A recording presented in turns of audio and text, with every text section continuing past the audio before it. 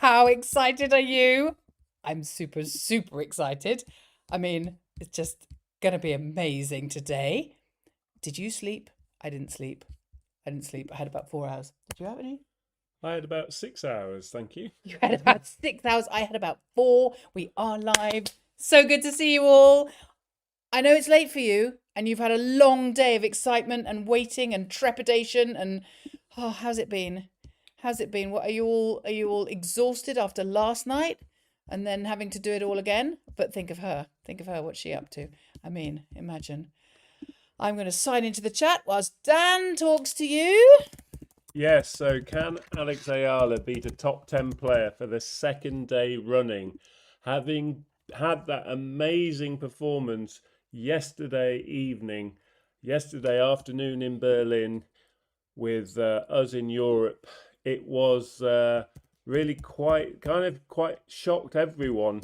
I think Alex herself was kind of in disbelief, but the reason she won is because she played an amazing match. Her level was consistent. She held herself together from beginning to end. She withstood the onslaught that Rybakina started the match with, and she didn't get down on herself. She recognized that Rybakina was just playing brilliantly, serving big to start the match off. But as soon as Alex got a little sniff on her serve and broke in the middle of that first set to get back level from 4-all, when she held her serve to go 4-all in the first set, from then on, Alex was actually the dominant player. Rybakina was trying everything to hang on, but it was Alex's consistency, a return game,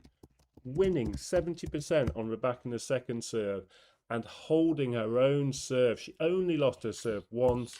What a turnaround from earlier in the season. And it's all testament to Alex's team, all the effort and training and hard work away from the court. Alex is continuing to improve step by step, and she's on her favoured surface. This is a surface where she's had great results, and now two informed players meet. Alex Eala, the last 9 matches, she's won 8 of them. 8! Elina Svitolina, her opponent today, the last 13 matches she's played, she's won 12 of them. So this is a real clash of two informed players. Alex, now ranked 31 in the world, takes on another top 10 player, as I started off today telling you. She's currently ranked number 8 in the world, and arguably 10 years older than Alex, but arguably having her best season as a mother.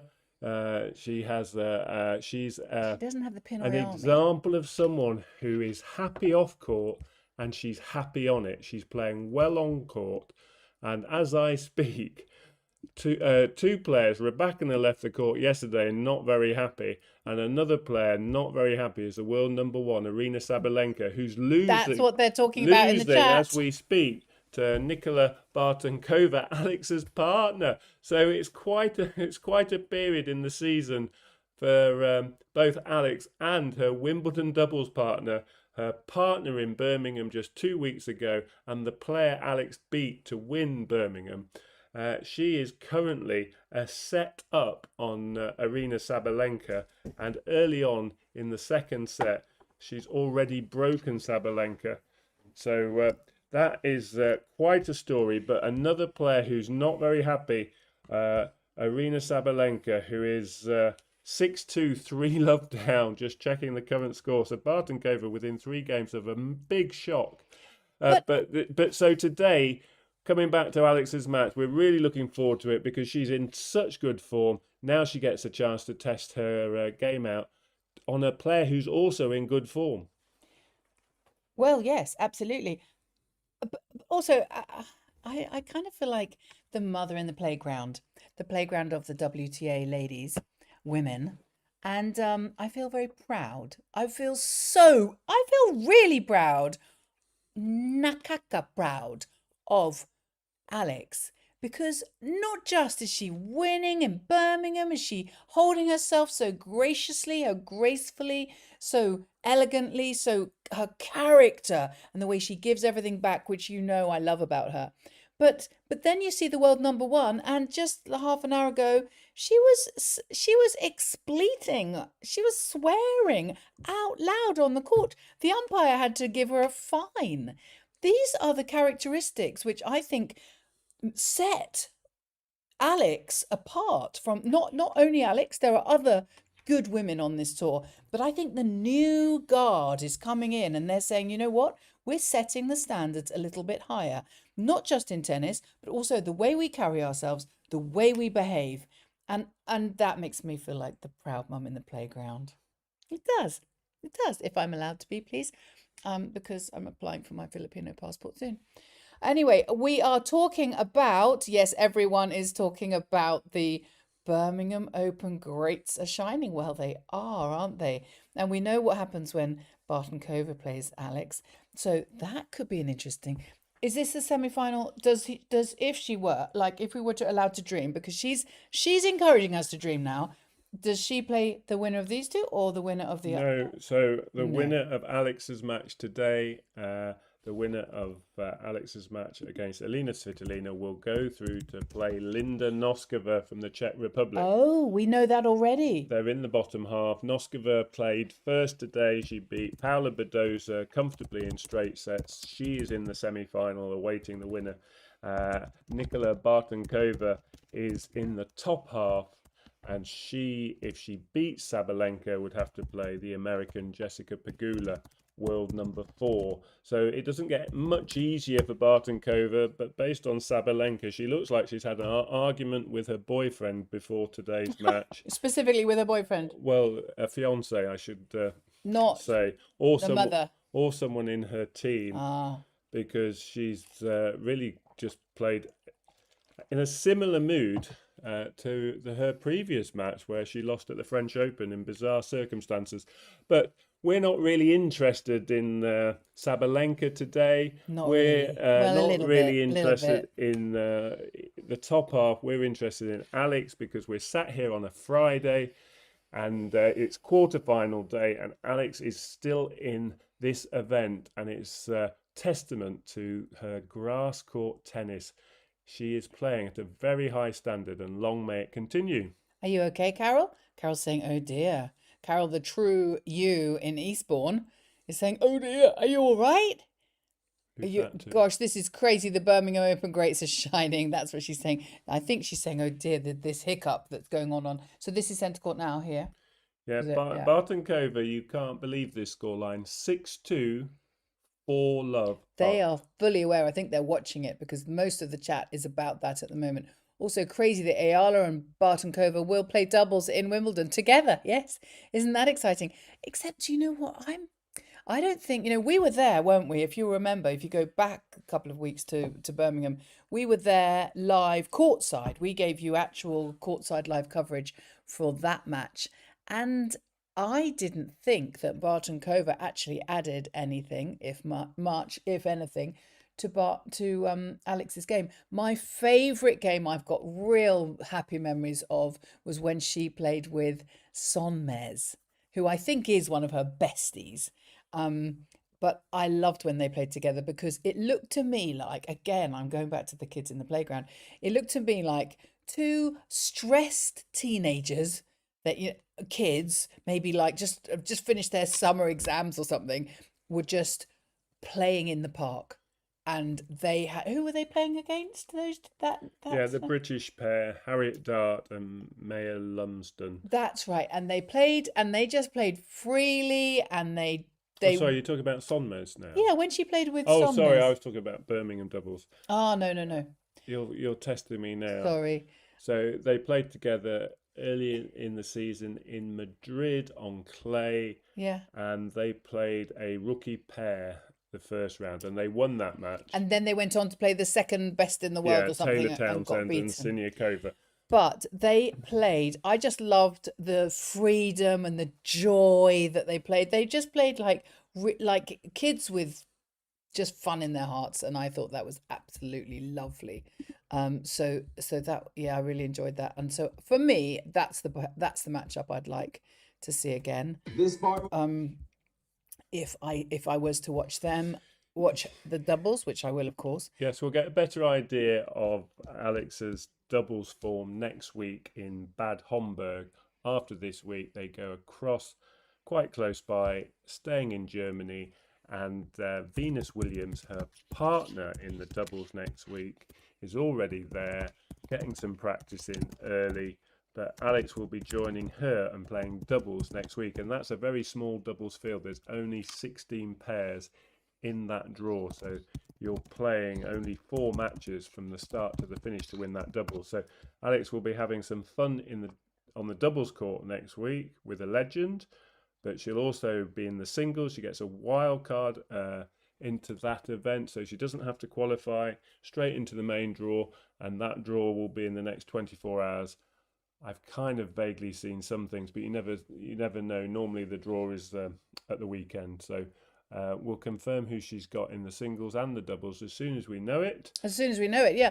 I'm finding I'm using the posts in this chat in YouTube more and more, guys, for telling you guys what, whether it's ratings and WTA ratings, or when we're going live, or something that's happened in between matches. I want to make sure that you're all up to date. So I'm using that more and more, and we will definitely put a post on about that. I saw a video of Venus arriving in Bad Homburg. Did you? How did she look? Did she? I haven't seen that. I haven't been on my socials very much She was today. just arriving at I think the Players Hotel. It's literally walking distance to the courts. I suppose, I mean, it's Friday, isn't it? I'm not in Bad Homburg yet because I'm very much still in Berlin. I have got matches to play. But I suppose, yeah, if you're not in Berlin, then yeah, sure, you are you're getting ready for Bad Homburg. Why wouldn't you settle in early? Absolutely. Well, gosh, I just get all excited, and we've got quite a busy weekend ahead. And I don't know what quite if when Alex wins today, and she's in the match tomorrow, you're gonna have a funny old watch along, because Coach Dan, I don't know quite how it's gonna work, but I'm in a sports tournament all day tomorrow, and I'll have to play about 8 matches. And so if that happens, who knows what you're going to get? You're going to get Coach Dan broadcasting from the back of the car, and me running in and out with my croquet mallet, telling you my score and watching them. Anyway, that's tomorrow. Let's deal with today. Venus and Serena officially in tennis again is very cool. Hello, Chloe. Thank you so much for coming. This is so fun. Honestly, I was saying earlier on, I have literally had 4.5 hours sleep.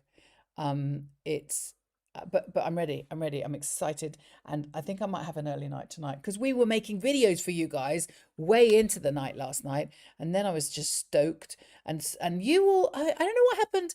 Some of you are on Twitter, I think, and somebody shared something that we did, or a reaction of ours, and it went a little bit mad all over. I think the internet lit up, not from us, from Alex, of course, but we happened to be a sideshow. And so whoever did that, I think it's Marvin. Now, we've got a few Marvins that come into this room, so I don't even know which one it is. So thank you, Marvin. And there's also a lady called something like, what is she called? Cat in the Bag. Cat in the Bag, is she called? Cat out of the bag. Cat out of the bag, on Twitter, and she was sharing our stuff. And anyway, I just wanted to say, I have no idea what's going on, but thank you, because it's fun. I'm loving it. And I just found out that Rybakina already withdrew in Bad Homburg. Okay, yeah. Did you say? I think you told me that earlier. No? Yes, just not happy. The rumours are that Rybakina are not very happy at the moment. I think that's probably more to do with off-court personal issues, which we won't be party to. I'm sorry. But the mood of a player does obviously affect how they are on court. And unlike Alex's opponent today, Rybakina obviously lost in London, and I didn't think she played too badly yesterday. I thought she played better than she did in London yesterday, but she'd lost, what I was going to say, she lost early in the French Open. So the last two events leading into this week, Rybakina was pretty low on sort of confidence relative to what she's normally used to. And so this was the third event where she's gone out early, but it was all down to Alex's performance.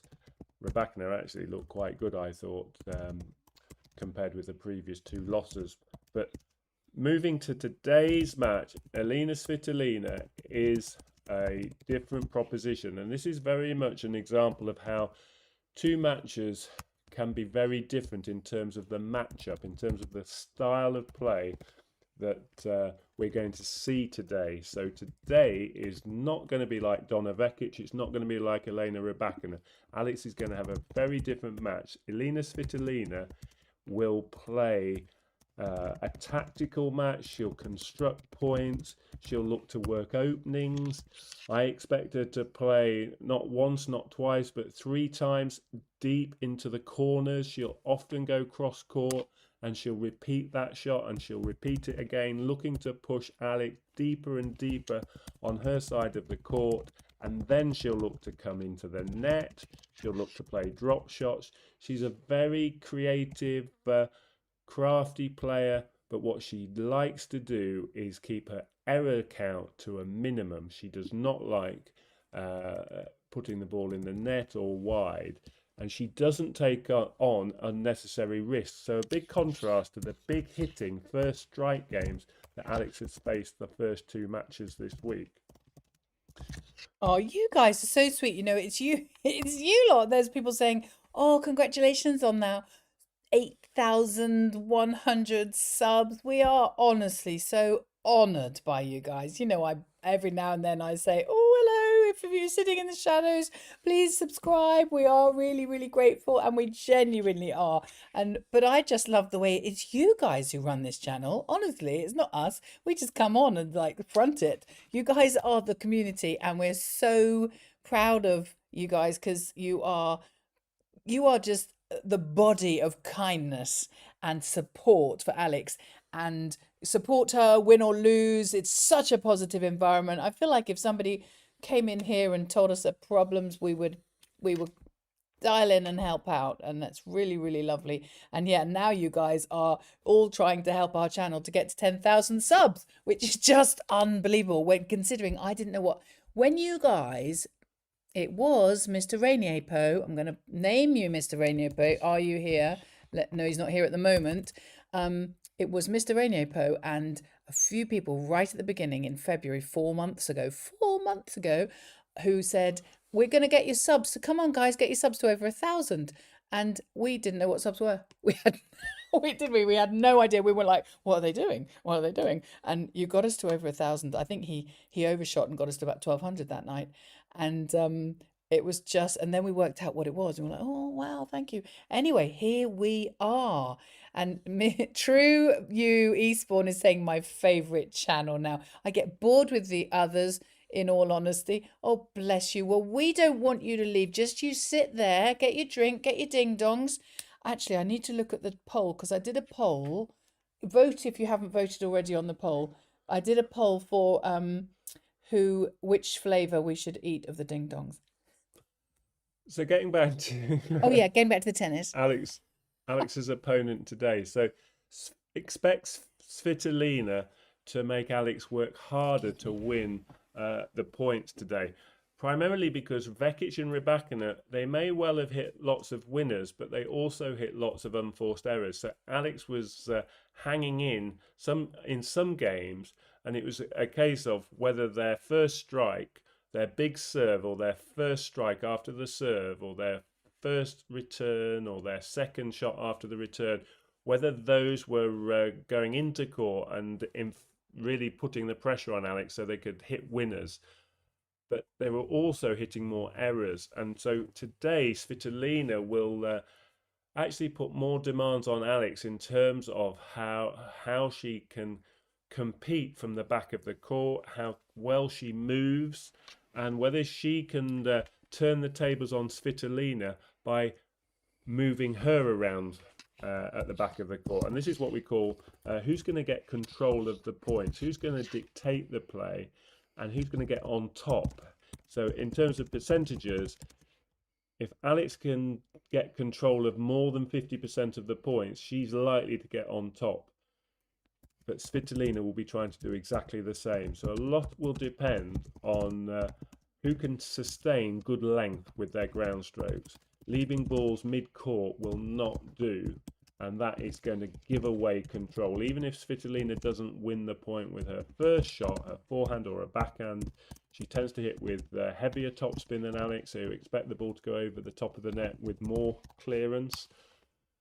But she will work Alex into the corners when she gets control of the point, and she will play within the line. So it's going to be a more attritional game. The points should be a bit longer, and it will be very important that Alex can sustain good length on her ground strokes and look to push Svitolina back and catch her out. And the best way Alex can do that today is by redirecting the ball and making Svitolina not let her get into a rhythm. And that rhythm she likes is the cross-court rhythm. So I'm hoping Alex redirects the ball and keeps Svitolina on her toes and it doesn't allow her to dictate play from the back of the court. I'm still trying to find out what the post told us to eat for the ding dongs. And somebody's got Marian Nito saying, I have an idea how to make this channel 100,000 subscribers. Please do reaction video on SB19 and Mission Soul. I don't actually know what that means. What is a reaction video? I have no idea. Honestly, we are naive to this whole game. The good news, Svitolina, as I've said, having a great year. She's only lost 3 times this season to players ranked outside the top 20. So she's having a very good season. But on grass, her form is less secure than on the other surfaces. So her win percentage on grass is 56.4%. So it's nearer 50% than on other surfaces. Well, she's well above 60%, 65% on hard court and 68% on clay court. So she's kind of 10 to 13% less successful on grass. And this is her first week on grass. She's well rested because she, having got to the quarterfinals in the French Open, she'd not played a match until this week. So she's had nearly 2 weeks, about 12 days off before she played a competitive match. And so she's well rested. But last season, her last defeat on grass at Wimbledon was in the 3rd round to Elisa Mertens in straight sets. So I watched that match, and I'm sure Alex's team will have watched that match. And Mertens did really well at stopping Svitolina getting into a rhythm. And a lot of the time, she actually played in a similar way to Alex from the back of the court, taking the ball as early as possible and redirecting it, especially down the line. So that's one of Alex's strengths. She can do that, and that will help big time. But the big improvement yesterday and the day before on this surface is how well Alex has been serving. And that will be important today because this is where Alex has a big advantage on the stats. She's better at breaking serve than Svitolina. Svitolina is at 32% on grass, breaking her opponent's serve, whereas Alex is over 40%. So, all things being equal, if Alex has a strong serving day again, she should create some chances on the Svitolina serve, and that will be important as well. Just found out what a reaction video. They want us to watch some pop video, which is really popular, and react to it. Don't worry, guys. I think we're going to stick to tennis.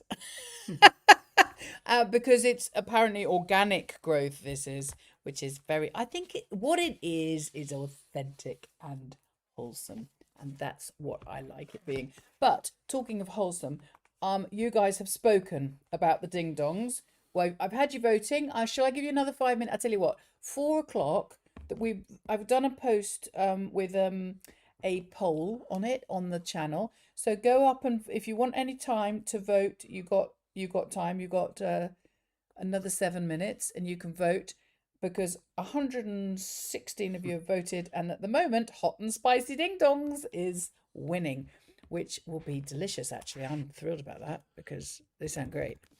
Yes, and I'm keeping an eye on the match before Alex's. They're due on in 37 minutes, but in effect today it will follow this match, because this match looks like it's going on a bit longer. Sabalenka has recovered from 4-love down in this second set, and now is 4 games all. Oh, really? And Sabalenka is serving at 30-15. So if Sabalenka rescues this second set, they'll have to play a third set, which on grass won't take much longer than 30-40 minutes, assuming it goes at the pace the rest of this match has gone.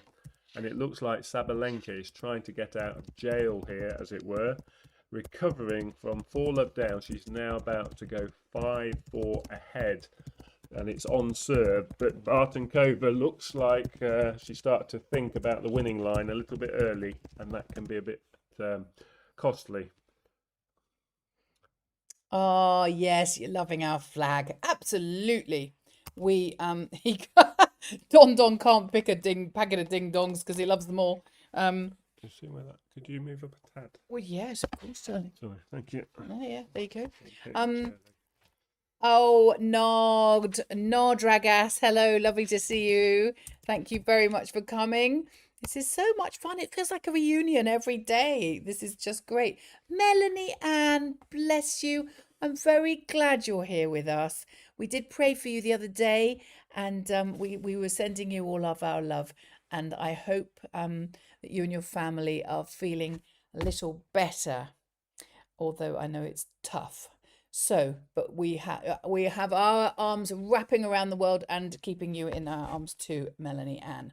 So, we've got the poll going on. Sabalenka is raging. Oh my goodness, what's happening now? The crowd are going a bit mad over there. And so I think what Coach Dan has just said is that actually, because this match is going on a bit longer, we might be a bit later than... I don't think there'll be much in it. Not much in it, okay. Yes, we were going to, we were thinking this match might matter because Bartenkova was the last player who could potentially overtake Alex in the rankings if she won in Berlin. But because of Alex's win yesterday, she's moved up in the rankings and she's now safely inside the world's top 32. So irrespective of whether Bartenkova wins today, it's all done and dusted. And I love that. I love it because we were talking. Do you remember when we've been doing updates about the rankings and how important it is to get her seeding for Wimbledon? And we've been doing all those updates and we've been always working out what other people have to do. If Svitolina does this, if Parry does this, if Bartenkova does that. But in the end, Alex said to us with her racket, she said to us, you know what? Don't worry. Let's not worry about anyone else. Let's not worry. Because Dan did always say the other way she can do it is 2 wins at Berlin. And we all knew at that point that the second win would have to be over Rybakina. And we all of us didn't quite have the faith that we needed. And so we all of us were just hoping that everyone else would do what Alex needed them to do in order for her to be seeded at Wimbledon. And I love that she just reminded us that it's her racket and that it's her opportunity to shine and for herself. And I was absolutely thrilled about that. The tennis player's spirit and heart is greater than excellent, and the trophy. Well, that's a lovely... You guys are very poetic the way you use language. I love it. And you're putting on all your ding dong favourites on the chat. I'm gonna need you to poll it because that's what the poll's for. But at the moment, the poll is saying 46% hot and spicy. And if I'm honest, they're the ones I would prefer as well, because I like hot and spicy. And because there's nuts in it, Dan isn't going to be eating it because he's not allergic, but he just doesn't like nuts very much. Not keen on nuts, really, but I can try it at a push. A nut? I've never known him try a nut. Certain foods I can. Yeah, and actually not all of the ding dongs are nuts. They're like little crispy things and all sorts of yumminess. And I've messaged Lucky Saint because you know how we have our Lucky Saint beers, and we've run out of the green ones, the ones that I drink. And I've said to them, the channel are wondering where this Lucky Saint is, and it's not lucky if we don't have any Lucky Saint. And so can you send us some more, because they've run out at the factory. They don't worry though, they still have the yellow ones, the ones that Dan likes. So we still got our Lucky Saint, and we still got our Ding Dongs, and they are coming out in the second set as always. And yeah, there you go. So it's another late night for you. Good evening from the Philippines. Hello, Noid PH. Bartenkova must close this match. Come on, girls. Screaming of Sabalenka is deafening. Is it? You see, we have to watch these with the sound down, otherwise we get copyright issues. Do you remember last week or the week before maybe? No, I think it was last week. I played you a song when you guys asked why we called chalk dust. And so I told you the story of why we're called chalk dust. And then I played you a song on Spotify, only for about 20 seconds. Well, at the end of the show, we got an email from YouTube saying, sorry guys, that's a copyright problem. You've been sort of banned for this video or whatever it was. And so literally some AI machine must work it out. And anyway, so we took that song out. If you ever watch the replay, you will never hear the song. I don't know how magically they did that. We didn't have to do it. They did it. And then they said, all right, then thank you very much. Because we weren't exactly trying to be bad. It was just a silly song from the 1980s. 5-all in the second set. Bartenkova's held her serve, and that's the first game in a while that she's won. But she's still got half a chance in this second set. I don't think she'll win the third set if it did go 1-all. You don't think Bartenkova will? You think Sabalenka No, will I think through? Bartenkova has to win this set. Okay.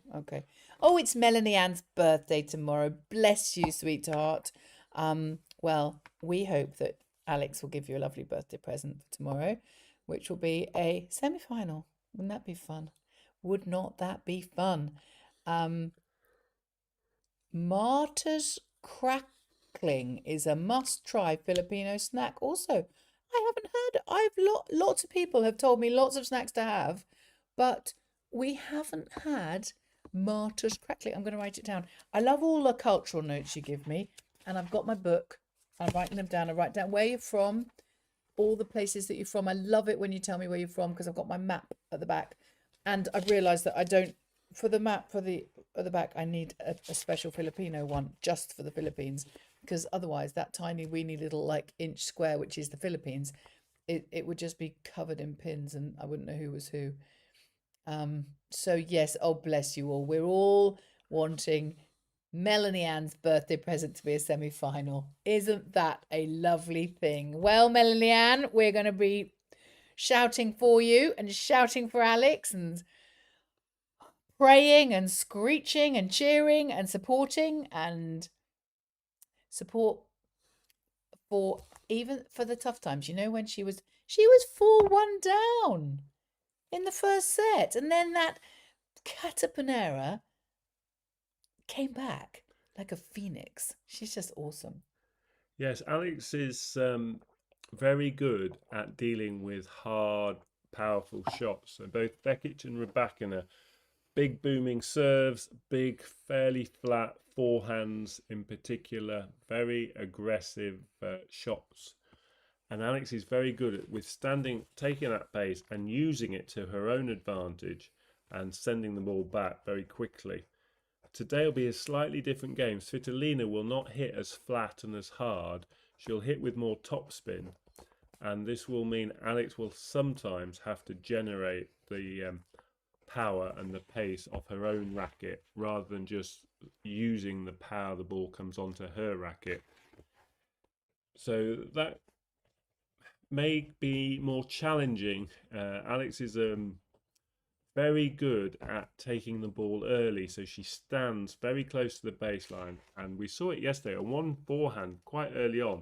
She crouched down really low, and what she was doing there was she was saying, I'm not going to retreat, I'm going to hold my position at the back of the court, and I'm going to try and redirect this ball that's coming very fast at me and send it with the pace it comes onto the racket back with more pace. But she's using the pace from Rybakina yesterday, and it'll be a different challenge today. She's going to have to be more patient and she's going to have to work harder to win some of the points today. It'll be harder, which may sound sort of a bit bonkers given that Svitolina is ranked number 8 and Rybakina was number 2. But I expect a harder match for Alex today. Oh, Michael! Shout out to Mike Neera of Manila. Mike Neera, thanks for coming. We are absolutely delighted. You are not alone being from Manila. You should all go to Jollibee's together and watch us all together. That would be so fun. That would be like we were there. We're coming in January for the Manila Open. And we're all going to meet up in Jollibee's. Look, I've got one question, a technical tennis question for you, darling. And that is, Coach Dan, I'm so glad that Alex is doing I read it as Dutch serve. Okay, I understand that now. Coach Dan, I'm so glad that Alex is doing a clutch serve more than a spin serve. Puts more speed on that first serve. Would you agree with that? Absolutely. Yeah, absolutely. I mean, her serve has phenomenally increased, hasn't it, in quality in the last in the last 3 weeks, 2 weeks. Amazing. Yeah, I mean the key stat, Alex is winning a serve a lot more. She's not being broken anywhere near as much, and that's really courtesy of her first serve. In particular, she's getting more free points, so the opponent is not able to make a meaningful return, a meaningful reply to her first serves, and Alex is either winning the point there and then, straight off, the return goes out or into the net, or as we've seen in the last 2 days, she's served 12 aces, or they've not even got their racket to the ball. Or Alex is forcing the opponent to play a poor short return, and she's then winning the point off the her second shot, what we call the serve plus one shot. Irrespective of whether it's any of those, Alex is winning more points on her serve, and it's helping her, especially when games get close on her service game. So at 30 all, or when she's a break point down, Alex is now saving those points. She's able to recover and go on and hold her service games. So if you look at the number of break points Alex has saved in the last 2 matches, she saved 12 out of 14 and 3 out of 4. 86% and 75%. That's very, very impressive stats, and it's in a lot to do with that improvement on her first serve. Carlon Navarro is asking us, curious, what do you, Katie and Coach Dan, get from Jollibee? We've never been to Jollibee, but we've told, whenever I say we're going to come to Manila or we're going to come to Manila Open and we all want to have a meeting, we all have on a barbecue on the beach, everyone piles in and goes, no, you don't. You want to meet in Jollibee's, that everyone meets at Jollibee's. So we're just doing as we're told. We've never been to Jollibee's, although we were told that there's one in London in Leicester Square and there's one somewhere else, Earl's Court, I think, in London, which is quite easy for us to get to, especially when we're in Wimbledon. So in a couple of weeks, we will try and find time to crack on up to Leicester Square and do a little hello from video from Jollibee's in Leicester Square, and then I'll tell you what we'll eat. In fact, you could suggest us what we should have, but we're excited to go. We hear somebody said it's like the McDonald's of the Philippines. Is that right? I mean, we don't eat McDonald's really in England, but Mung in Asal is also a must-try Filipino fast food. Oh, I'm writing down all the Filipino fast foods. We've also got a restaurant here in Bristol, close by to us, Mung, where we are going to go and get a meal soon because we really enjoyed the food we had in Birmingham at the Filipino restaurant. And that is a Filipino fast food, especially with their grilled chicken. Oh, so is Mang Inasal a restaurant or a type of food? But anyway, I'll write grilled chicken. Second set tie break on court now. So Bartenkova a tie break away from beating Sabalenka, but Sabalenka equally, if she wins the tie break, is probably going to go on and win the match herself. So it's kind of a tie break decider in either way. And Sabalenka has a very good tie break record last year. She lost a tiebreak. It took most of the year, but she finally lost a tiebreak to Rybakina in the WTA finals. But she went on a run of 20 something like 22, 23 tie breaks in a row that she won.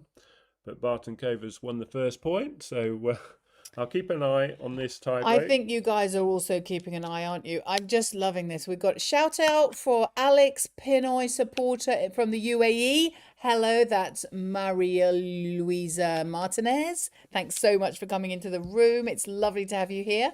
And you are the perfect couple power combo. Come to the Philippines for a fan meeting. We are coming. We're coming in January. We are. And we need help with like where to go. Erlo Balales, he always comes in the room and he always says he's going to drive us. He's not in the room at the moment. I've just checked, but he'll be here soon. And he always says, driver reporting for duty. He says, I'm 65, but I'm going to be your driver when you come to the Manila. So bless him. We will definitely do that. Jollibee is very cultural, but not the healthiest. Consume in moderation. Well, I think that's the same with most food that comes out of a packet as well, right? We try to we're quite vegetarian in many ways, but we also do eat meat. We're not completely vegetarian. They don't steam the chicken, it's grilled from raw. Oh, that's interesting. So Mang Inasal is fast food restaurant. Okay, Resto, that's restaurant. One of the best chicken barbecue restaurants in the Philippines. Okay, so I'm gonna have to wait for January for that. That's I'll put Resto because now I know that Resto means restaurant. Honestly, you guys, it's so funny. I've had some yesterday. I woke up this morning and I thought, oh, somebody's being horrible to us because they said take care of the medication. No, what did they say? Take care of the maintenance. That's right. And I thought, oh my goodness, we've done something wrong on the channel. We need to do some maintenance on the channel because 3 or 4 people had liked it. I was thinking, so I said to Dan, there's something we're doing wrong. Anyway, I had a chat with AI and I said, what does it mean if they say take care of the maintenance? And then they said, that in the Philippines means it's your regular medicine. And it was because I was getting too excited and they thought I was going to have a heart attack. Someone's saying there's one in Cardiff. We're actually going to Cardiff in a couple of weeks' time. Is there one in Cardiff? After Wimbledon. We are. Well, after and before the middle weekend of Wimbledon. If Eala is still in it, we'll go back again afterwards for the second Monday. But currently, we're going for the Monday, Tuesday, Wednesday, Thursday, probably either going home on Thursday or Friday, depending on Eala, really. But then we've got a 40th birthday mixed with an 18th birthday in Cardiff on that Saturday night. And if there's a Jollibees in Cardiff, we will be there. And we'll do you a little video to say hello from there. I'm going to write that in, Jollibees. And I think Melanie Ann has also said there's one in Leicester Square. Jollibees in Cardiff. Sabalenka trying to get 4-2 ahead in the tie-break. And Leicester Square. Bartenkova's hanging on here. But she's doing very well. There's no... But not well enough. It's Sabalenka who's got a good lead now in this tie-break. 4-2 ahead. Got some shout-outs there. Have you tried Uber before? Uber for us is a taxi company, but except it's got an R, Uber. A shout out, okay, shout out please to me or Ferdinand Bellamino of Calgary, Alberta, Canada. Elbows up, Alberta, Canada. That's what you always say to the Canadians to give support. So that Trump doesn't take over Canada. And so that's it. Elbows up, Ferdinand, and welcome and thank you so much for coming into the stream and chatting with us. Anyone who's sitting in the shadows, not sure if they want to say hello, we are very kind. Please come in. Do come in and join us by the fire. I always say by the fire, and then I think of you, because in England you need to be by the fire. It's usually quite cold. But of course, for you guys, you will not want to be by the fire. You'd want to be by the air conditioning. So either way, come in and join us. We don't bite and we do scream a lot and we do shout a lot. Do you have a boot in Wimbledon? See you in Wimby. Do you have a boot? What do you mean by a boot? We will see you in Wimby. Definitely. I love the way you all call it Wimby. So I grew up in Wimbledon. And so we will be camping there and we're going to do a video and we're going to do a meet up and we're going to have, we'll take our flag on a pole. Not sure how the pole might just be like a piece of bamboo or something. And we've got some fun games, and everybody bring a picnic, and we will have some fun. And also Dan and I are going to do a video. It's quite technical, like everything in tennis. It's a bit like chess. We're going to do a video of exactly what time to be there, how to do it, how to manage what to bring, what to not bring because you're not allowed it in. And we're going to do a video that's all about Wimbledon, but let's not get too ahead of ourselves. Sabalenka 6-2 up in the tiebreak. 4 set points. Sabalenka looks like she's going to escape and get into a strong position to recover this match, because she's got 4 chances now to make it 1 set all, and then it will be a 3rd set shootout, and that's exactly what's happened. So Alex's match will be probably 10 to 5 our time at the earliest, sometime between 10 to 5 and 5 o'clock. So that's midnight in the Philippines. So we're going to have to entertain you for a bit longer. I wanted to say to you, I'll be there the 5th and 6th of July. You're going to be in Wimbledon the 5th and 6th. The 5th and 6th is the Sunday and the Monday, isn't it? Are you camping there? Let us know if you're camping. We'll tell you exactly how to do it, and if you are camping, for the best seats. What they do at Wimbledon is you can go into a ballot, and we can teach you actually. At the end of Wimbledon, what we will do is we will teach you all how to go into the ballot, which is like a lottery, but it's free to go into, for tickets for Wimbledon. And I think I've heard that the algorithm for this ballot, which is just you pop an email, you join the LTA, and then you click put me in the ballot, and you can win the right to buy the tickets. But if we're really honest, the tickets that you win the right to buy, hello DJ Jazza, nice to see you. The tickets that you win the right to buy are actually quite expensive, and they are right in what we call the gods, right up what where I'd honestly rather watch it on the telly, or I'd rather watch it from Henman Hill. But the way we go by camping on queuing, we are treated to amazing tickets, really amazing tickets. We've sat in row 5 on the opposite side to the umpire's chair on centre court frequently, and we get people messaging us on WhatsApp saying, Dan, could you just stop clapping so loud? I can see you on the telly. Or I can hear you in my living room. And so that's really lots of fun. But anyway, that's about Wimbledon, and here we are. What else is... Hoping Alex and Sabalenka would face in this tournament. Well, that would be good. That would mean it was the final on Sunday, which would be great. And Melanie Ann will get her birthday present tomorrow of the semi-final. That's what I'm praying for. But yes, you're right in respect of Bartenkova as a sort of form line. Both Alex and Bartenkova are testament to the benefit of that week in Birmingham. While some players were still playing in Paris at the French Open on clay, Alex and Bartenkova obviously played the most tennis on grass in Birmingham. They both got to the final, and that really that form is really translated into this week, because they're both obviously doing well again in Berlin. Bartenkova ranked in the mid-40s now, pushing Sabalenka. That's a great effort by her, and it's certainly, there's no fluke about what Alex is doing on grass. She is doing what I've been longing her to do, which is show her best tennis against the better players, rather than playing her better tennis against lower ranked players. Although that's always important, whoever you play.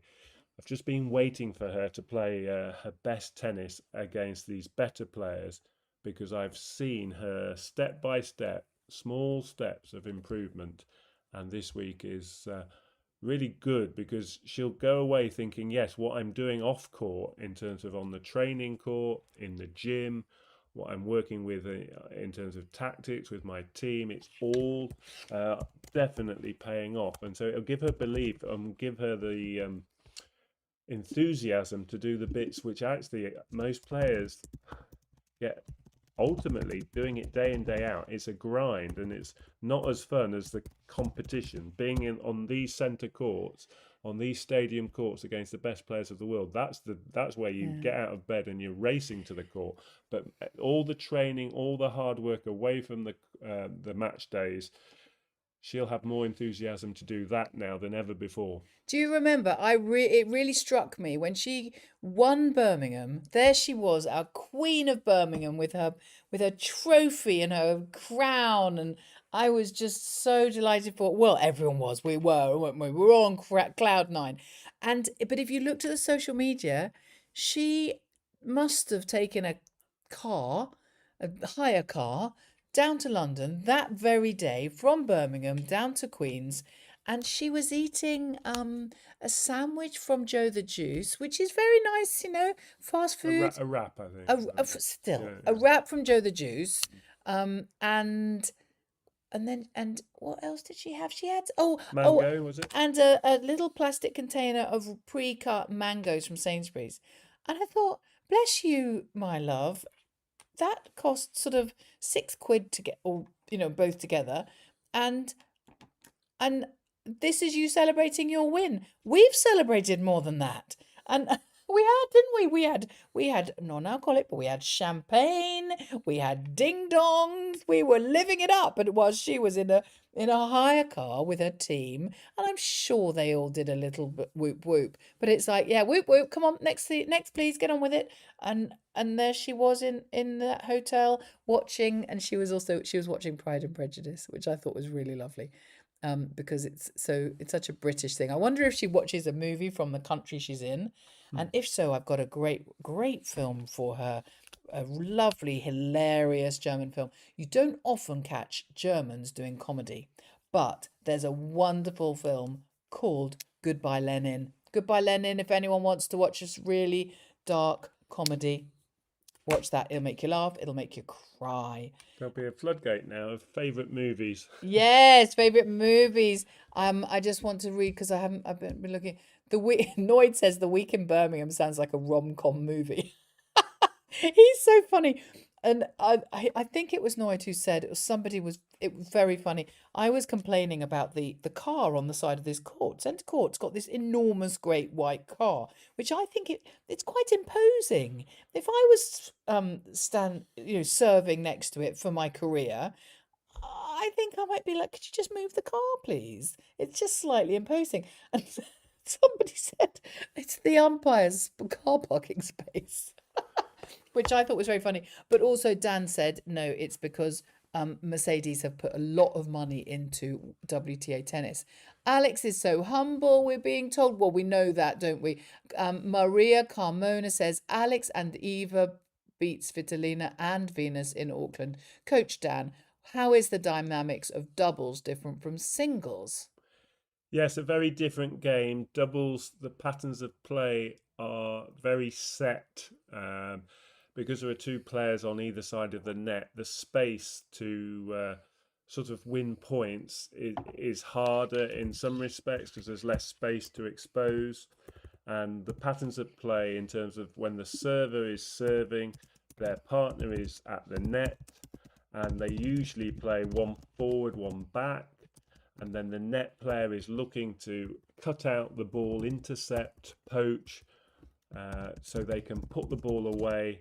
And that's not dissimilar actually to paddle. If you've ever seen paddle when they play doubles at paddle, it's similar. They're trying to win the point with volleys close to the net and angle them away.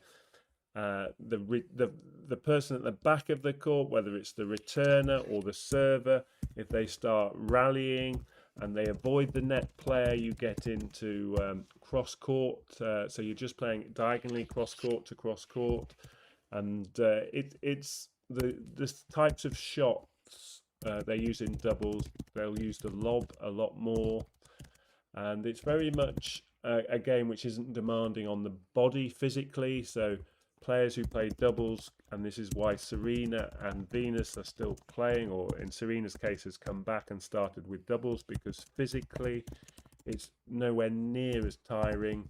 You can play doubles the entire your entire life, but you could certainly play doubles close to 50 even on the tour. So it's not a surprise that the Williams sisters are still competing at doubles.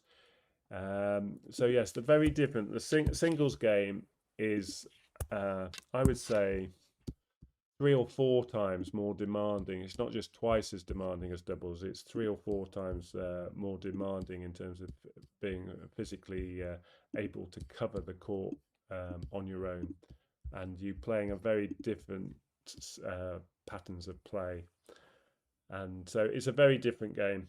And it's the reason actually I think Alex and a lot of the players, especially when they get into the sort of peak of their careers, they tend to play less and less doubles. If they're a singles player, high up in the rankings, they'll tend to pick and choose. If they play doubles, it'll be very sparingly. A lot of the top singles players, they don't play doubles at all because they just have to conserve every bit of energy they've got for the singles matches. I've heard you saying that before. Yes, absolutely. Right. What am I doing here? I'm I've changed the sign on the top for people who just appear straight up into the room to 4:50 because that's probably a better guesstimate of the timing. But we are all very excited to see Alex. And I just wanted to say hello to Roy Chavez. I'm present in the room. Good day to you guys. Let us bring the energy back again. Oh, yes, let us. Absolutely right. Well, if we haven't got enough energy, then how's she going to have enough energy? In England, I love theatre, and in England, we go to pantomime. And I always say to children or anyone else, pantomime is a very unusual type of theatre. But I always say, you get the show you deserve. So if you don't put anything in, you don't get anything out. And that is the same. I mean, Alex, she would play on her own, I'm sure, in a stadium on her own and still be brilliant. But I feel like it's our job to be here to support her and to give it our all. If we don't give it our all, why should she give it her all? I know she would because she's just one of those wonderful human beings. But there you go. That's just my theory. Yeah, we're just having some calm because we know once the match starts, it will be explosive tennis off Alex's racket. I don't feel calm. I don't feel calm at all. Oh, Do you you? don't?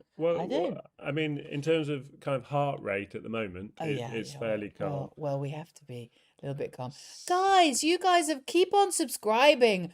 I can't believe it. We've got 8,213 subscribers. I don't know where you've all come from, but we love you and we're so grateful that you have given us the honor of allowing us to be in your lives because we're learning so much about the Philippines all through Alex, of course. We wouldn't have met you guys if it wasn't for Alex.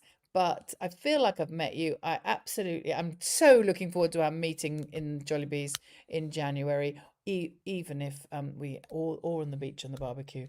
But I'm thrilled to bits and thank you for subscribing because we know that that is something that you don't have to do. And we are honoured, really. I'm very excited. And we're very proud of our community. I know that we kind of started it, but you guys finish it.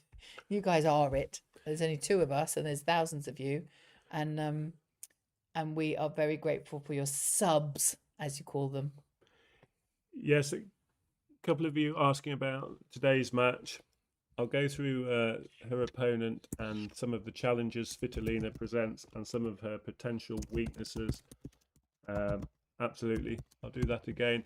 Just the point above about mentality, mental toughness. Alex is it's a strength of hers. A young player on tour, she really has a strong mind. She loves the fight. She likes close matches, and she has that ability where any nerves that she has when the matches get really close and get down to those last few games, whether it be at the end of the second set yesterday or if she's playing a third set match, she's able, the nerves don't transmit to her racket, and she's able to play really very good tennis despite the big moments, and that's down to her mentality and also how she controls herself. Very level emotionally. She doesn't have these big swings. You see some players are screaming, talking about Sabalenka, but Alex is very good And that ability to keep her emotions in check, all we see is just the sort of silent fist pumps. The screams tend to be saved for very special occasions or when the match is won. The yell of joy, as it were. But Svitolina is also a very, in terms of her strengths, Svitolina mentally very strong. She is very difficult player to scrape off the court. Sometimes coming from Ukraine, she kind of gives it even more when the opponent is Russian. So it's not really a weakness, but she tries to win even more. I think that's obviously to do with the political situation between those countries. But what Svitolina likes to do is a little bit like a game of chess. She likes to maneuver her opponent about, and she does this by consistent deep ground strokes. She clears the net with more topspin than Alex will use. What that does is the ball will come down, so the direction the ball takes is more like that, so it goes up higher over the net and then comes down with the topspin. And she'll use a double-handed backhand or her single-handed forehand, and she'll play quite a rhythmical baseline game and just try inch by inch, shot by shot, to push her opponent into parts of the court they don't want to be. And then she'll come forward, especially on grass today. On grass, once she's got her opponent where she wants her, she'll then look to finish the points off. And she does that sometimes by really kind of saying, I'm never going to that corner, I'm going to keep going to the same corner. And then you're going to think I'm going to go to the open side, and she'll keep going to the same corner, sometimes wrong footing her opponent or going back behind them. But you'll see her come to the net. So she's what we call an all-court player. She's quite comfortable playing the volley, which is useful on grass. So we'll see her come forward. She'll hit drive volleys, both on her backhand volley side and her forehand volley side, and she'll play drop shots. So she's also crafty. But it's really, if you know the game of chess, which is a board game, she likes to play the ball almost like chess pieces in a game of chess. Being asked, Mr. Sealdown Poe has asked, will the age gap between them, what sort of impact will that have, do you think? Yes, that you'll see with Svitolina's results this year.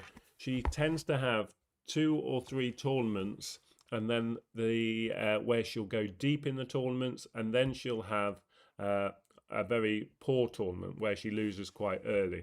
So she's lost this year, and often her defeats have come after doing some really having some really good tournaments. So if you look in on the hard courts, she played really well in Dubai, got to the final, really well in Indian Wells, got to the semi-final, and then lost in a second match in Miami to Baptiste.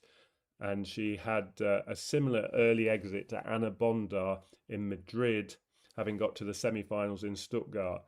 Now, if she'd been playing quite, the week of Birmingham, having had her big win in Rome and then getting to the quarterfinals at the French Open, then I would have thought she would have been susceptible today to being tired. But because she's had that extra week off, and now she's played 2 quick matches, Kalinskaya really didn't look herself and retired in her first match this week, and then Svitolina played Eva Lees and won that match quite comfortably. So I don't think energy levels will be a problem. But if it went long, if Alex could win one of the first 2 sets and this went to a third set, then Alex might have an advantage being the younger player. In terms of her weaknesses, well, it's not really a weakness. I would describe Svitolina as she's very good all-rounder, but she doesn't have a big weapon. And when you're number 8 in the world, this is all sort of marginal. I'm talking compared with the big servers of the game. Her serve is very effective, but it's not a big weapon. Her ground strokes are very effective, but they're not big weapons. And so in that sense, Alex really has to basically each point try and get what I said earlier when I started today, try and dictate more points than Svitolina dictates back. And that is really a bit like in chess. If you get choice of the colour, you'll go for white because white goes first. Often in chess, it's a game where the white pieces attack and the black pieces, the opponent going second, tend to defend. And we'll see this today, a lot of attack and defend, attack against defence. But on a tennis court, the person who's attacking is the person who can dictate the play and gets control of the point. And the other person is responding, and they're trying to defend their position and trying to defend really well so they can kind of turn the point on its head. Now, when you play someone with a big weapon, sometimes you don't have to defend for very many shots, and you can you can win the point because you just get the ball back one more time, and the big hitting player goes for too much and makes a mistake. And that's what we saw yesterday and with Donna Vekic. When Alex had to defend, she did it well enough to force the errors.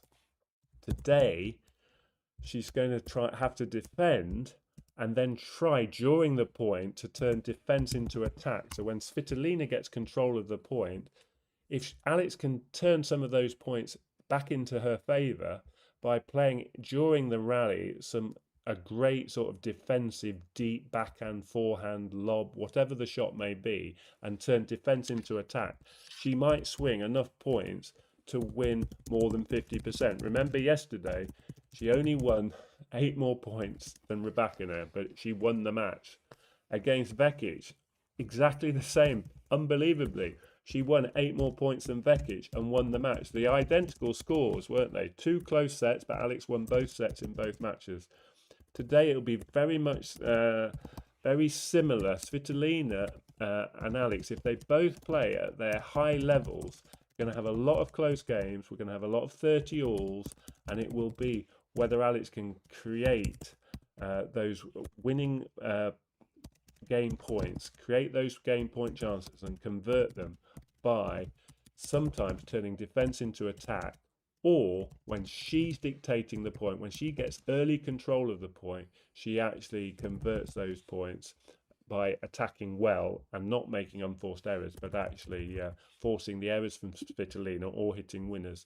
And I think the best way to beat Svitolina in terms of the bread and butter of the points, a lot of the points will be decided by who hits their forehands and backhands with more depth, with more power, with good placement.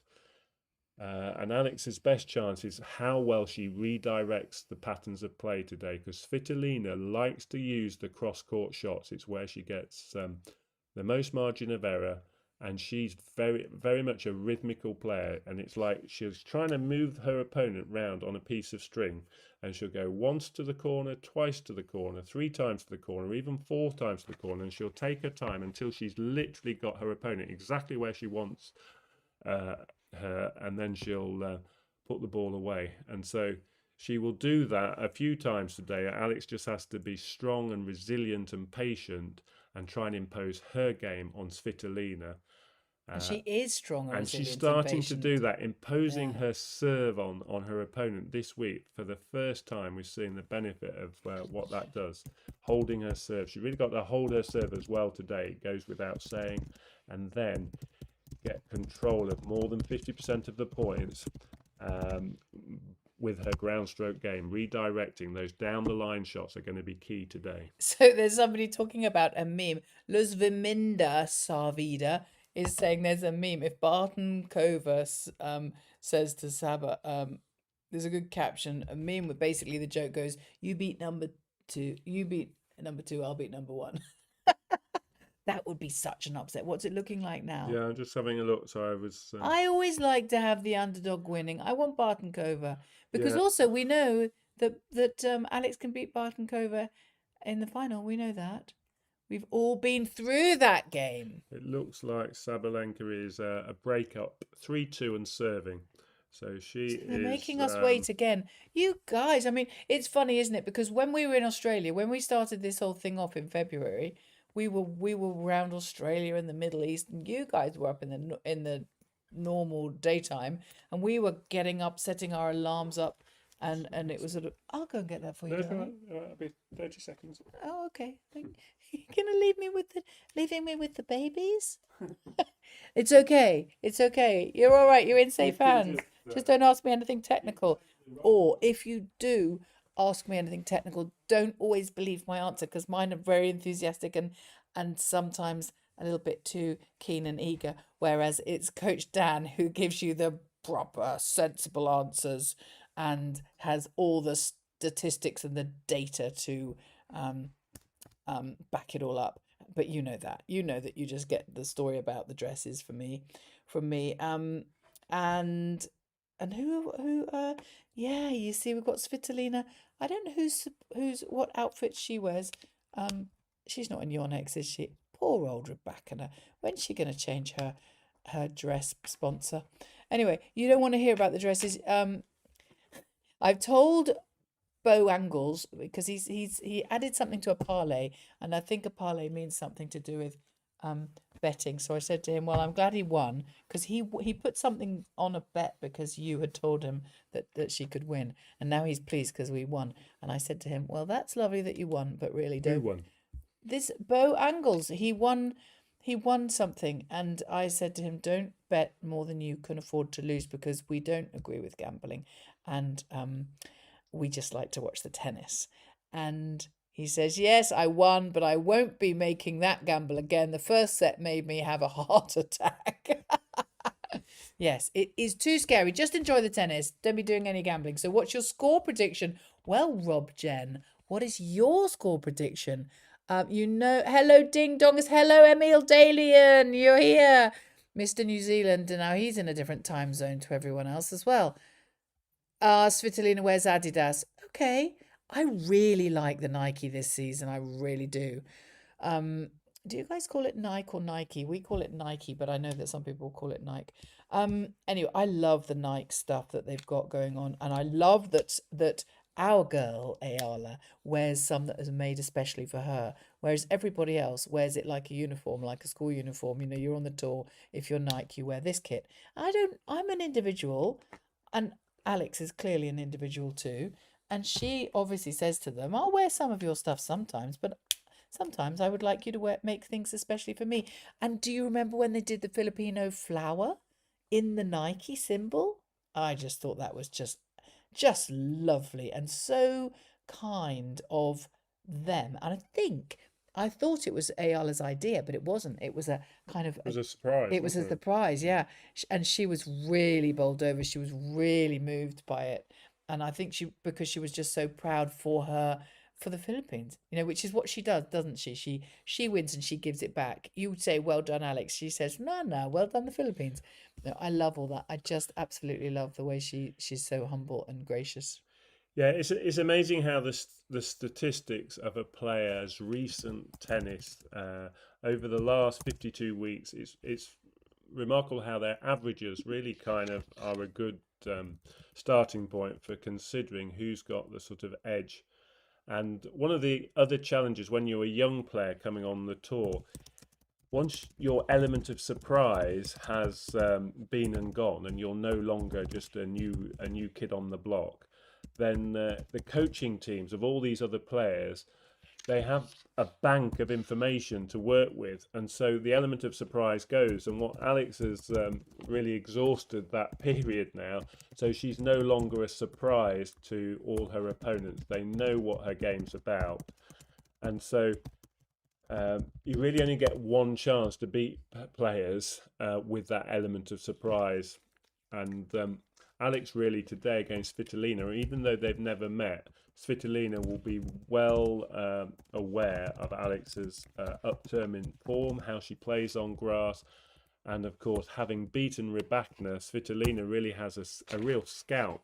She's got even more incentive to try and take down one of the brightest young stars of the game. So you can expect Svitolina to actually, if they'd been playing this time last year, I think Svitolina might have been caught off guard. But a year on, Svitolina will be really aware of what's coming. And yesterday, until Alex had beaten Rybakina, I think you would have been looking at like high 60% chance of Svitolina winning. She would have been considered sort of 65 to 68% likely to win. If they played 3 times, Svitolina would win 2 of the 3 matches.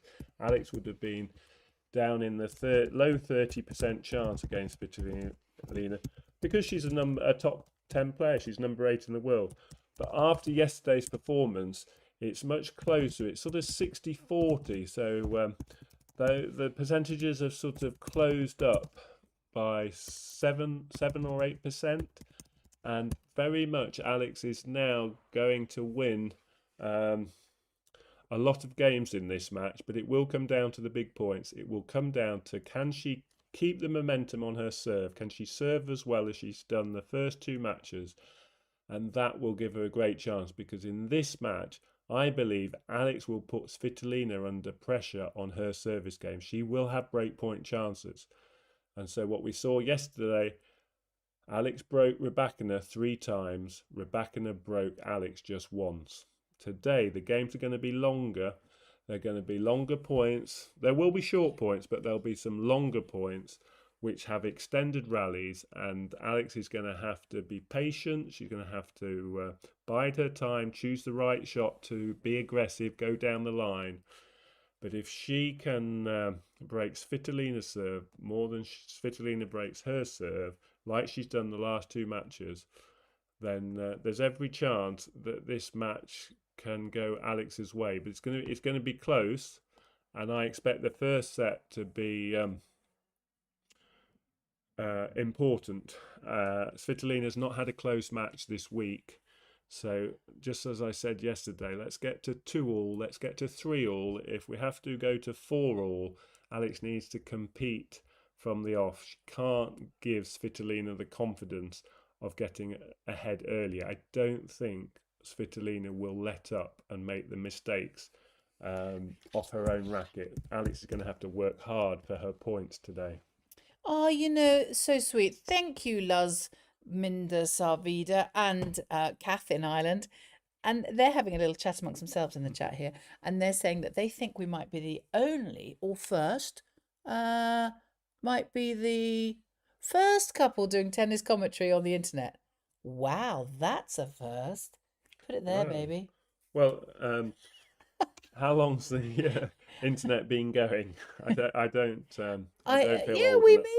maybe are. But the thing is, it just suits both of us so well because we love the community. Both of us love that type of thing.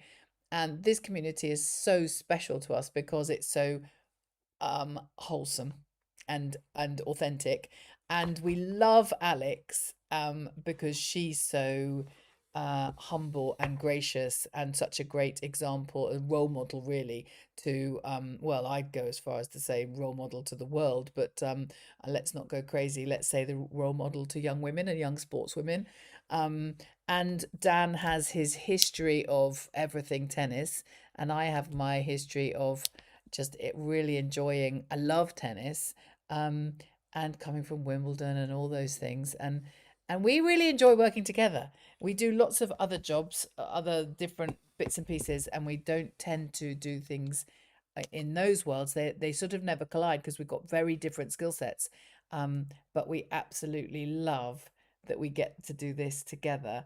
And the encouragement that you guys have given us. I mean, we would have, honestly, Dan sent me a photograph. He sent me a photograph of a tweet that he tweeted to a friend, I think it was, which was, look, when we only had the first channel we were on was Spotify as a podcast. And this was in February. And he said, look, we've got 10 people watching. Wasn't it 10? And it was just so sweet. We were really excited we had 10 people watching. And honestly, it was great to have 10 people. But here we are with We might have to change that time. It's 3 games all in the third set. Bartenkova has got the break back, and she's trying to hold serve to go 4-3 ahead. So well, I've got a few hellos then. Could be another 15 minutes or so. Mr. Febalino saying hello. I could meet you on the 5th of July. 5th, I think we're still in Somerset on the 5th. It's the 6th we're going to be there. So, but we can chat. Send us photos. Send us. We'll we'll stay in touch because everybody's going to have to meet up in the queue. It will be sweet revenge. Naktete says it will be sweet revenge games versus Noskova on the semis, Pagula in the finals. Ah, interesting, interesting. And oh, true you. That's Carol in Eastbourne saying perfect combination. That's you, baby. John in Vegas. Baklita Travel. Hello, John. Thank you so much for coming in. And Hon v SV Hons in coming in from Belgium. So good of you to be here. Love the positivity and authenticity. You are the power couple. Bless you. I don't know if it's really very authentic and wholesome to be a power couple. Can we just be us? Should we just be us? A happy wife, a happy life. Oh, a That's where wonderful husband, a the happy life. the power resides. Always keep the other half on the right side. Oh, and you though, honey. It's not all about me. Um, yeah, it's a very exciting time for the women's game. At the start of the year, Elena Rybakina won the Australian Open. Arina Sabalenka was the runner-up.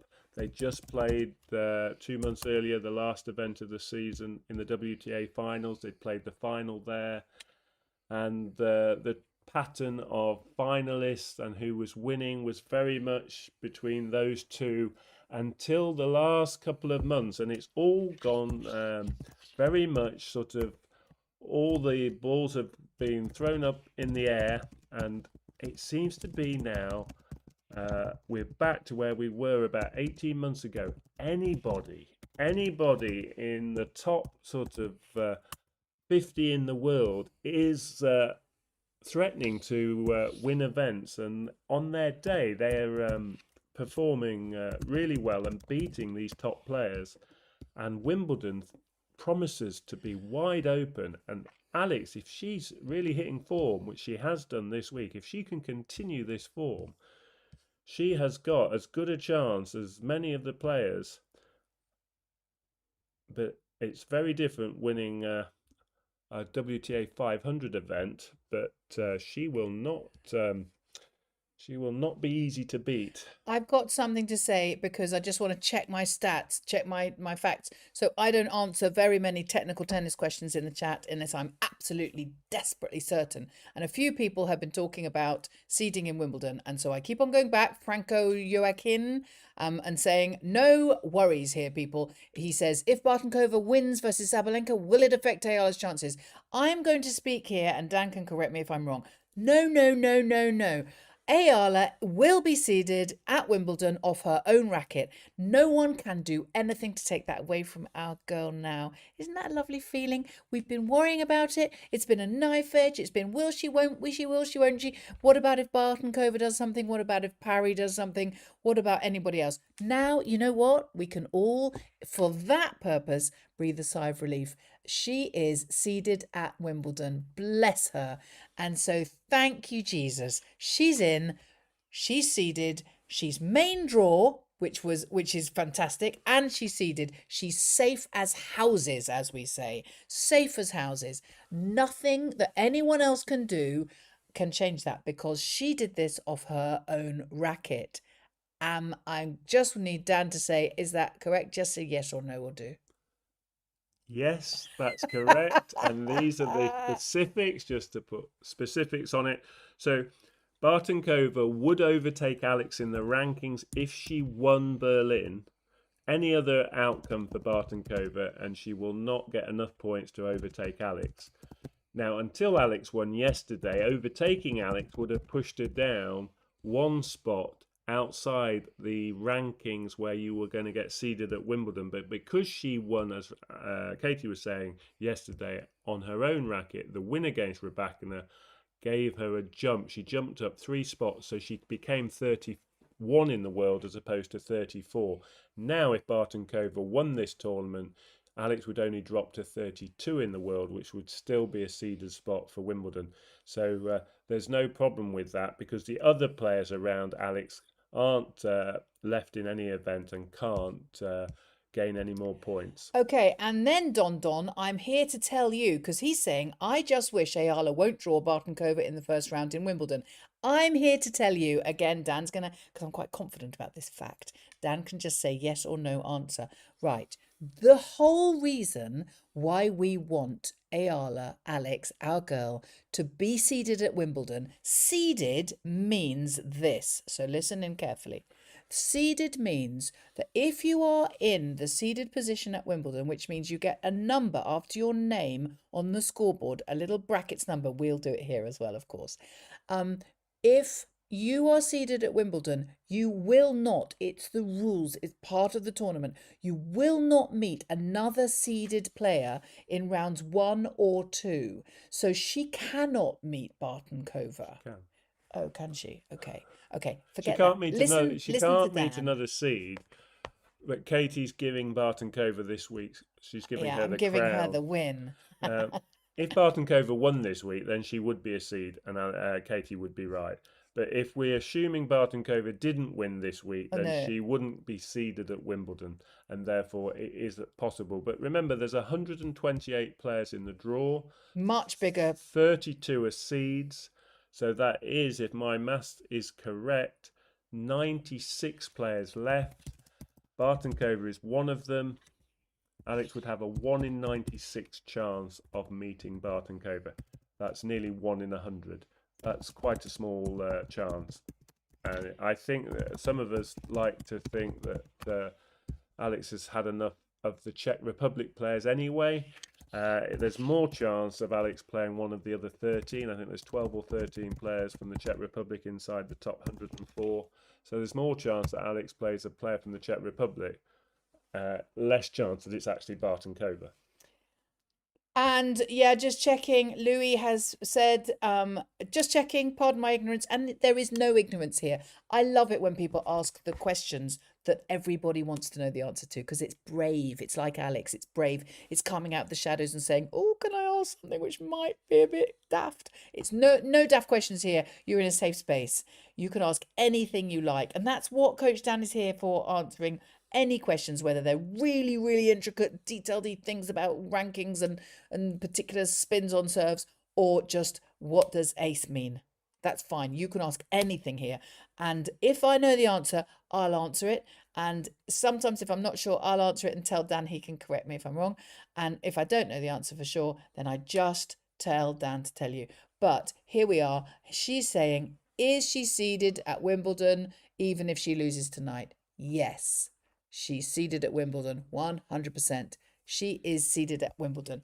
And I think we can put the Bartenkova situation to bed in 1 game's time, because Sabalenka is coming out to serve for the match at 5-4 up. So in 1 game's time, it could well be that we know for certain that Bartenkova will remain below Alex in the rankings and won't be seeded. So we would be at that mathematical scenario of 1 in 96 chance of meeting Bartenkova or any other player ranked outside the top 34 in the world, which will include the qualifiers, who will be an unknown until they've played next week and won 3 matches. You have to win 3 matches to get through qualifying.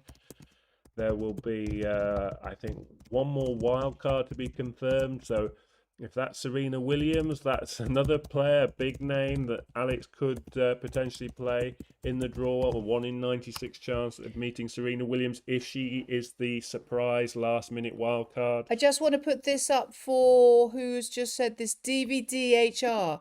There you go. This is the live ranking. He's saying she's number 35 in the rankings. And I'm here to tell you she's not number 35. It's a bit confusing. There are 2 different live rankings. One of them is live, as in hour by hour. And the other one is set on a Monday. And the one you're looking at, I'm pretty certain will be set on a Monday. But this one, I'll give you up for another just few seconds. There you go. It's 31. There she is. And this is live. So left to right, 31 is her current ranking. 29 is her career high ranking that she achieved earlier this season. 21 is her age, then her country, Philippines. Woohoo! Her current points total, 1,470 ranking points. That's her current points that she has gained across 18 counting events from the last 52 weeks of the year. 10 of those counting events are the biggest tournaments that are set the same for everyone, and then you have flexibility. There are 8 counting events. Your best 8 results across all the other tournaments count until the week you're currently playing does better or worse. And Alex has done better this week by 48 points, and that's why that is there plus 48 in green, because she's got to this quarterfinal. She's gained more points than was on her counting events list. So that event in the last year, one of those events drops off. I know it was Linz, where she got 60 points, and it's replaced by 108 points getting to the quarterfinal.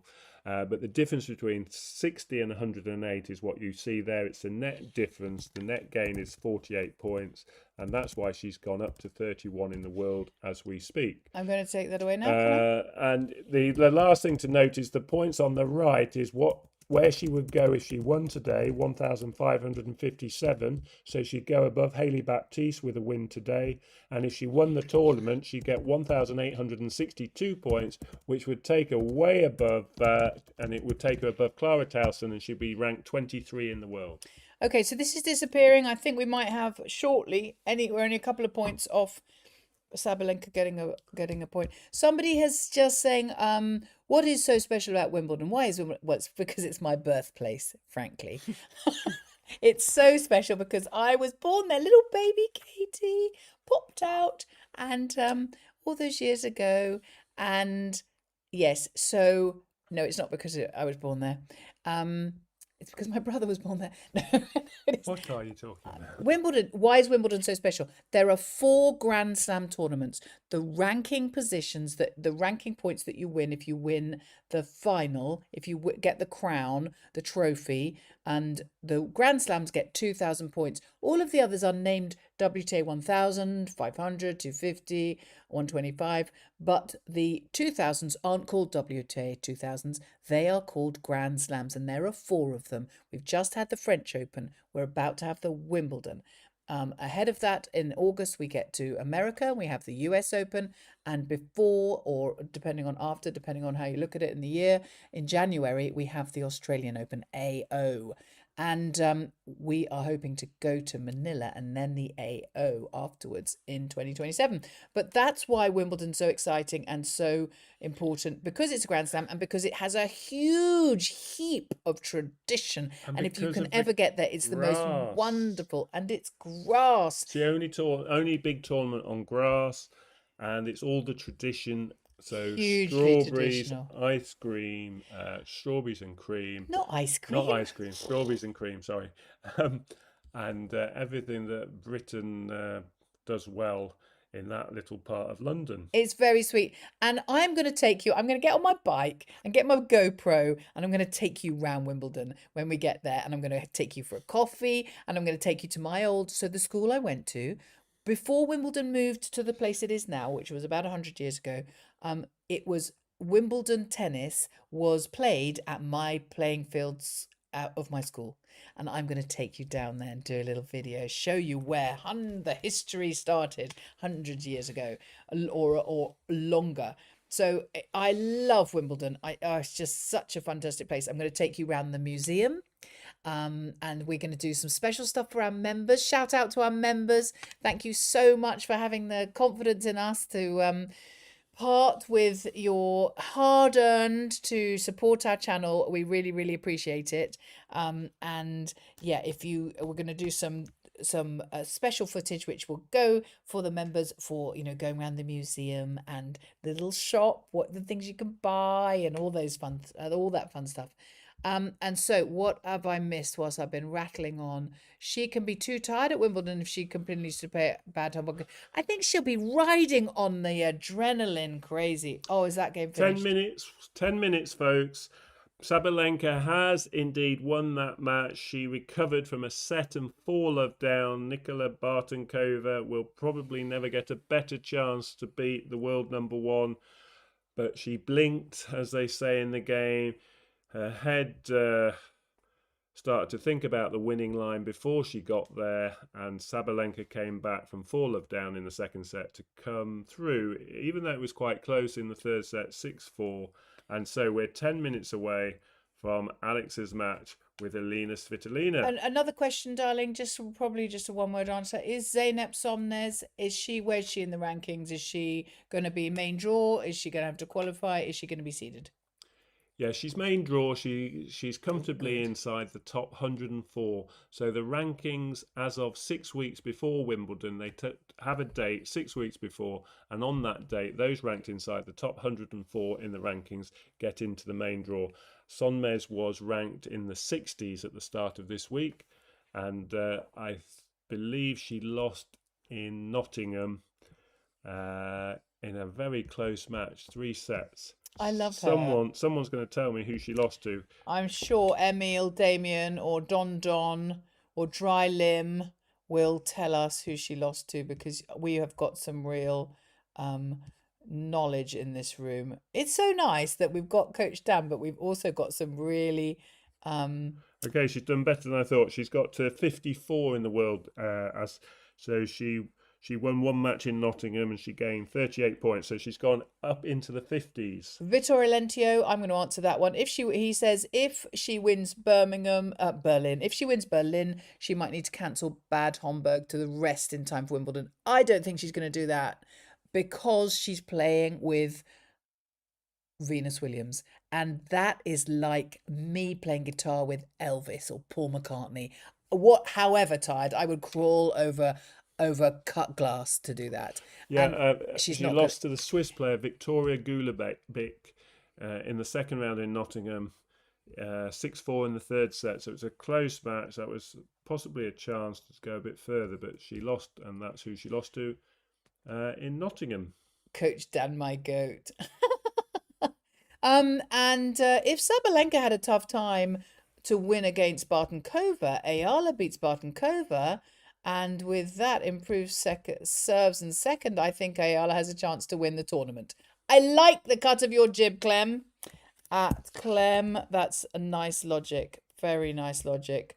Well, we now have a big dollop of self-belief and confidence in Alex's game. She just has to produce it match after match, and that's professional sport, professional tennis. It's why it's so hard at the top of the rankings.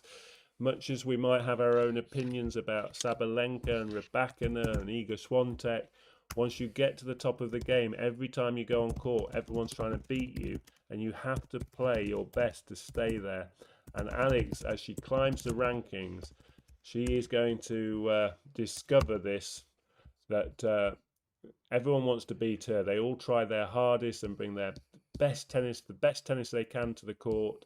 They're trying to knock her off her perch, and Alex has to match it. And so it's that C word that I go on about. Can Alex consistently bring her best to the court? And I don't expect her to do that at 21. I'm going to be absolutely honest and reasonable about it. As a young player, she's still developing. Her best tennis is still to come. It was good enough to beat Rybakina yesterday, but as I said yesterday, what happens is each generation of players that come through, they take the game on, they take it up to a higher level, and that's what's happening with that's what's happening with these young players inside the top 50. Alex is one of those players. Iva Jovic, Mira Andreeva, Vicky Mboka, they're pushing the standards on even more, and they're going to replace the old guard, the players who are in their 27, 28 years of age. They're going to replace them in a few years.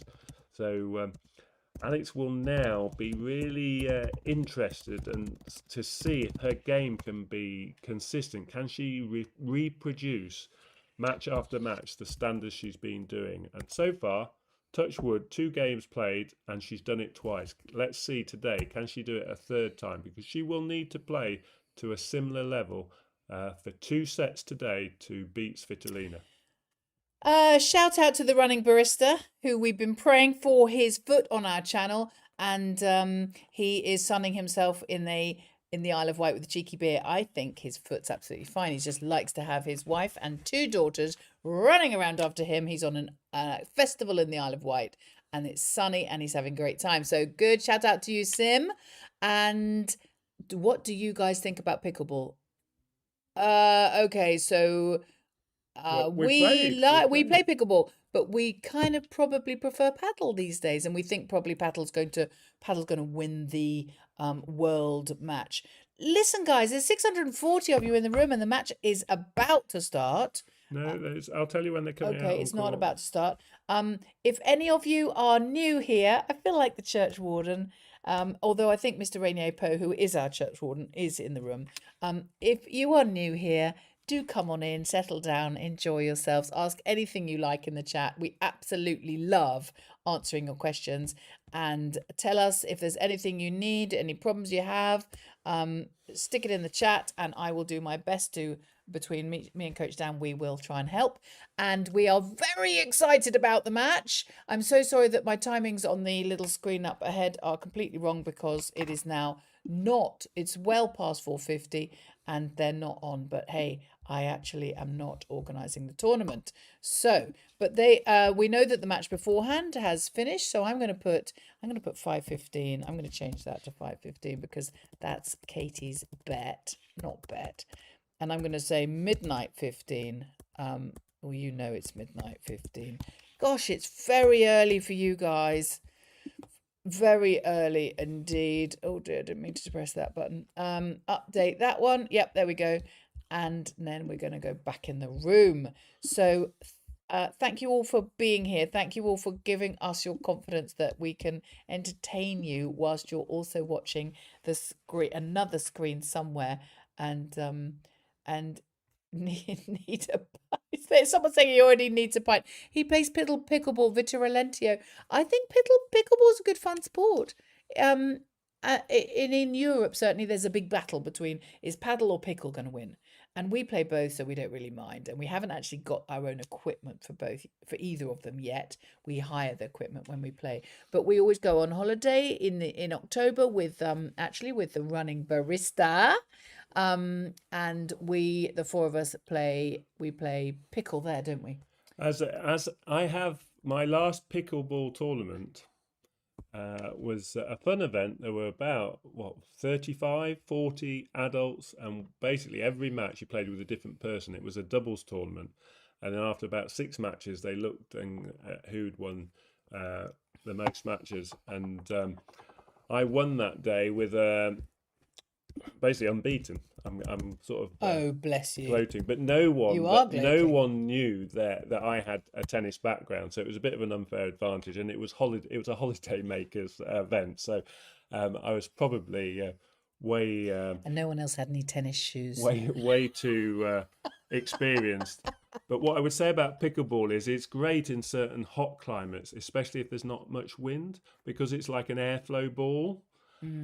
Where we live, it's not quite Chicago, but it's a windy city, and pickleball then becomes probably too strongly influenced by the elements, and the ball is too light, it would blow about. So compared with a tennis ball or a paddle version, it's similar to a tennis ball, isn't it? A paddle ball.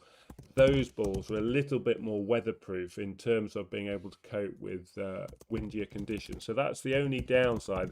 All 3 games are fun. Tennis is obviously my favourite. That's the what I call the proper game. It's a harder game. The entry point for beginners into tennis is quite difficult because it's quite hard to sustain and maintain a rally, whereas if you want the fun of getting the ball backwards and forwards over the net, it's the tennis now. It's not started yet. I know. You'll get more fun playing pickleball and paddle in the first sort of year of your play, but long term, I think tennis, if you stick at it, will give you more enjoyment. And we're about to see 2 fantastic players demonstrating their tennis skills, because it's Game time now. Alex Eala is first onto court. It's always the lower ranked player who comes onto court first. She's sticking with her lucky winning outfit that Katie will describe, but it's the same Oh, you outfit. all know the outfit, the pistachio one, the one she wins in. Well, she wins in everything on the grass, doesn't she? Are we ready for Alex? Well, is the WTA world ready for Alex? I'm not sure, but I'm absolutely ready for this match. And Svitolina, not so sure. She's coming on. She's got navy blue. She's got a jacket. She's holding herself. You know, she's walking on slightly furtively. We've got someone's got a Mexican hat on. Everyone's saying good luck, and we're going to pray hard for her during this match, aren't we? Because our prayers do work. And we're also going to eat ding dongs in the second set. If you are here, please subscribe, because we love to keep you up to date with what's going on. And we're just thrilled to have you here, and thrilled and ask any questions. Yes, she's on, Angeli. So it's Nike versus Adidas, because Svitolina wears the same kit that we saw Iva Jovic wear. It's the identical brand. She wears Adidas as well. And Svitolina is wearing the same Adidas kit that we saw Iva Jovic wear.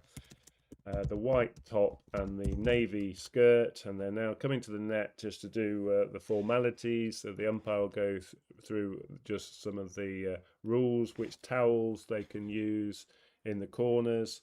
They usually have a sort of special guest to help with the toss of the coin to decide who's going to serve first and which end the receiver is going to choose, because you can't choose both. You can either choose to serve or choose which end.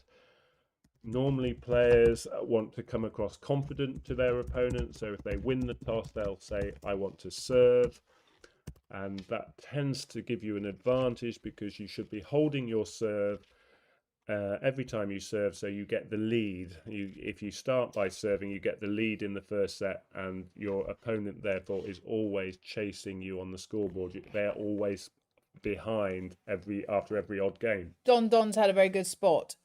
Svitolina is wearing Jovic's outfit. I don't suppose she's borrowed it from her, but it's just that thing where I'll let him have it if he was writing that before I said it. Oh, did you say that? Oh, you guys, you're competing for the first to tell the information. Okay, so this is camouflage well city. Absolutely.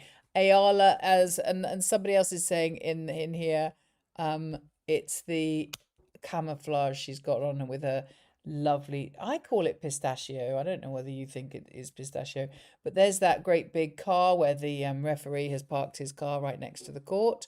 Umpire. Oh yeah, umpire, not referee. We're not in the World Cup now, are we?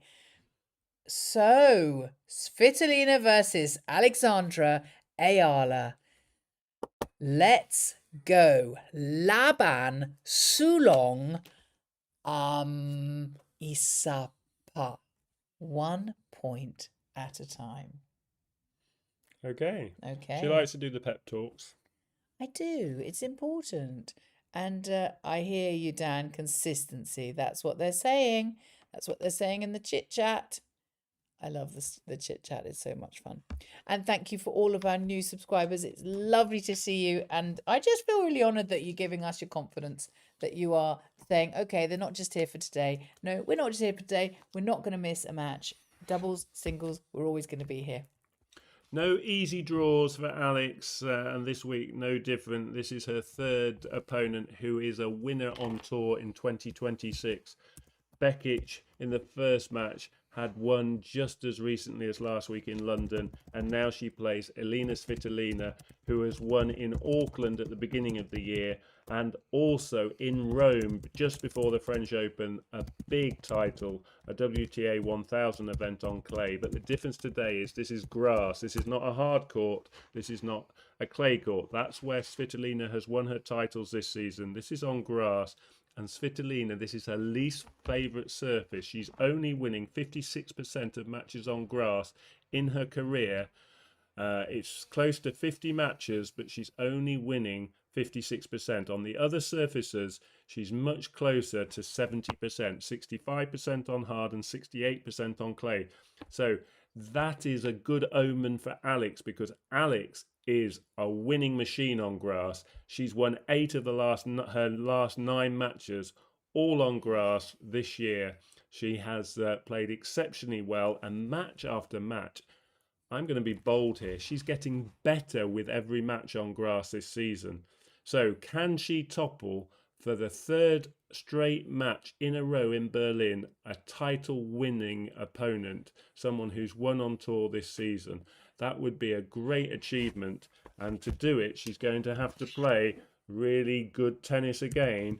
No inconsistencies, no dropping of a level, no kind of run of games where she just stops doing. She's got to have her foot on the pedal, as we say, and try and sustain her best tennis for the duration of this match. But she is in a great run of form, and I'm confident that she's going to give her best today, and Svitolina is going to have to play a good match or better than good match to stay with Alex. Yes, Alina Svitolina is the favourite. Yes, she can certainly beat Alex today, but Alex is much closer now to beating this opponent than she's been at any other point in her career. This is just wonderful. We've got loads of going on in the chat. A lot of prayers, which I know that Alex appreciates. I noticed, did you notice yesterday? I really loved it. During her speech, she pulled her necklace out. She was just, I think she was inside herself with joy. And she was doing this interview, which she probably did. It was like an out of body experience. And she picked her necklace out of around her neck. And she just gave it a little kiss. That's her cross that she wears around her neck. And I just thought that was absolutely lovely. And I know that loads of you are praying for her. And this is just wonderful. We've got a little bit of trivia from Emil Damien, who is the statistician to definitely go head to head with Dan. Are they just practicing out there? Yeah. Yeah. A little bit of trivia. Alex played Svitolina before, but in doubles here in ASB Classic last January. Okay. And what was the result? What was the result, Emil Damien? I need more trivia. Yeah, someone's told us Alex played with Evie Jovic. They got to the semi-finals and they beat Svitolina and Venus Williams en route to the semi-finals, I believe. But singles, as we said about half an hour ago when we discussed that point, is a very different game. But it's Alex who's won the toss, and she, as she tends to do, is serving first. I love that. So fingers crossed she can start well, get a couple of games on the board nice and early. But the sun is out, so certainly from one end of the court, there'll be sun in her eyes, which is the case as she starts the match with a first serve into court. Now she'll come forward with a forehand deep to Svitolina's forehand. Now she'll go back down the middle. Svitolina goes cross court to Alex's backhand. Now Svitolina will come forward and she puts the forehand away to win the first point. And there we saw Svitolina turning defense into attack through that point. She started on the back foot, but she gained control and she put the forehand away. There's a lot of funky shadow going on that court, which would put me off. But I'm sure she's too much for a pro for that. Alex finds another first serve and Svitolina goes long. Ouch. 15 all. Okay. Alex finding her first serve. She's not hitting it at full speed yet. That was about 90 miles an hour, but she's doing the right thing. She's just settling into this match. She's trying to make Svitolina play her first serves. Another first serve landed. Now she'll go back to Svitolina's forehand. Svitolina nets. Don't look for Svitolina to go down the line early in a point in an exchange. She's very likely to go cross court. She was looking to go cross court there with her forehand for the second time, but she found the net. Alex has the lead in this game, 30-15. Yes, she does.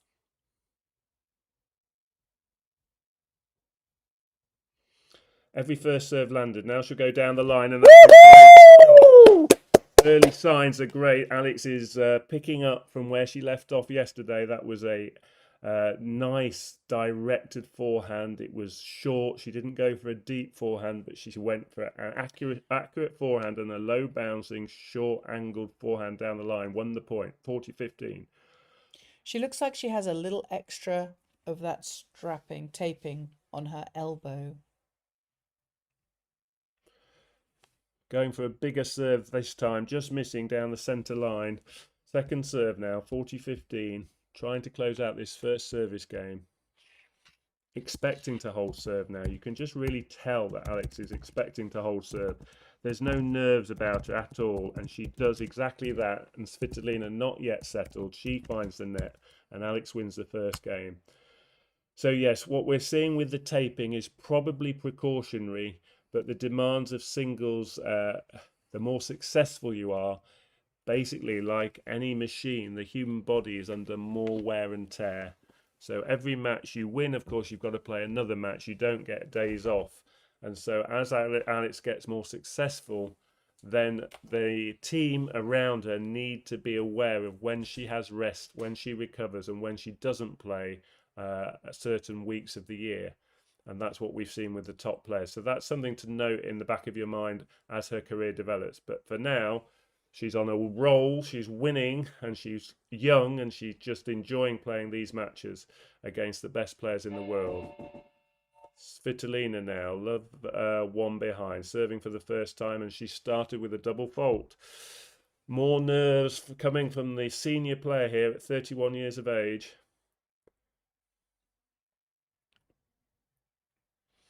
Sorry, that was someone coming to the door with a delivery. So Katie's just popped out.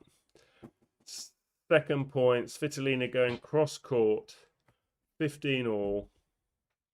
That was a good forehand. Her first really good shot in this match, finding real depth with that heavy topspin reply. Now 15 all. She serves a good first serve, good return from Alex. She'll get a short forehand. She comes to the net. Svitolina tries to pass and nets. Alex wins the third point. This variety on grass really works well. Remember, really important, Alex doesn't get into a type of play that Svitolina likes, and that is best done by varying her style of play and not getting into just baseline exchanges. Another good return from Alex. She's really hitting the ball really well to start this match. Now she goes down the line. Brilliant shot from Alex Eala. She's looking really good. She is looking like she did yesterday. There, that change of direction, one of her best shots, the forehand down the line. Svitolina going down the middle of the court, and then Alex able to redirect it. Bang! 15-40, 2 break points. What a start from Alex today.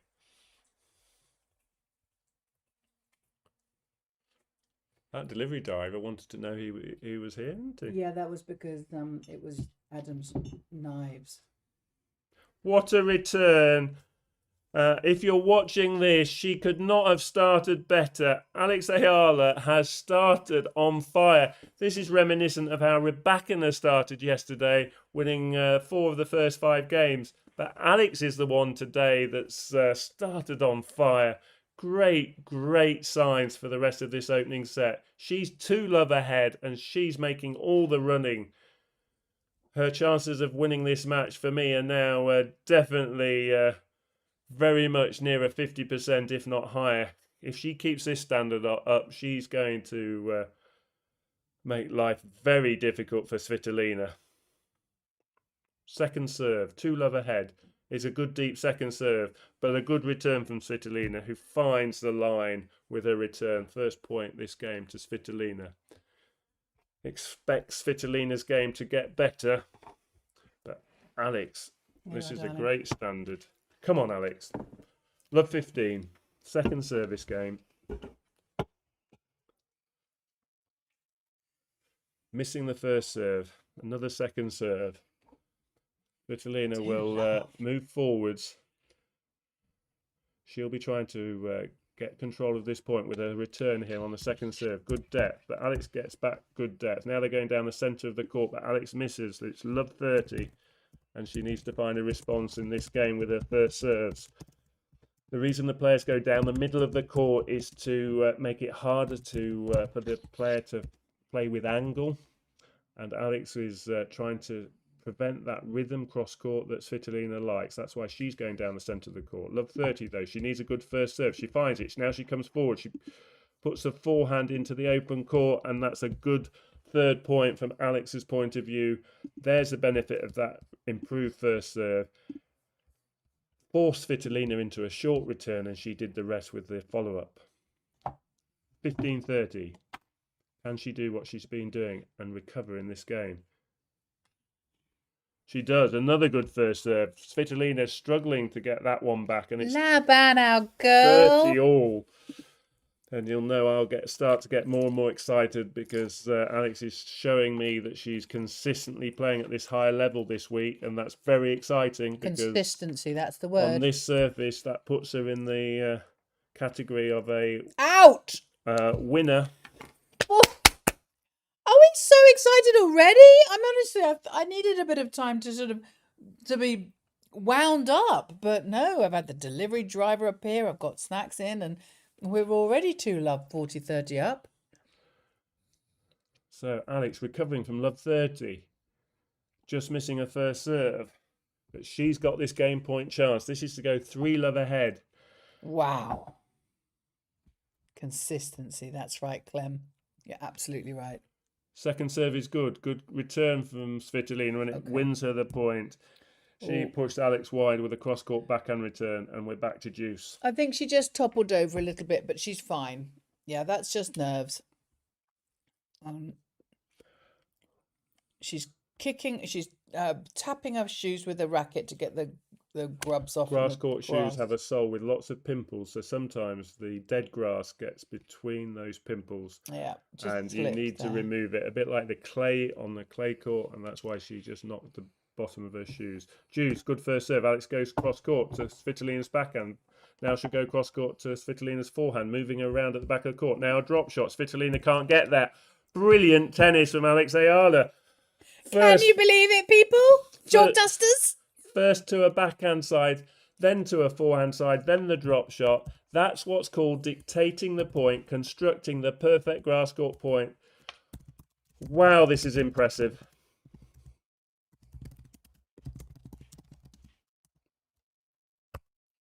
No, the ding-dongs don't come out until the second set. Advantage Alex. She goes down the line. Svitolina chasing at the back of the court. Now she lobs up a ball, but that's going wide. And Alex Eala couldn't have started better. 3 love lead. Are we daring to dream? I've been saying it all day in the comments when people have said to me, no, but she can't win this one, or are we allowed to think she might be able to win this one? Obviously, I read the preview that Dan said about if she's going to win, this is how she's going to win. But the stats were not lovely, but the stats weren't lovely yesterday either. And if you've beaten number 2, well, I'm sorry, but the stats say you can beat number 8. And we just gotta love that girl. She's entertaining us. I'm gonna pop up. Are we doing a change of ends now? It is a change of ends. Okay, I'm just gonna put it up. I just love this. I just want to pop it up for you guys because there you are. That was when we gave Alex a packet of ding dongs a couple of weeks ago in Birmingham. And we were so thrilled we got to meet her. And I know that there's so many more new subscribers and new people in the room. I just wanted, in case you hadn't seen the story, if we've got time, I'll also... That's the selfie that we got after this is the video. I'll pop it up and see. Yeah, we've got time. Hey, Alex, would it be weird to give you some ding dongs? Oh no! Amazing! Thank you. That's the best. Good luck. Thank you We so run much. a YouTube channel which was is all about you. All about me. It's all about the WTA. Okay. But Well, our I'm fan showing base you it. wants I'm to just be having a all chat about with you. her. Oh my I'm goodness. just saying to her, This we do a is little channel. We incredible. do a little I YouTube got this channel, in and it's all about Birmingham. you. Amazing. She goes, Thank well, you. May I take a selfie? Of And I course, said, of well, course. yeah, it's all you. about women's tennis, but they're serving. Sorry, I've just been told be quiet. Svitolina now, second service game, yet to score in terms of the games on the scoreboard. That's a better first serve, wins her the first point. An unreturnable first serve. Expect Svitolina to come back at Alex here.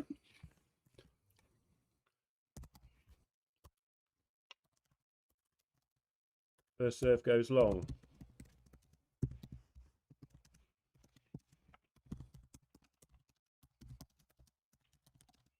Second serve into the net. That's a second double fault. And these are 3 points she's gifting Alex. But I did expect Alex to push her close in a lot of her service games. But that's right on cue. Svitolina's first ace of the match, 30-15.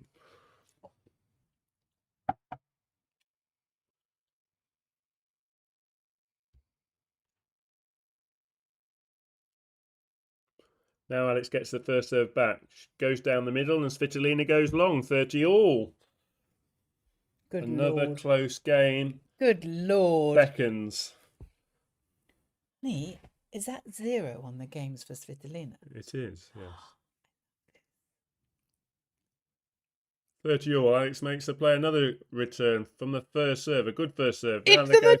back down the middle, but Svitolina is not managing to cope with Alex's really good returns when she's getting her first serve back, just like she did against Rybakina. Svitolina is made to be uncomfortable and she's missing quite a few balls. Quite a surprise. I wasn't expecting these errors off Svitolina's racket. And she's gone... Oh, that's a good shot. I thought she'd gone long for a moment. Very deep cross-court backhand. And she lands it right on the baseline to save that break point. 3-love to Alex. Juice. Svitolina hanging on here in her second service game. And now she's finding a second ace. Great serve right down the middle. Oof, right on the edge of the line. Advantage Svitolina. She's found 2 aces in this game. Mixing some good stuff with some bad mistakes. But she's closed out her first game. Okay. Very good serves to finish that game. And Maria Tadoctor is actually reminding us that of something which I thought afterwards. I thought this morning. She reminded us before the match yesterday, and then she's reminding us now. And I think we should all follow her absolute lead to say, Lord, please protect Alex Eala and make this game injury-free for both players, because that's the most important thing, isn't it? So just thanks for reminding us to pray for that, Maria. Right, Alex, 3-1 ahead. She's now serving from this near end. A good first serve. Now she'll go cross court right in the corner. And Svitolina recover that backhand, and it's 15-love. She placed that like could you just put it on this Lego brick? It was tiny, wasn't it? Or sixpence. Sixpence. If yes. you're in a different century. Which we're not, luckily. Another good first serve. Svitolina goes wide with her return, I believe. Yes, it was just out. 30-love. I think Alex is enjoying this first serve not coming back. She's not been used to it in her career. She's improved her serve so much, hasn't But she? she's now kind of getting the benefits and she's kind of enjoying it. Why wouldn't you? Another misreturn from Svitolina, and Alex has raced to a 40-love lead. 3 good first serves, not maximum speed, but just the pressure of getting good first serves into court is enough at the moment. Svitolina not finding her return. That's Svitolina's coach. Okay. He is a British chap. Oh, just hit the net. This time Alex misses her second shot of the point and the backhand finds the net. It was a slightly uneven bounce to give her the benefit of the doubt there. Not that we're too biased. Well, we are really.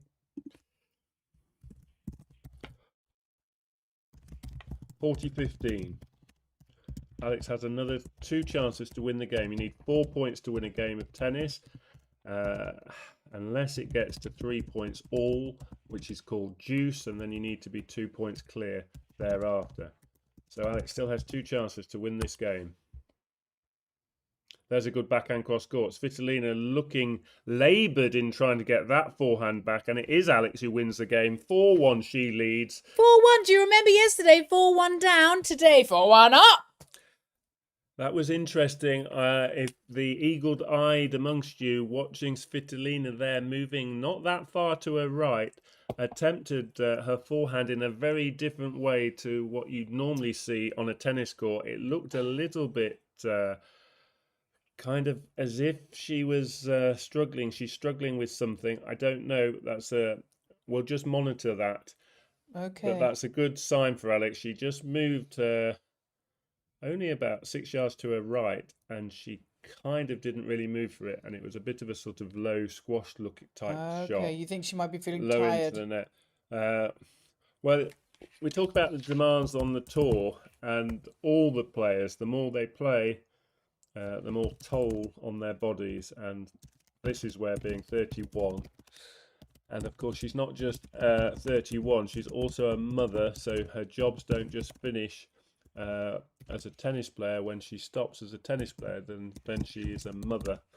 And I'm sure Gail Monfils, her Oh, he's a lovely man. husband, helps her being a dad, but it's still a mother off court as well. So she's doing really well to have got back inside the top 10 as a mother, coming back on the tour after having her baby. But today, it's Alex who started the far better, and her tennis is basically it's like Dynamite. she's got her sort of She's got her on the trapped. She's got Yeah, her kind of on the trapped, and rafters. she can't it on the get rafters? out at the moment. So Alex just has to keep her there, keep her struggling. First serve goes long. Svitolina now desperately trying to win another game so she can extend this first set. Alex looking to finish off this first set as quickly as possible, but she misses her second serve return. Very, very rare miss from Alex on second serves this week.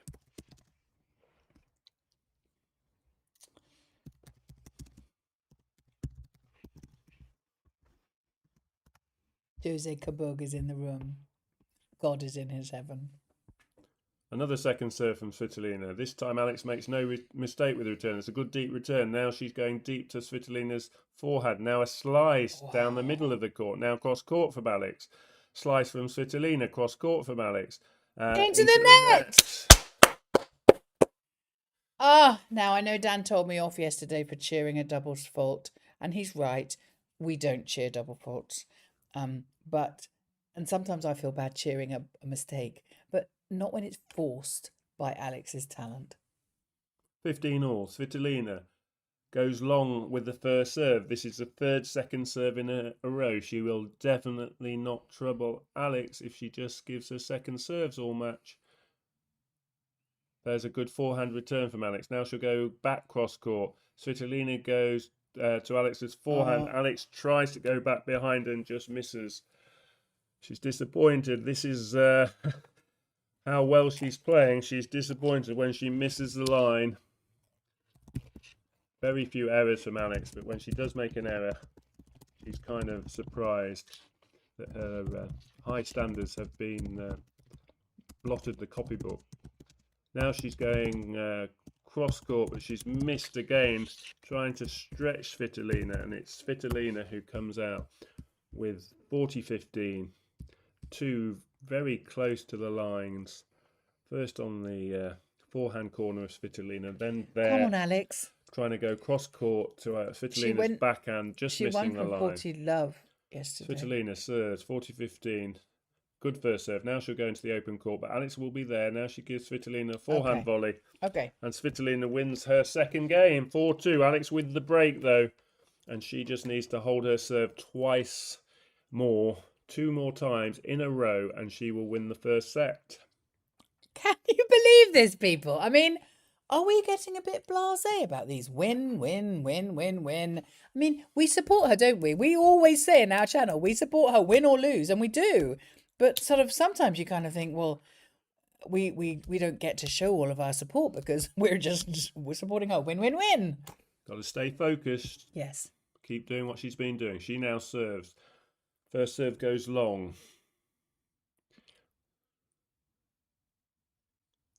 Has to try and sustain her pressure that she's built already in this first set. Second serve. Okay. is her first double fault. She has to happen sometime.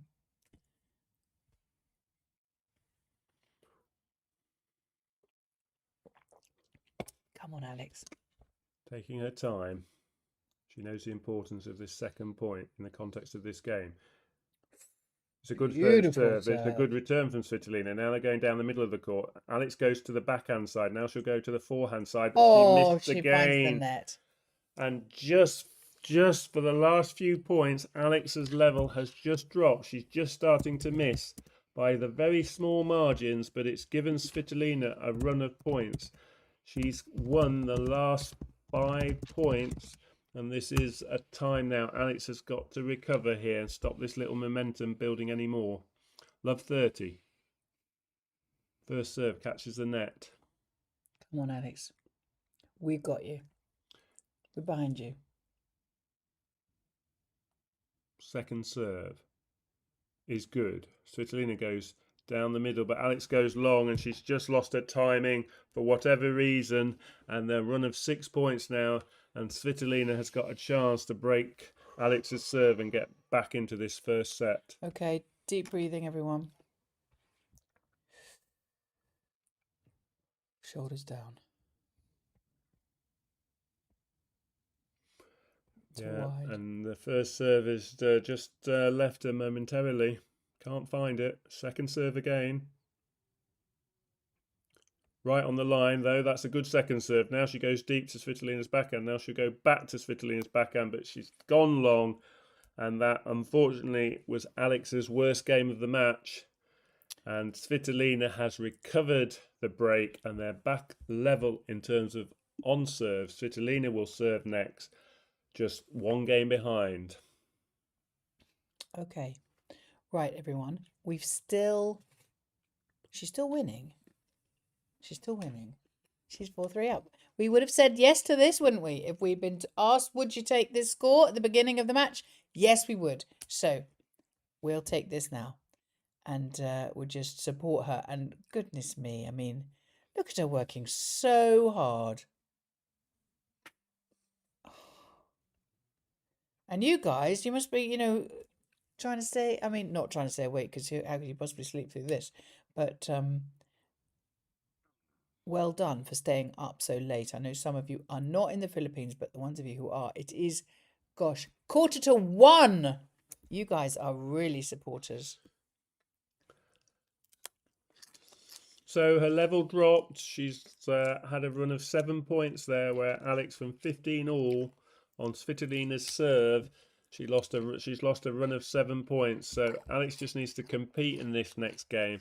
Just try and shift the momentum back in favour of her. Doesn't want another game to go quickly.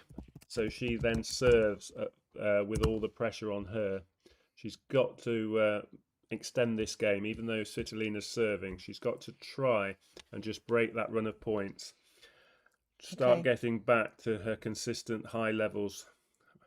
Let's say a prayer for Alex. New balls, so new balls after 7 games and then every 9 games thereafter. So Svitolina serves with the new balls. Good first serve. Alex gets it back in court, but Svitolina comes forward and puts the forehand away. That was really attacking. That was a good shot. Favoured direction with that forehand.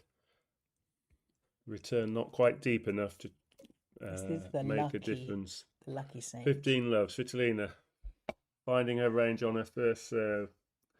And this game is already at 30 love. Alex needs to find a point on the board. Lucky Saint is our lucky beer. As you know, it's no alcohol in it. You could even play tennis whilst drinking it. Right, here's this chance. Alex is going to have a look at a second serve.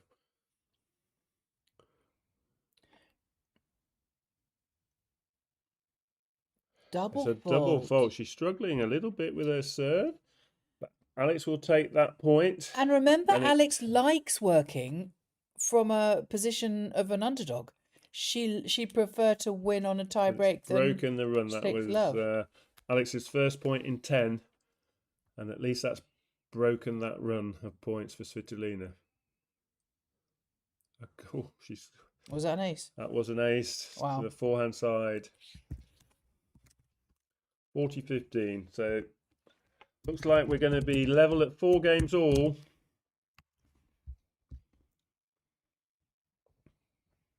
Alex gets the return. Svitolina goes back to Alex's backhand, but she's got a short ball, but she Out. misses. Come on now. Come on. This is where she can fight back from.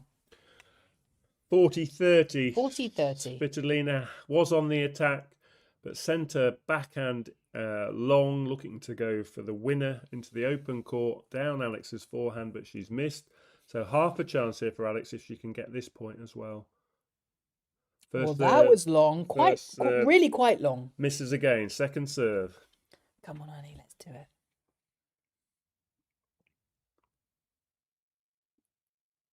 Great return. Oh, winner! This is juice. We did say she likes to come back from a position of like underdog, doesn't Alex's she? best shot for quite some time. Forehand cross-court She winner. pulled it out off when a she second needs to. serve. Now we're back to juice. This game is a lot closer all of a sudden. Another first serve goes long. Alex will get another second It was serve. a great return, actually, if it had been in. She moves forward, looking to get a break point now. Svitolina makes her serve. Alex, good Into deep the return. net. Advantage. Come on, everyone. Let's pray for this one. Come on. You're our girl. Come Katie on. getting excited because this point would give Alex a 5-3 lead. We like those numbers. Okay, we're ready. Svitolina misses another first serve. This is a huge chance now.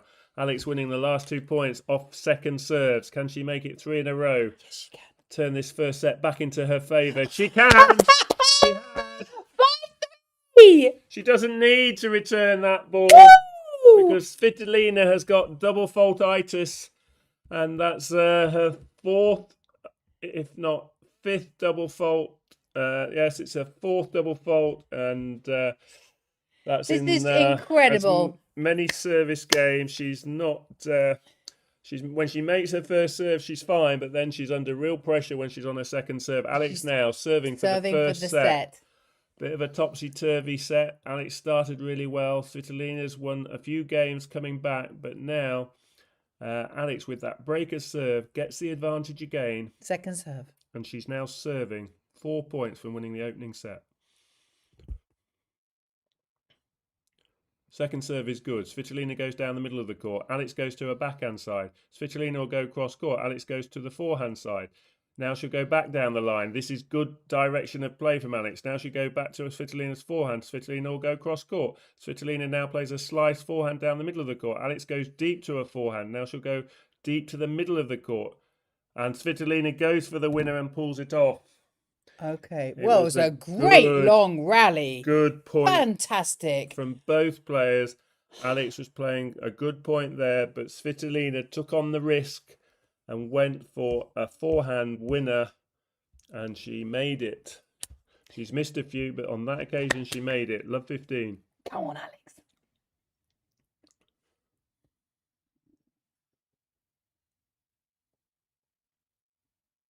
First serve wide to Svitolina's backhand Gosh, it is looked close to me. good. It's an ace. Yes, I thought We so. weren't sure, but it I never call it because I don't have the confidence in my own was view of it. right on the line, swinging away from Svitolina. Ladies and gentlemen, we have. Is that our first ace? No.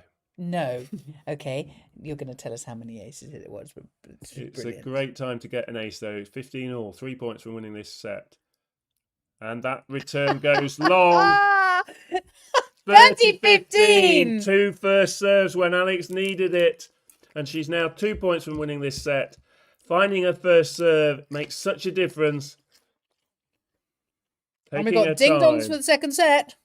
The lucky ding dongs. She is starting to get an instinct, that winning feeling instinct. Great first That was serve. fantastic. Great first Look serve. at this, people. 3 unreturnable serves. The first one an ace, the last 2 unreturnable. Set point. Alex has 2 set points, courtesy of this improved first serve, landing them when she needed. This to close out the first set and take the lead against the world number 8. First serve catches the net this It's time. okay. It's okay. We've still got you, baby. Second serve. Svitolina looking a little bit nonplussed. She is. So she should be.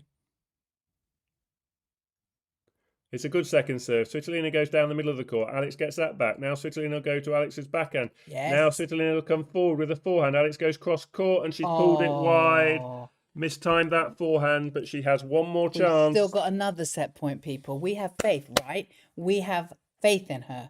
She's fighting for us and for this match. So we need to fight for her. Come on. Keep it up, everyone. Keep up the prayers. Keep up the screaming. Keep up the Caterpillar spirit. Unlike Katie, Alex staying calm here as she delivers a first serve, hopefully, on this second set point. She does, but it catches the net, so she'll get it again. That's a let first serve. Okay. Catching the top of the net, going in the service box means that they do it all again. And here she goes for the second time, trying to close out this set. I feel like I'm actually Looking to serving it go myself. possibly into the body with this first serve. No, she goes wide to the backhand. She gets a short forehand. She goes down the line.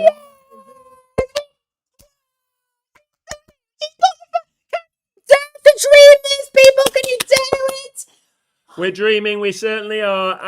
Pinch me. Am I dreaming? Alex was the much better player at the start of the set. She raced into a 4-1 lead. Her level dropped just for a couple of games. There was a run of 9 points in the middle of that set where Svitolina won 9 points in a row. But then on the 10th point at 4-3 behind serving, Svitolina let 40-15 lead slip. A double fault came at the wrong time and Alex pounced. Double fault came at the right time. She took advantage of those double faults. She closed out that second break of serve and then has just held serve with some impressive serving as she's been doing all week. This is just awesome. Thank you so much for being in the room. There's nearly 1,100 of you in the room. We absolutely love that you have given us the honour of coming to spend this time with us. We know that you're watching us as a second screen, and we are so grateful that you have your faith in us, that we're going to make this really entertaining for you. And Coach Dan's commentary is just brilliant, and you're keeping your scoreboard. Honestly, I don't know how you do it, baby. I really don't. And we're going to get the ding-dongs out. I did a poll on the post, and you've all chosen the spicy ding-dongs because they are our good luck charm, along with our alcohol-free beer, Lucky Saint, which I don't think you can even get in the Philippines. But anyway, your live is 1 minute ahead of the live in the watching in the Philippines. Oh dear, sorry about that. Can you press pause or something on one of them? I don't know. Anyway, so I'm going to go and get the ding-dongs so that we can. So the stats have come up. If you were looking at watched Alex play Iva Jovic in Paris, one of the key stats to look out for is the winners to unforced errors ratio. In Paris against Iva Jovic, Alex was hitting less winners than unforced errors. And she would have a minus ratio, more errors than winners. In this match, she's got a ratio of +4. She hit twice as many winners in that first set as she did errors. That's a big change in how well Alex is playing in terms of her consistency. And long may it continue as Svitolina starts this second set. She's serving first. That's a slight advantage, serving first in a set. And she starts by winning the first point. But if you're being brutally honest about the Ukrainian today, she's being very inconsistent. Some good stuff and some bad stuff. A real mixed bag. Second serve now. Goes wide, and there's further evidence of that mixed bag. Her fifth double fault. Some reason her service is really struggling. When she misses the first serve, she seems to be lacking confidence with that second serve today. 15 all. And I've changed the screen for you there so we can see the yeah, because when that happens, you lose the games. So I've got a special little second serve again on this third point. Alex goes deep, great return. Funny reply. Svitolina puts her hand up. That was a miss. Funny bounce, wasn't it? A mishit shot reply from Svitolina. It was a great return, but she somehow escaped with a kind of miss hit short. First time I've had these guys, the spicy ones. What do we think? They're the ones you wanted. You put it on the poll. Short reply, 30-15. Svitolina finds the first serve. It's a good job Katie's not next to Alex trying to I just do her job. dropped one of the peanuts. She doesn't sit still very easily, Katie. No, of course I don't. These are nice. Dan doesn't like peanuts, and therefore he doesn't eat those. But 40-15. If we were I at the do. cinema, Katie would be quiet as a mouse.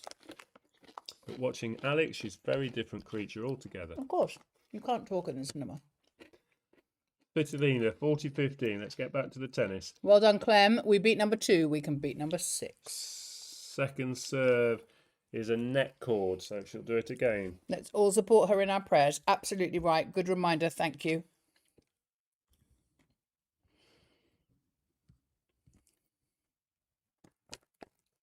Second serve is long. Another double fault from Svitolina. That's 6 double faults and a look of disgust. They're not very spicy. Sorry. 6 double faults already, but she still has a game point. But she cannot get this first serve in. Alex has to keep the pressure up. She needs to keep her high level up here. Second serve return now. Great return. Oh, did you see that? Great return. And Joan Bosch gives her a clap. Joan I like Bosch. his demeanour. He's Yeah. not getting carried away with Alex's form at the moment. Last night he talked about Alex playing well, but he didn't go overboard. Yeah. There was no big celebration. It's just win one match, move on to the next. And another first serve just misses. Oh, no, it doesn't. And you see how Alex receives that and copies it. His attitude. Wonderful. Svitolina did find that line there. An ace gives her advantage. But Alex responds with another great return, this time off a Svitolina first serve. Now she'll go cross-court to Svitolina's backhand. Svitolina will always go cross-court virtually all the time. There's another cross-court shot from Svitolina, this time on the forehand side, then again on the forehand side. Still going to Alex's backhand. Out. But Alex got good depth on all her shots, and eventually Svitolina couldn't cope with that depth, and her last forehand went way out. Mistimed off the frame of the racket. I think Svitolina is looking like she's struggling against our girl. Yeah, remember what I said before the match started. She likes to dictate the play. She likes to move you around, and Alex isn't letting her do that. Although Svitolina's got a good chance in this point, and she puts away the volley. So yes, it's about removing any chances of rhythm and stopping a repeated pattern of play happening on the court. And Alex is doing a good job today. She's not letting Svitolina get into those rhythms. You guys in the chat, you're absolutely right. I'm too excited to type. Advantage Svitolina. Was that long? It was long. It was long. Back to Juice. Juice. Okay, a couple of prayers now for a couple of points from our girl, shall we?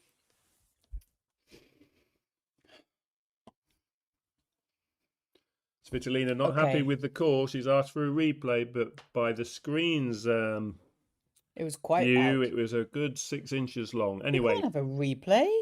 you can ask for it. Oh, the picture.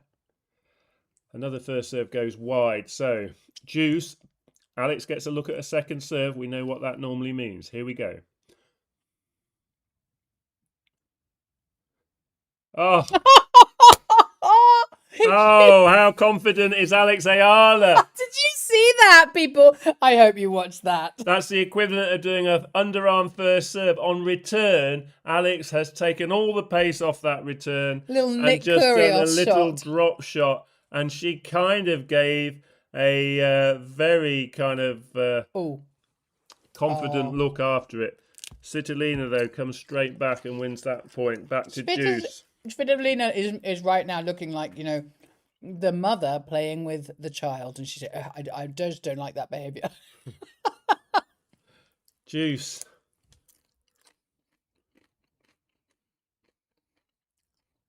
Okay. I think the first serve was long. Alex stopped moving there. And even though Svitolina got a good shot in, it was had no value because it's now second serve. Once again, Alex goes down the line. Clear winner. This is just so great, people. What a shot. We could be going up on a break of serve in the very first service game of the second set, which we've already won 6-3. Come on. Second break point chance. That was wide. There's something, net. So it's a second, a repeat on the first serve, a net cord. First serve again, advantage to Alex.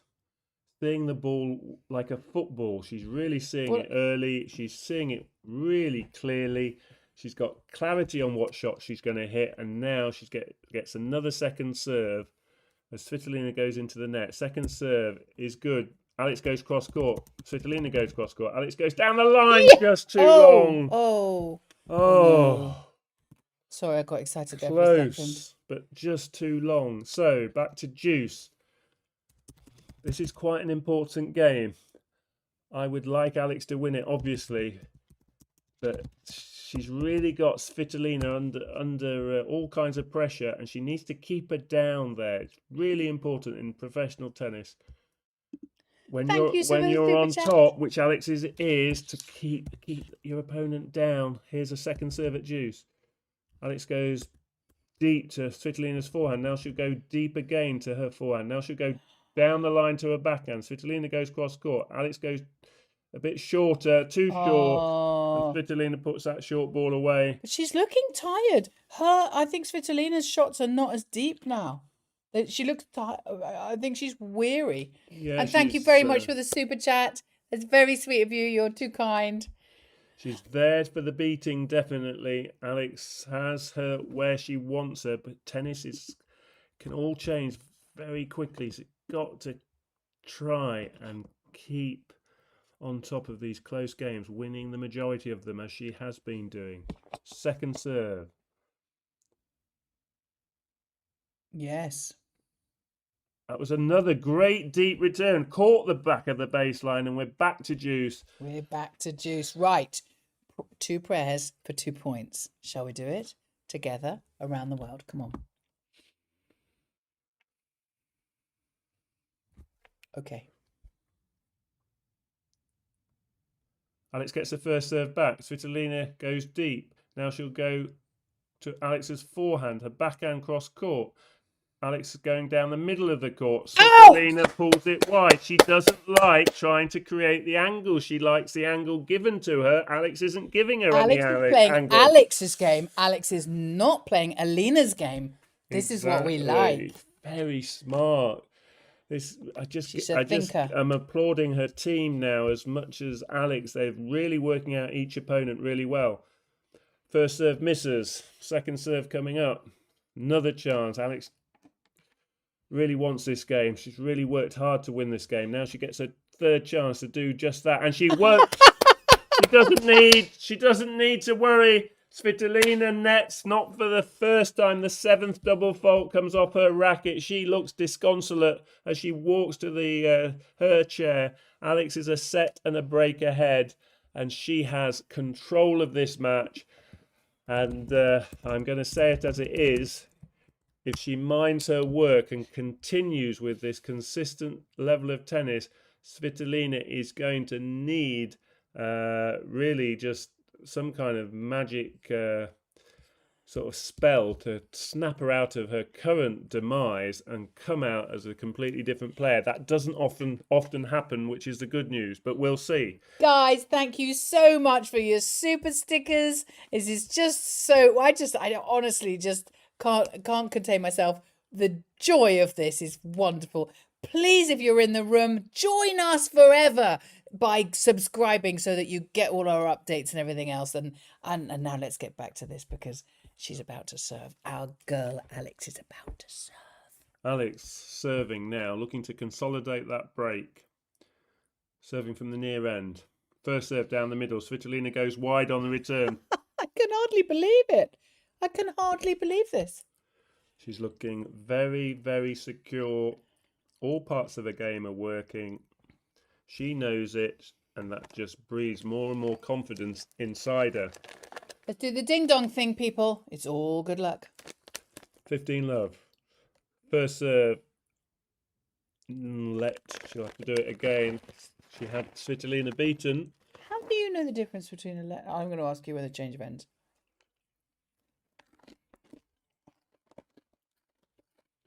Okay, second serve. First serve into the net. Second serve, looking to go somewhere where she's placing this ball where it's difficult for opponents. She goes to the forehand side. Svitolina gets it deep to the backhand, and Okay, Alex 15-all. nets We a can afford this. good return off Svitolina's racket, who is We can afford it. It's okay. one good shot followed by one bad, one double fault followed by two missed first serves, one good first serve. It's a mixed bag from Svitolina, more mixed than good. More indifference than anything remotely like her best tennis, but Alex is making that happen today with her tactics and her own play. 15-all, second serve. Now they exchange backhands. Svitolina goes back to Alex's backhand. And there we go. First signs of that. One to the corner, two shots to the corner, three shots to the corner. Repeating that diagonal play that Svitolina has based her game on. That's how she likes to play. And Alex, for the first time really, getting moved out of position and pushed back behind the baseline. 15-30. Needs to try and recover, but she's missed her first serve.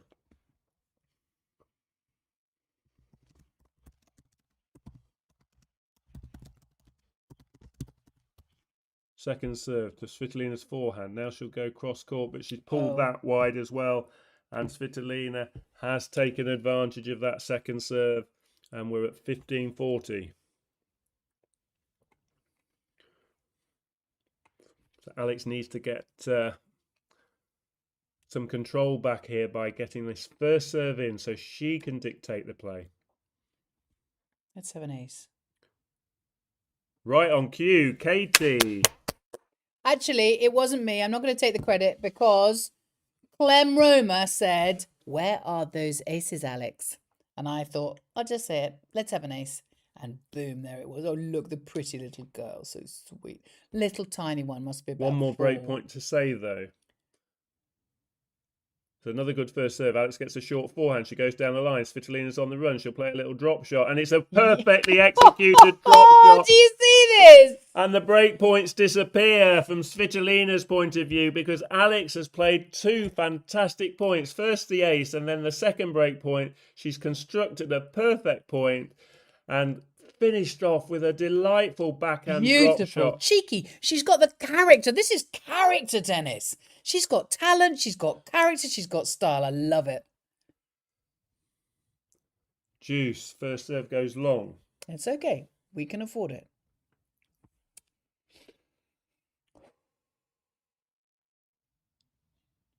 Second serve is in court. Svitolina nets. So good. Can we dare to dream this, everyone? Shall we dare to dream? Let's dare to dream. Grab a ding-dong, crunch a ding-dong, and watch this game go to Alex. So Alex now has game point. This to take a 2-love lead in the second set. She is doing so well to win the majority of the close games. Here's another one that's gone to juice, but it's Alex who's got a game point. It's Alex that's winning most of these close games, and it's why she has all the momentum. Second serve, onto Svitolina's forehand. She goes cross-court. Yes. Alex goes cross-court. Now Svitolina goes back to the open court. But there's a short ball. Alex will get there. Oh, she had it on her racket. Just a bit wide. And it goes agonizingly long. She'd beaten Svitolina, but she didn't land that ball, that last shot, inside the line. Okay, so Clem Roma, the ace predictor, is saying let's all manifest this win. Svitolina gets back to juice. She's still not looking totally confident, standing there waiting to receive. No, she's not. Alex goes back down the middle. She gets a short return. She goes down the line to Svitolina's forehand, but she puts the volley away. Angles on that were amazing, weren't they? Oh, Lordy. This is just wonderful. We have a Dragon Slayer in our midst. Aggressive play from Alex. Surplus with perfect placement across into the open space. Advantage, Alex. Here's another chance. It's a ding-dong serve. Another chance for a 2-love lead. She'll have to go She's going to do another ding-dong for serve a now. good second serve Second here. ding-dong serve. She talked about being brave yesterday. These are the moments when you have to be brave. You have to stick to your belief and go for your second serve. Alex does go for a second serve. Good return from Svitolina, but Alex gets to it. Now she'll go cross court. She's still in the point, defending well. Can she turn this defence into attack in this point? Now she'll go cross court. Svitolina right at the back of the court as well. She's going cross court, as is her way. Now Alex goes down the middle of the court. Svitolina trying to punch holes in Alex, but Alex won't have any of it. And there's oh, what a shot from Alex Eala. This is our girl. 2-0 to love. 2-0. What am I talking about? It's not football. Watch that point again. That is what defines what I talked about. Turning defence into attack. Changing direction at the end of that point. Going down the line with her trademark backhand down the line. She knows how good that was to win that game. She's loving it. 2 love ahead. No wonder we're doing that, Alex Eala. Now Svitolina has all the work to do to even get remotely back into this. And Alex match. is giving it. I've not really seen this before in Alex. She's screaming on the court. I've never seen that, and she's got the confidence of that fighting woman. Svitolina, 15 love. Goes down the middle. Alex goes back fairly down the middle as well of the court. Now she goes cross court. Svitolina goes into open space. Alex makes her play another ball. Come on, Alex. Oh, beautiful drop shot. Okay. Well played, Svitolina, for once. 30 love. But it's Alex now who has the comfort of a set and 2 love lead, which means she only has to hold her serve 4 more times. I said it yesterday against Rybakina, and she did manage to hold her serve 4 more times. Today we've reached that position where these games where Svitolina is serving is desperate times for her. She has to hold her serve just to have even half a chance of getting back into this match. And it does only lead a half a chance. She's like a kid on a bike with stabilizers, because she doesn't really, she can't fall off. Oh, no, I can't say that. No, I can't say that. Tactically now, Alex has breathing room, breathing space. Alfred Einstein is right. Svitolina is getting frustrated. And Svitolina's gone long on the 4th point. Alex finding good deep returns consistently, especially when Svitolina is using her second serves today. And that's turning all the pressure onto the Ukrainian side of the court. Guys, we have never had so many people in the room. I'm so proud of you all for coming, and I'm so honoured that you give us your time and to watch this. Thank you. Another second serve. Alex finds a forehand. Svitolina finds a good forehand. She'll go back to Alex's forehand. Now she'll go down the line for the first time. Okay, good shot. She found We'll take that. one of her better shots in this match. Closes out that service game. But that's okay. Svitolina playing all her good tennis on her service games is absolutely fine. Yeah. It's not a problem when you're a break ahead. No, she's a break ahead. So we know the maths works. The maths works. She just needs to hold her serves and she's good. She's one that, no, let's not even say that. But look, we've got 1,500 people in the room. We love you guys. We are so honoured that you have given us the confidence to come into our space and join with us together. This is such a wonderful, heartfelt community. Thank you so much for coming. If you're in the edges and if you're sitting in the shadows, a little bit shy, a little bit nervous, please join in. Please tell us where you're from. We've got a map behind which puts pins in where everyone's from, and we absolutely loving having you all here. And please subscribe or join us in the membership if you'd like to, because we are just absolutely loving the journey that you guys are taking us on. Oh, it's just great fun. Honestly, 4 months ago, this didn't exist. This didn't exist, but we have not missed a match since then. So a good time for a little break, a changeover of ends after every odd number of games is completed. Alex, remember, finished that previous game to go 2-love ahead with some real sort of screams of joy, especially with that last winning shot. But the highs, those emotional highs, sometimes it's hard to come back down and play the next game. And we saw that last game, Svitolina raced through it. So it came as a good time because Alex will be able to calm down and get back into that perfect, concentrated, intense state where she plays her best tennis from. So that was a good time to just have a minute there. And now she's serving again, looking to consolidate that break and get a 2-game lead again in the second set. Isaba. First serve goes long off I think the it was top off of the the net. tape, yeah. Off the top of the net. Keep up the ding-dongs, everyone. Second serve is good. Down the middle from Svitolina. Oh, long long. from Alex. First point goes to the Ukrainian. And it's So- no surprise Alex got very excited to go 2-love. But for me, she just needs to get back on it. You just quite hard. It's what she does very well. Tries to stay level in terms of her emotions throughout the match. Second point, good first serve. Svitolina going deep with her ground stroke. She's starting to play a bit better. Alex goes back to Svitolina's backhand. Now, both players going fairly straight down the middle of the court. But Alex gets a short forehand. She goes long, though, with the aggressive forehand, and it's love 30. Just didn't quite get on top of that ball. It was a chance. But need to get the racket head through that ball at quite a fast speed. Otherwise, the ball flies long rather than lands inside the baseline, which is what she was trying to do. Love 30. Needs to find her first serves again, which is what she's been doing so well. First serve landed, but it's a safe first serve, and Svitolina comes forward. Now Alex will have to pass, or up goes the lob. She does find the lob, but Svitolina is up to it and finds a good overhead on the backhand volley side, and a drive volley goes down the line, and she has played a solid game here, and it's love 40, which is bad news. Alex has got some work to do. She's got 3 break points to try and save here.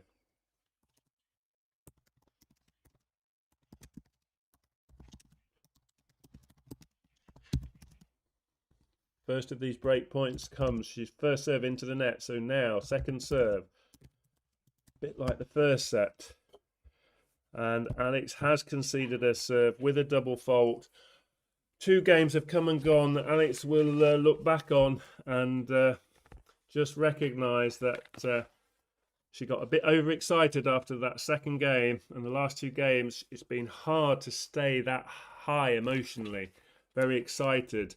Where in Japan are the Aravello? So Because I've got my book. This set is now back on at 2 games all. Alex just needs to play a couple of good points and then she'll be right back on it, I suspect.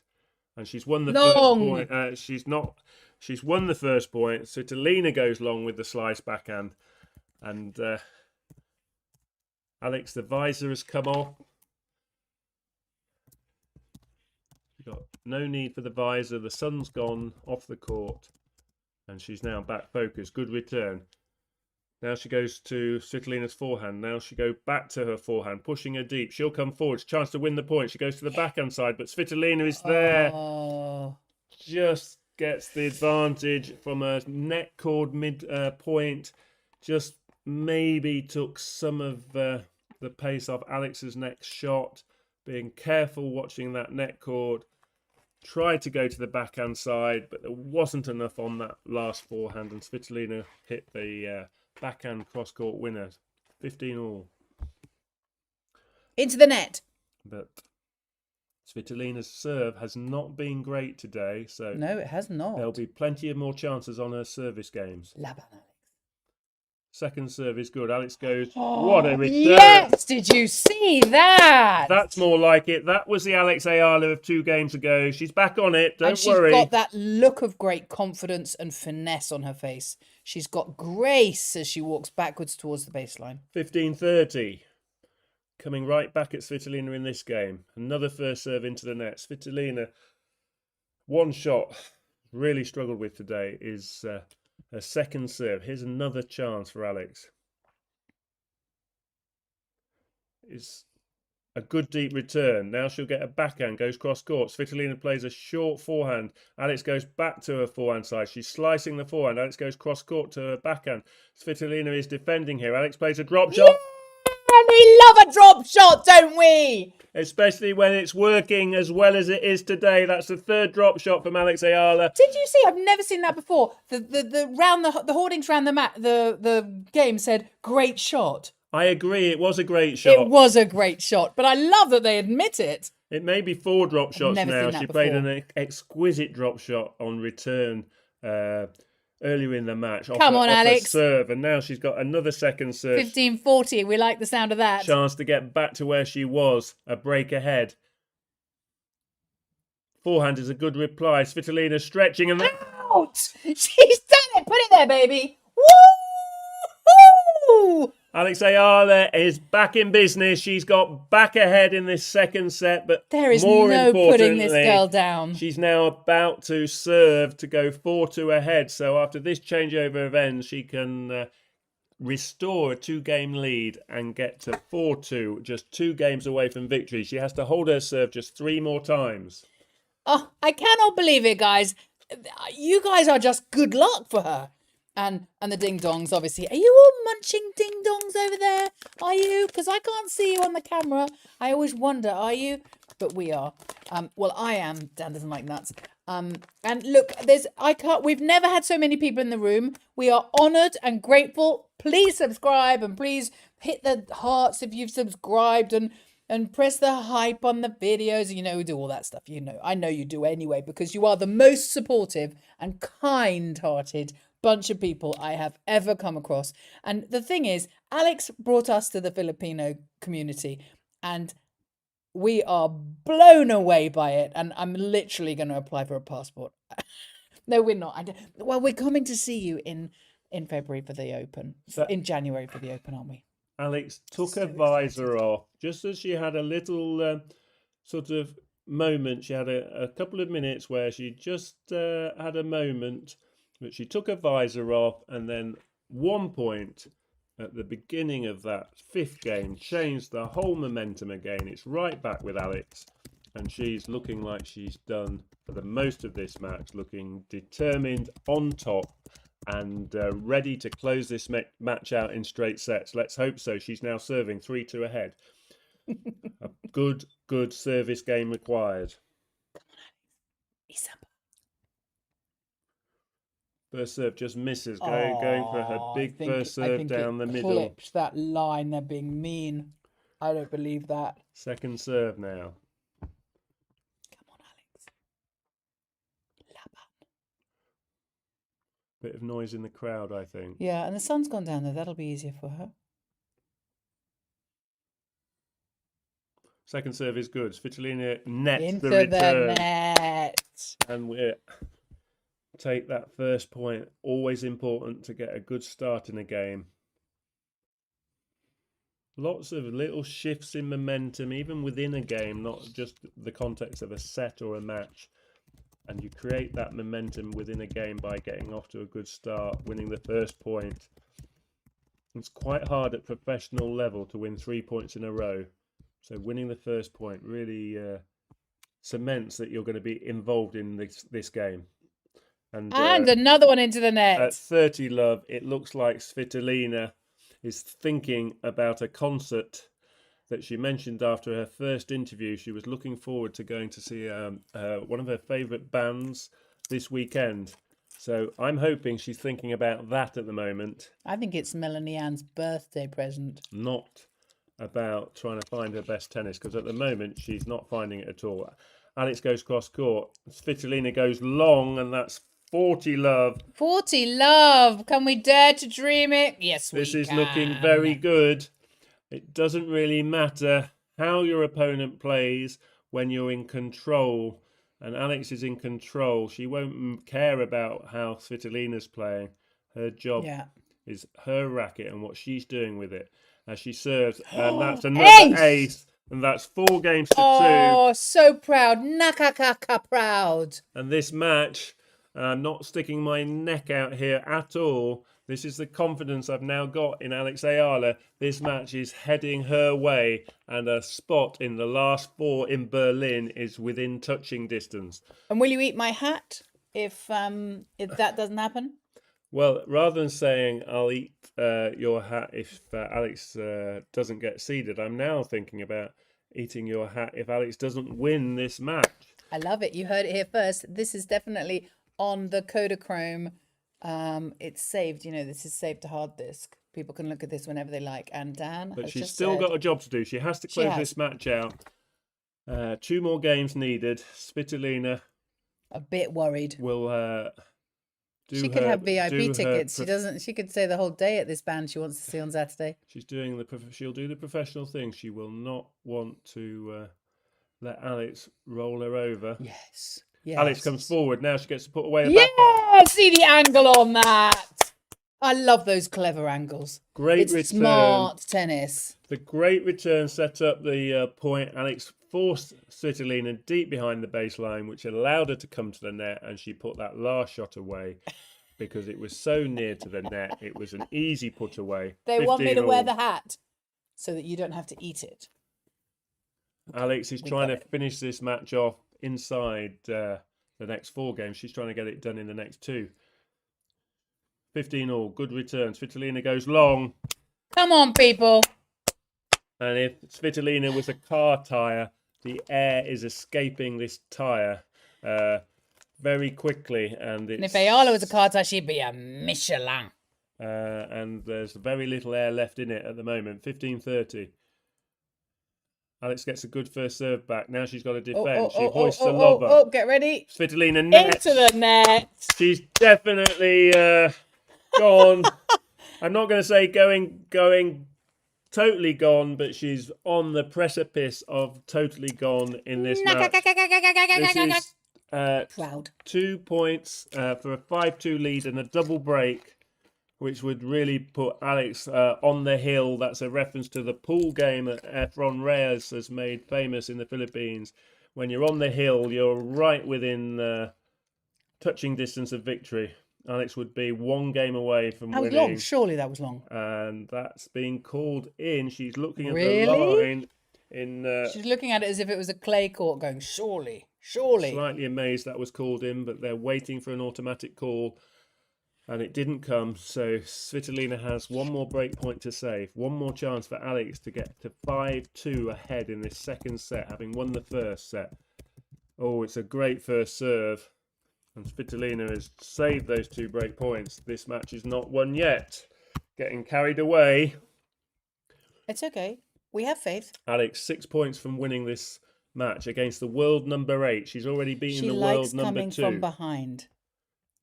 Finds a backhand return. Svitolina goes down the middle. Alex goes down the middle. Svitolina now behind the baseline. Alex inside the baseline. Alex has got a bit more control of this point than her opponent. Svitolina net. Into the net. Advantage, Eala. And that In case you weren't control, concentrating. if you look at the player's court position, it gives you an idea who's got control of the point. Svitolina was several feet behind the baseline in that point. Alex was nearer on the baseline or just virtually on top of the baseline. And that gave her the control, and she forced the error from Svitolina. 3rd break point chance. It's a good first serve. Alex done well to get that back. And she That's huge!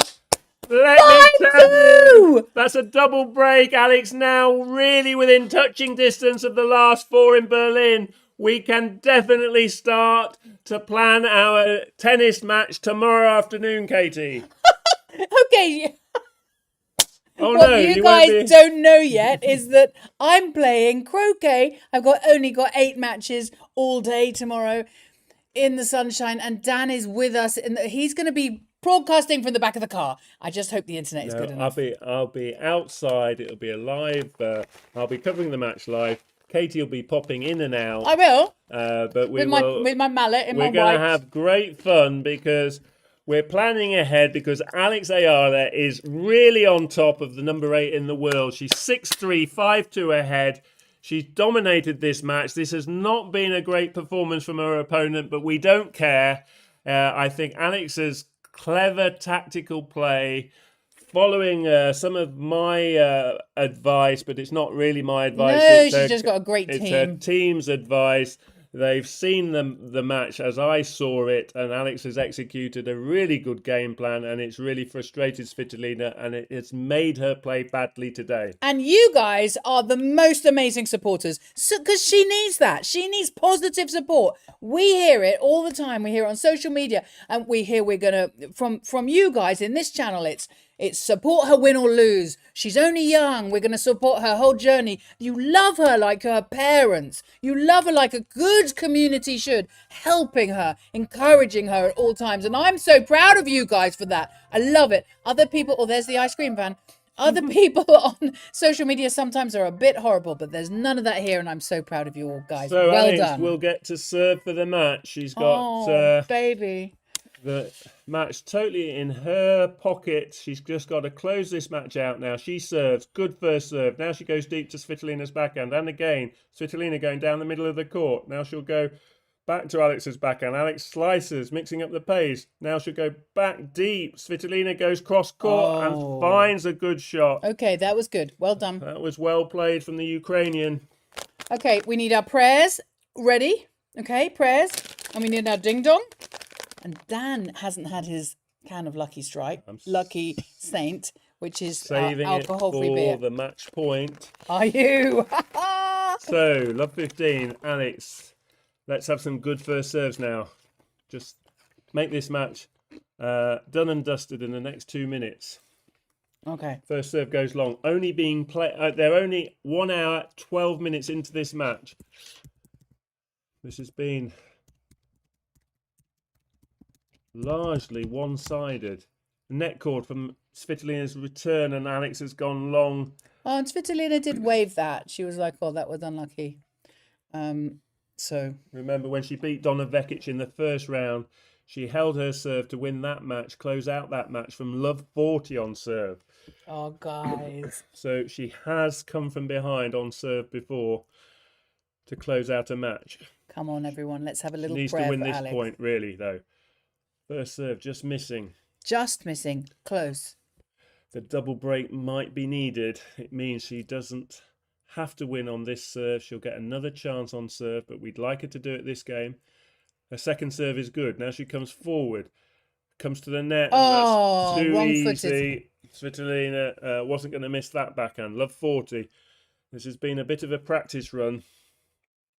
Alex will need to just have a bit of a word with herself. She hasn't really found first serves in this game. She just needs to get back to her basics. But the first serve's gone awry in this game. It's okay. She's got a great second serve. It's okay. And also she's got some... She's got some breathing room. She's She well has. ahead on the score at the moment. Good second serve. Svitolina, good deep return.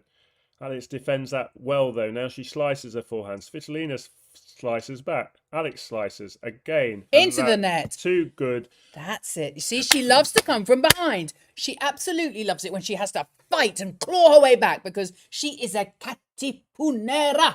Yes. Say it. Katipunera. Katipunera. Katipunera. Well done. 15-40. 2 more break points to save. Can we find some good first serves? About now. No, we can't. Into the net. Second serve. It's okay. Don't worry. You just do what you do. You're great. Is good deep return, but it's a good reply. And she's got that game. And that is game to Svitolina. She does break serve. She is 5-3 behind, though. And Alex is still in a good position to close out this match. 6-3, 5-3 ahead. That's a really strong position. Honey, we've got there's nearly 2,000 people in the room. We would have taken that at the start of the match. Alex still within Can you 4 believe points it? of winning this quarter-final. Svitolina's turn to serve now. A good return from Alex. Alex goes cross-court to Svitolina's forehand and Ow! wins the Come first point. on! 3 points 3 points. from victory. Breathe it out, people. Breathe it out. She can do this. Love 15. First set was 6-3. This just might be saying. the game. This might be the time to really strike. I think that was a net cord. No, points underway. A good length from Svitolina. She'll come forward. Alex will get to it though. She lobs Yes, up over the yes, backhand side. yes. Just too long. Oh. It went past over Svitolina's head, but it lands just too long. So we're back to 15 all. Still 3 points from victory. Both players looking for first serves. This is when the pressure is at its highest in the match. The benefit of a 3 point is massive. But Alex gets that return back. Oh, good shot from Svitolina. Just another inch and it would have been out. 30-15. Okay. A few deep breaths. Okay. To win these matches, you have to stay brave. You have to still go for your shots. You can't play safe. Alex will know that after being so brave yesterday. Didn't like that bounce at all. It was a poor bounce off that serve. But it's looking like Alex will get one more chance. She'll have to hold her serve one more time to close out this match. As Svitolina looks like holding her serve at 40-15 up. She's got 2 more chances to close out this game. Come on. Come on, our girl. Good return from Alex. Now she'll go down the line. Svitolina on the back foot. But Alex next, and we're at 5-4. We just need to stand up, stretch, and get ready for the biggest game of the match. This is going to be big, people. This is going to be huge. Is the flag okay? Yeah. Okay, good. Look, guys, I have never seen so many of you in the room. We have been blessed by your presence so much. There's like nearly 1,900 of you in the room. Yeah, do your exercises, baby. Take in your water, have some snacks. This is just amazing. And we are so honored that you're here. We love that you're here. And we're going to meet you all. Oh, look at that guy's glasses. Wow. And yeah, let's pray. Pray for your language. Oh, do you think you're going to pray for my Tagalog coming along? Am I coming along, people? I'm hoping so. I want to learn properly when I get there. So please subscribe if you want to go faster. That's what, there's this great song, Scream If You Want to Go Faster. And that's what my reference was to. Back to the cap for luck. Yeah, we got the cap. Because Dan doesn't want to eat this. We've got the ding-dongs. You know, it says hot and spicy and they're nice, but they're not very hot. Do you guys not really do chili very much? Anyway. So, we're all a bit nervous. We are all a bit nervous. Alex can help us settle our nerves by having a good service game. The last service game, too many first serves. She's running enthusiastically like a puppy. She needs to find her first serve, get the first point, and give us a stress-free hold of serve. Sounds easy when I say it. Much harder for Alex to do this now. Oh no, Nathaniel's run out of ding-dongs. I'll eat them for you, Nathaniel. 5-4, serving for the match. Here we go. Okay, into the net, but that's okay. Second serve. Just keep praying, people. The arm, trying to keep that arm nice and relaxed as she serves. She gets that in. Lovely. Forehand return. Alex goes deep with a backhand. Svitolina goes deep with a forehand. Alex goes wide with the forehand and just misses. How come the ones that Svitolina does look wide aren't wide? They're in. Ones that Alex does. Oh. Okay. Let's concentrate. Okay. Try and stay calm and let Alex do her job. Find her tennis here. This is her work. Can you believe 15. It? This is her play. Okay, into the net, but that's okay because the second service is absolutely great. Sorry. Second serve is to Svitolina's forehand. Now she'll go deep, too deep. Oh, it's gone over. And Alex is just losing her best tennis at the wrong time. It's okay. Joan Bosch is trying to give her some words of encouragement to help her here. He's calm, she's calm. We're all composed. It's that when that shoulder tightens, the tension goes down the racket arm, the serve loses the service action. She just needs to find it here. That's a better first serve. Now, good backhand. Come on, Alex. Goes cross court with a forehand. Svitolina goes down the middle. Alex goes back to that corner. Good forehand from Alex. Now she'll get a shorter shot. It's gone wrong. 15-30, the best point of this game so far from Alex. Okay. First serve landed and then some excellent ground strokes, forcing the error eventually from Svitolina's racket as she goes long. 15-30. More of the same, please. No, I don't think she's having any pain, Nathaniel. I'm sorry that if you do think so. Look, a cute little girl. And she's got dreams of being a bit like Alex Eala, that little one. Okay, I think that was long. First serve just misses. Don't worry, everyone. We're going to get there. Might need some help from Svitolina's racket on this return. Second serve.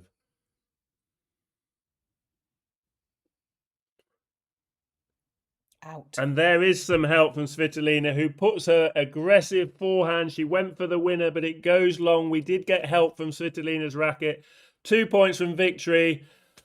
How are your nerves? Deep Come breaths. on, we can do this. Let's have a little prayer, please, around the world. We're due another good first serve. That's what we want. Okay. Pray for the good first serves. 2 more first serves. Come on, Alex. 30 all. She serves. It is a good first serve. Now she'll get a short backhand. She goes cross court. Svitolina well behind the baseline. Now she goes into the open space. She'll come forward. It's a high ball. Alex could let it bounce, but she plays the backhand volley. I'm not sure that was the shot, but she's missed the passing shot. I don't believe it. What should have been a break point is not. It's match point to Alex Eala. Everyone's looking a bit nervous in the crowds. I don't know how you're feeling, people, but we are excited because we have total faith in our Katipunera. Say it. Katipunera.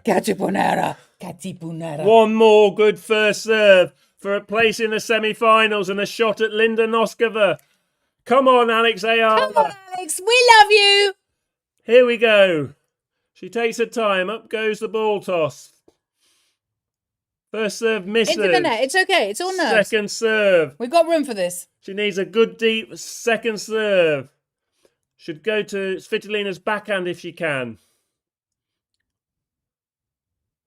She goes to a forehand. Svitolina goes diagonally cross court. Good depth from Alex. Now she'll go down the line. Svitolina's on the run. Alex got a short ball. She goes cross. Yes! What a Yes! She's done it! Yes! It's all over. Katipunera. Alex This is our Eala girl. has won another match against a top 10 player. That's 6 times in her career. But for the first time, back-to-back top 10 victories at the same tournament. Not since Miami last March in 2025. But this time on grass, Alex Eala is looking more and more confident. What a fabulous victory. She now rises above 1,500 ranking points. We'll confirm that in a minute, but I make that. She's world ranked 23. Yes, you've heard it. No, sorry. I'm getting carried away. That's if she won Berlin. She's moved up 1 spot. I'll just take... I'm getting overexcited. She's moved up to 30th in the world. She goes above Hailey Baptiste. The run continues in Berlin, and in tomorrow's semi-final, she will play Linda Noskova from the Czech Republic and have the chance for revenge, having lost to her in America in March. Do you remember all those months ago when we did the Noskova tape? Then when Dan did the video of how she can beat Noskova? Oh, gosh, that was feels like a long time ago, and we are just absolutely stoked by this win. We did not really, if we're honest, we did not really expect the Vekic win, did we? No, I think we're not. I think statistically we did not expect this. We then did not, you're lucky saint. We did not actually expect the Rybakina one. But we were realistic because we'd seen the Vekic one. And we were like, come on. And then we were all saying it beforehand, weren't we? We were all saying it. We were saying if she can beat number 2, she can beat Svitolina. But did we really believe it? I was saying all day in the comments, I was saying to you all, she is giving us permission. She is giving us the permission to dare to dream. And we are not dreaming. You can pinch yourself, people. This is real. This is happening. She has just done that. And tomorrow, there's just going to be another one. Unbelievable. Oh, I've got to change this, the set gamey thing here for you on your... So her ranking point total has increased by 87 points. She's over 1,500 points. I think it's 1,557 points to be precise. Just getting that up on my screen now to confirm that. But what a fantastic performance! Yes, Svitolina was had a poor match, but Alex Eala made her play poorly for large parts of that game. Alex just gave Svitolina what she hates. She didn't enjoy playing the match, and the No. longer the match went, you could just see she was basically fed up on court. And that was because Alex Eala played a really smart match. She didn't play at the same high level as she did the day before. Her serve in that second set got more erratic. So what you can say, though, is Alex Eala is winning with her B game. Today, she got her tactics right, but she actually won the match comfortably with her B game. That was not her best tennis. She started really well. The first 3 games, absolutely, that was her A game. But the longer the match went, Alex actually won today with her B game. This is really good. That's really good signs. You can't always play your best tennis every match, day after day. So winning with your B game is really good signs as well. Praise the Lord. Honestly, praise the Lord.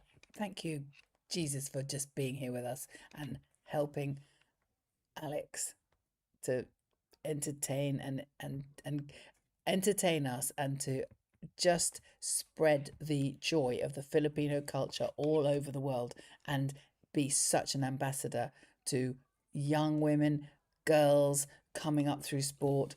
She's just an absolute inspiration, really an inspiration. What's Alex's reaction? Yes, can we have the team talk? We'll get back to that. We're talking about Dan's going to talk to you about the exact point. I'll play it as soon as I can. So Dan's going to do the reaction for you and also the exact points. And Emil has been telling us that, yes, we will play the interview. Of course, we will as soon as we can. Emil has been saying that the semi-final is scheduled, and that is Melanie Ann's semi-final birthday present. Melanie Ann's been going through a hard time recently, and we've been praying for her on this channel. She's a lovely Filipino lady who we have here in the UK, and she was here, and she just said that's what she wanted for her birthday present. It's her birthday tomorrow, and Melanie Ann, I am absolutely thrilled for you that you got your birthday present. You deserve it, and I hope that your family enjoys it as well. So scheduled for tomorrow, Filipino time, 8 p.m, which must be 1 p.m. here. Now I don't know whether that's both of the matches scheduled for that time, and they're going to be one after the other, or part 2 semi-final schedule. Okay, so maybe they're going to do one in the morning and one in the afternoon. So 1 o'clock. And I'll be playing croquet all day, but me and Dan will manage to do this. We will not be in this room tomorrow. We will be somewhere crazy in the back of a car. No, we'll be out. I'll be outside in the will corner you? of a field with the Okay. flag and a tent. Okay, he's going to set up his studio in a field in England, near Glastonbury, but not near Glastonbury, near Stonehenge, isn't it? Near Stonehenge, near Salisbury. Oh my goodness, that has been just incredible. And there's still 1,260 of you in the room. This is wonderful. Thank you for your subscriptions. We just are so delighted to have those, because more than anything, because we can then tell you in our posts and our updates exactly what's going to happen next for our channel, so that you can follow us if you like to still do that. And we are absolutely honoured by the fact that you guys, as Filipinos, will put your trust in us to be here for these really big national moments with your national treasure. And we don't take that lightly. We really don't. We recognise that, quite frankly, as Brits, we don't deserve that. But you are kind enough to us, and thank you so much. We are nakakaka proud. Nakaka proud. Can you do that? Nakaka proud. Nakakaka proud. Close. Okay. Close. Yeah, well done. Yeah, so second semi-final tomorrow, no earlier than 1 o'clock, but it will follow the first semi-final, which is at 11 o'clock in Germany. So if it goes longer than 2 hours, that first semi-final, then it might be a bit later than 1 o'clock, but no earlier than 1 o'clock, 7 hours, so 7 p.m, sometime between 7 and 7:30 p.m. in the Philippines is what time we expect that match to be. But yes, we're just coming back from a high.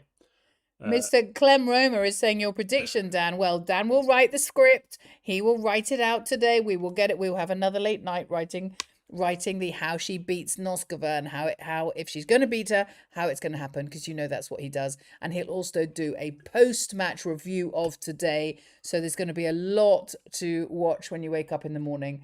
And then post a prediction. Are you allowed to go for a prediction already, or do you have to do lots of reading and lots of statistics before you do that? Yeah, Linda Noskova's playing really well this week. She's a young player like Alex. I think there's just a year between them in age. Linda Noskova is someone that Alex has played. We went through this, didn't we, in March when they met on hard court. And Linda Noskova won that match 6-2, 6-love. It was all one-way traffic, really, because Alex was her serve was dismantled in that match, and Linda Noskova just hit winner after winner after winner. It'll be a different match on grass. It's a different Alex Eala, obviously, given the form she's in. Linda Noskova's playing well, though. She's beaten Badosa quite easily today. She's played well all week. It will not be 6-2, 6-love this time. It'll be a much closer match. You never know what your opponent's going to do in terms of their level. Today, Svitolina was nowhere near her best level. And Alex has got to do the same kind of job on Noskova. She's got to try and get her tactics right so it doesn't allow Noskova to play the type of tennis she likes to play. And Noskova is in the same mould as Rybakina and Vekic. So this is a different challenge. We're going back to the tactics that Alex used against Rybakina and Vekic. Much more so than today. Today was quite a specialist match. So Alex is playing an aggressive player, someone who's going for her shots, and Alex has to defend well, and that starts on her own serve by serving well, and that will change the match, because Noskova will not like it if Alex holds her serve consistently tomorrow. She will think, oh, I can easily take Alex's serve on. So Alex has to start like she did today, start really well on serve and make Noskova miss, which is what she did to Rybakina yesterday. So I will do more detail on that. I'm going to watch Noskova. I saw a little bit of a match with Badosa today, but she really played well. So I'm going to watch a couple of her matches on grass. But Linda Noskova is the type of player that can be very hot or very cold, and Alex has played her once this year when she was very hot, so let's hope tomorrow she's not as hot. I think we might be able to at some point soon. Dan is going to give you the interview as soon as he can get it. We have to be careful of all the copyright things and all that. But yeah.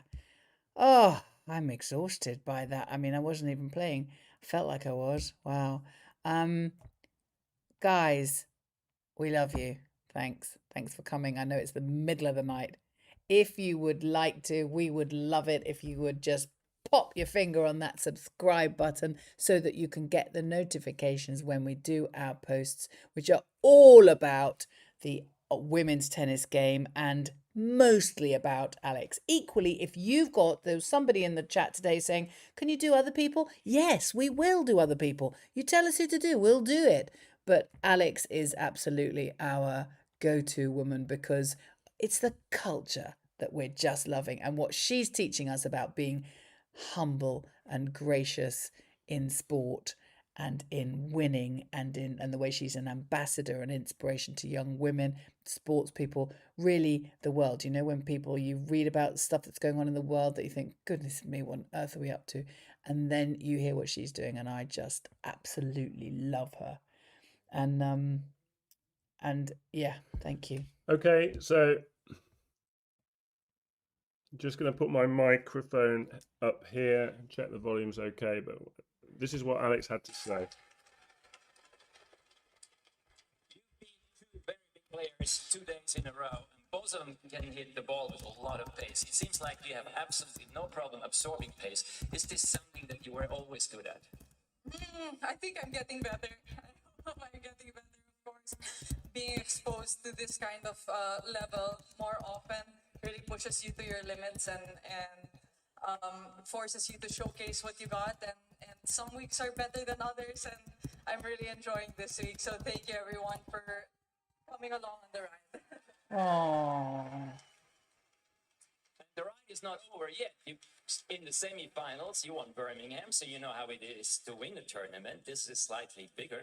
You play Linda Noskova, another one that can hit it really big. What's the special challenge against her?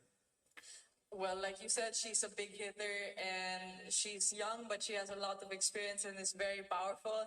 My last match with her proved to be very difficult for me. So coming into the semifinals, I hope to prepare and make some improvements and you know, show them what I got. And we're looking Yeah. forward to it. You are in the semifinals. Find out then, Alexander.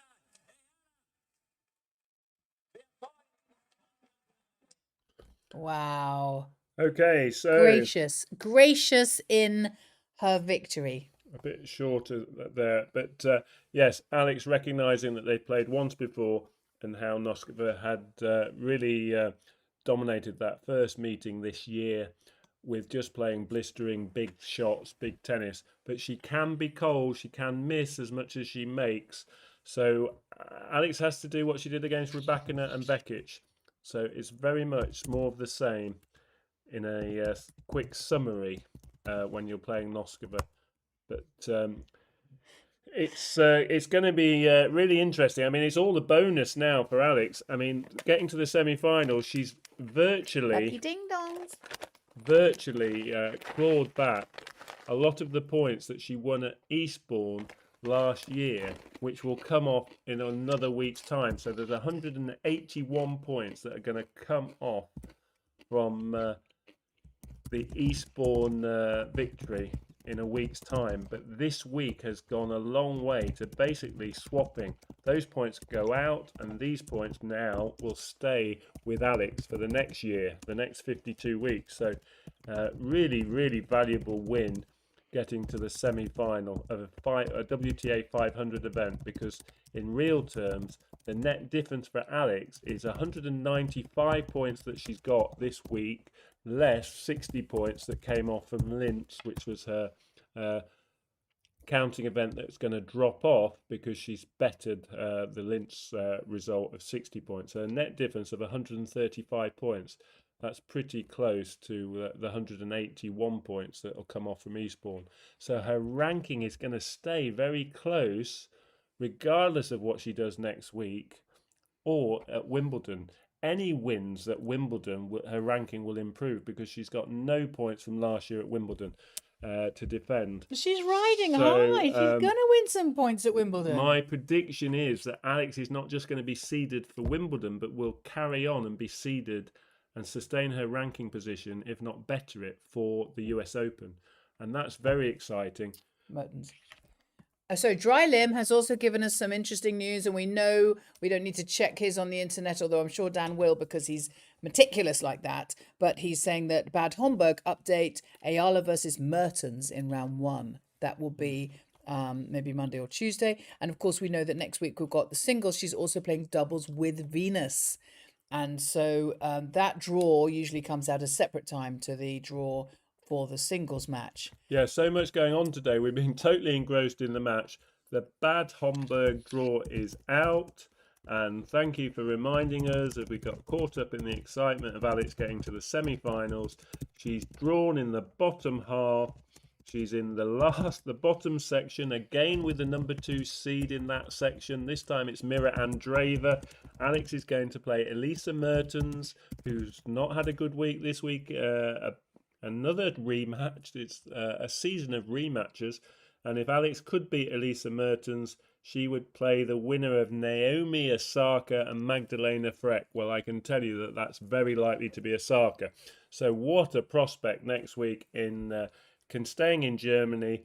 If Alex could beat Elisa Mertens, she would play the superstar Grand Slam champion that is the enigma, the fashion icon of tennis, Naomi Osaka. Oh, yes. Oh, my goodness. We'll get that walk on with the wedding dress or the cake should have dressed up like a wedding cake. Look, Dio Marte, I love that you always come in with a few really interesting stats. And he said, and he's just quietly sitting in the corner, and he didn't even get off his chair, and he said, Alex has never dropped a set here in Berlin Open. Thank you, Dio. I love that. That's such a great stat. Love that stat. No sets down, nil point. Absolutely amazing. Absolutely amazing. That's such a good stat. We'll manifest it again for tomorrow, Clem Roma. Yes, Clem Roma was the one who literally just before she did an ace, I just literally read the chat where Clem Roma said, "Where are your aces, Alex?" And I just read it out loud. I went, "Where are your aces, Alex?" And then boom, she did one. Unbelievable. Fantastic. Oh, this is just amazing. Look, you guys are marvelous. You're all subscribing. You're all joining as members. We are absolutely thrilled to have you in our membership familam, in our subscription familam, in the room here. Just join in with the chat. We absolutely could not be more honored by the way that you guys treat us and by the joy that she gives us. I mean, we're not even Filipino, but she's our she's your national treasure. And I feel nakaka proud. Absolutely nakaka proud. Ricky DeVere has said, finally, I've subscribed. Enjoyed analysis and enthusiasm of you both and how you appreciate Filipino talent like Alex. Thank you, Ricky. I like it when you have to, we have to work hard for that. We've been here for 4 months and we are honoured that you have decided to give us your sub now. And we know that that's big and that's like, we need to live up to it. And you just enjoy the back catalogue. Well, I'll say, because Dan can't say this, but I can as his wife. When Dan does a video, he writes it all and I speak it into the camera. So it's not my words. I don't know that much about tennis, but Dan does. So he spends a long time writing it. Sometimes I make it a little bit more speakable. And then I read it into the camera. And so I learn just by reading the stuff. But what I love is that so many people, after they've watched the match, they go back and watch his video of how she would win if she does win. And then they come back and they say to me, that's exactly what she did. And I love that because that's my husband. Yes, that's my husband. He's just very, very good at analysis and stats and kind of because of that, because he doesn't, I do the emotional, I do the excitement because I am excited. It's just such a joy to watch. But he goes, yeah, calm down. Let's have a look at the numbers here. Let's have a look because he obviously used to be a player and therefore he knows how it all works. But Coach Dan, how is Alex's chances? Well, Nathaniel, I'm sorry. I'm going to ask you to hold up and watch the video because I know that last night we were up till about 1 a.m. doing this because he told you all and then he wrote it and then I spoke it and then it was forever. And I know it's the middle of the night for you. So Nathaniel DeGilo, you can read it in the morning, but go to sleep, have some beauty sleep, have a rest, take it easy. It's good for you. And so in the morning, toughest match of the week for Alex. She's played and beaten the number 2 and number 8 in the world, but Linda Noskova on current form and factoring in just looking at her grass court win percentage, Noskova is the toughest challenge this week for Alex. This is a player in form. She has won 11 of her last 14 grass court matches. Last year at Wimbledon, she took Amanda Anisimova to the very close in the 4th round. This is for me, given the form of Noskova this week, this will be the toughest ask of Alex at this event. So she needs to play her best tennis. Today's level, Alex would not beat Linda Noskova. Yes, if she played like she did the opening 3 games or most of yesterday's match against Rybakina, then she's got a chance. But what we saw, even though Alex won today against a very indifferent Svitolina, I don't think that standard would beat Noskova, if I'm being brutally honest. And this is really sort of, it's really mean in some ways. You you win a great match, you win 3 great matches as Alex has done, but you go to bed and you've got to do it all over again, and what you've done counts for very little in terms of winning the event. And up comes another really good player. She's ranked number 12 in the world, but unlike some of those other players that Alex has played this week, they're not tired. She is young. She's not got distractions off court. She's hungry, and she's going to play really well tomorrow, I suspect. So Alex is going to have to match her. And for me, Alex will be the underdog, which she's been all week. So no change there. They're asking about your tennis background. And then he became coach. Yeah, Zedik. I was just saying that Dan played as a young man. He played in the Henman era. He played against a lot of people that you would recognize the names of.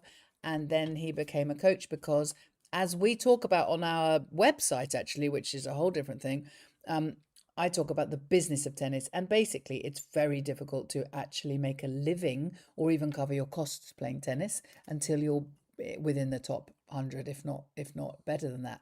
And therefore, Dan was just one of many other people who end up going into teaching or doing other things to inspire young people and their tennis journey or their sports journey, instead of holding the racket themselves. And that's how Dan has ended up. Sorry, I'm speaking for you, darling. And that's how Dan has ended up. He was a head teacher in a primary school. Oh, that's me. I feel like Bart Simpson. He was a head teacher in a primary school, and we lived in China where he did some teaching, some head teaching there as well, and it's and so here we are now, doing this and loving it. Yeah, in primary schools, I did a lot of PE and supporting the children to do lots of different sports, including tennis. So I stopped doing private coaching. I'll be back in a second. Lessons when I started working in schools full time. But like a lot of tennis players who are kind of on the periphery, players who are ranked in the low hundreds, you go to far-flung places. You have to start off playing in places like Africa, and you play in the worst conditions. At the lower end of the rankings, you go to places where a lot of players would prefer not to go to. It's very difficult, and you just have to be honest with yourself. If you're not good enough, you're not good enough. And my tennis wasn't good enough because I just wasn't prepared to do the off-court work, the hard work off the court, the training, all the fitness and the gym work. If I'm brutally honest, I was just a bit lazy off the court.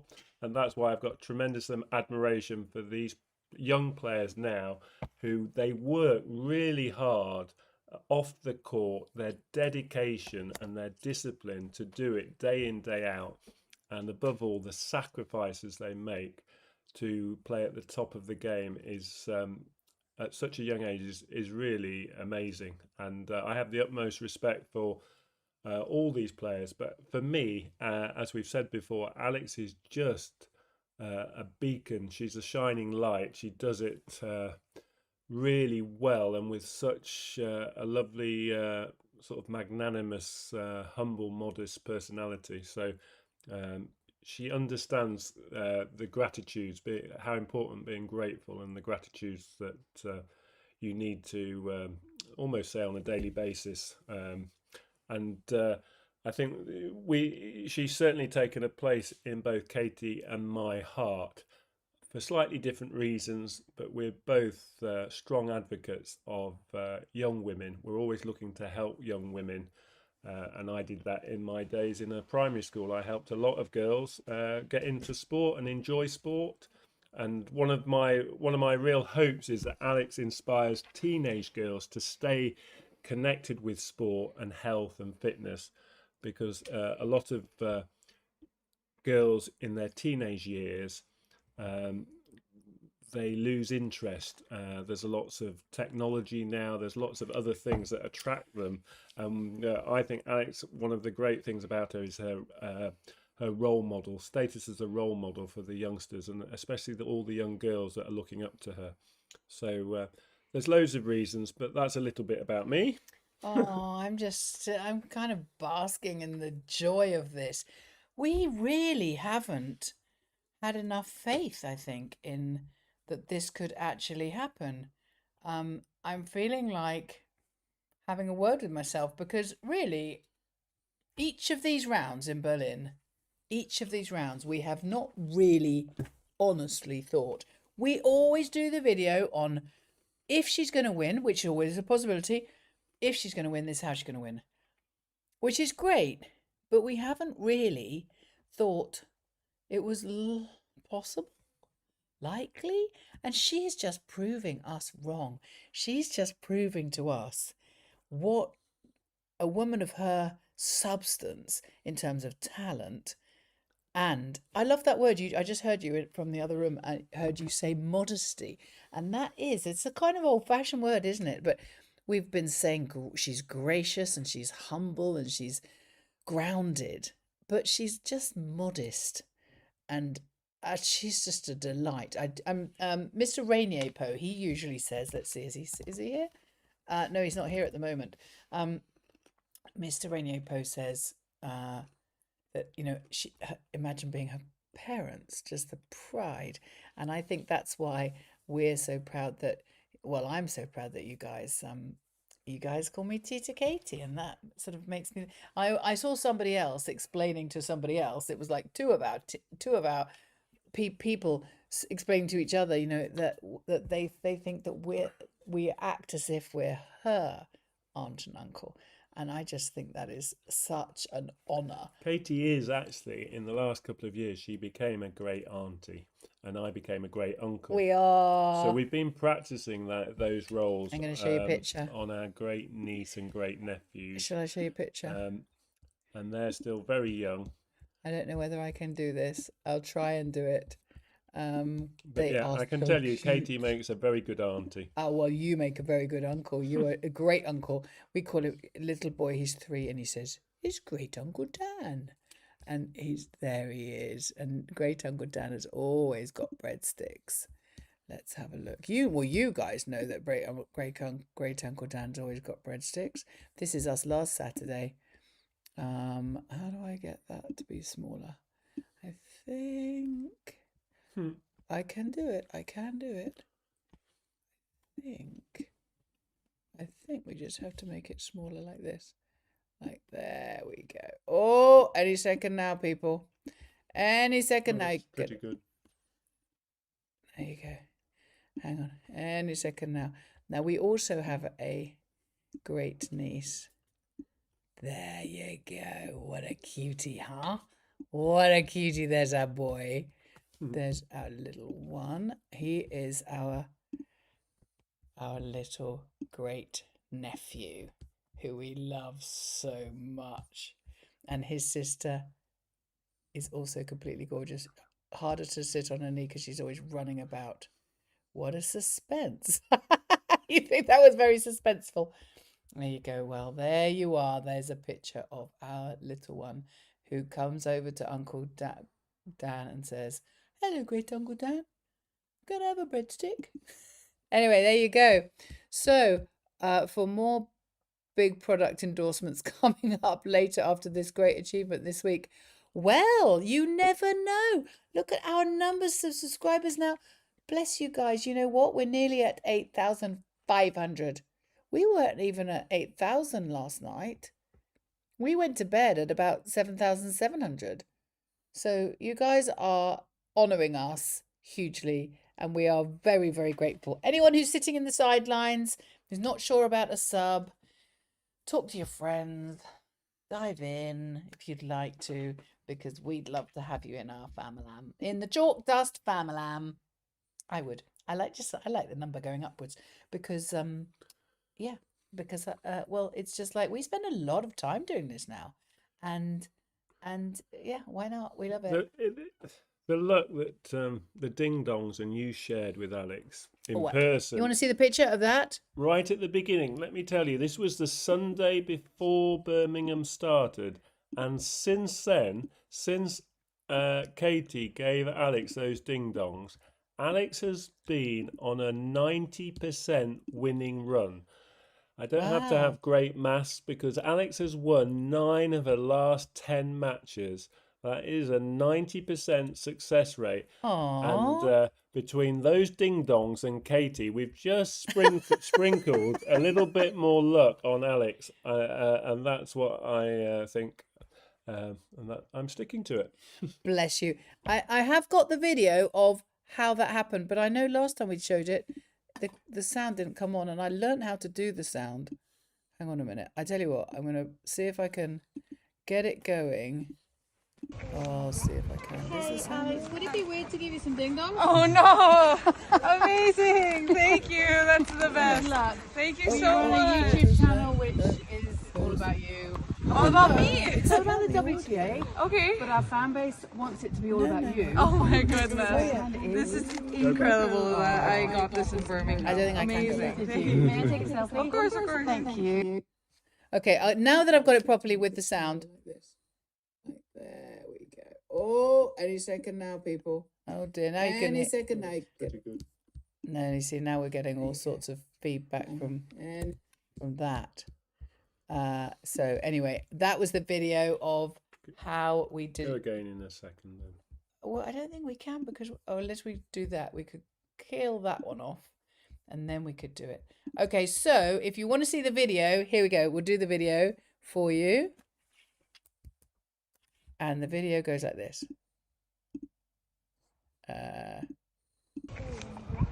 Hey, Alex, would it be weird to give you some ding dongs? Oh no! Amazing! Thank you. That's the Good best. luck. Thank you We so run a much. YouTube channel which is all about you. All about me. It's all about the WTA, Okay. but our fan base wants it to be all about you. Oh my So goodness. it kind of This is. is incredible that I got this in Birmingham. Amazing. Thank you. May I take a selfie? Of course, of course. Thank you.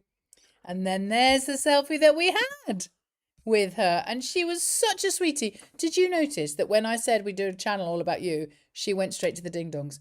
She just didn't take it for herself. She took it, she put it back to us really. And she's just an absolute darling. And since that moment, Alex has won 9 out of 10 grass court matches.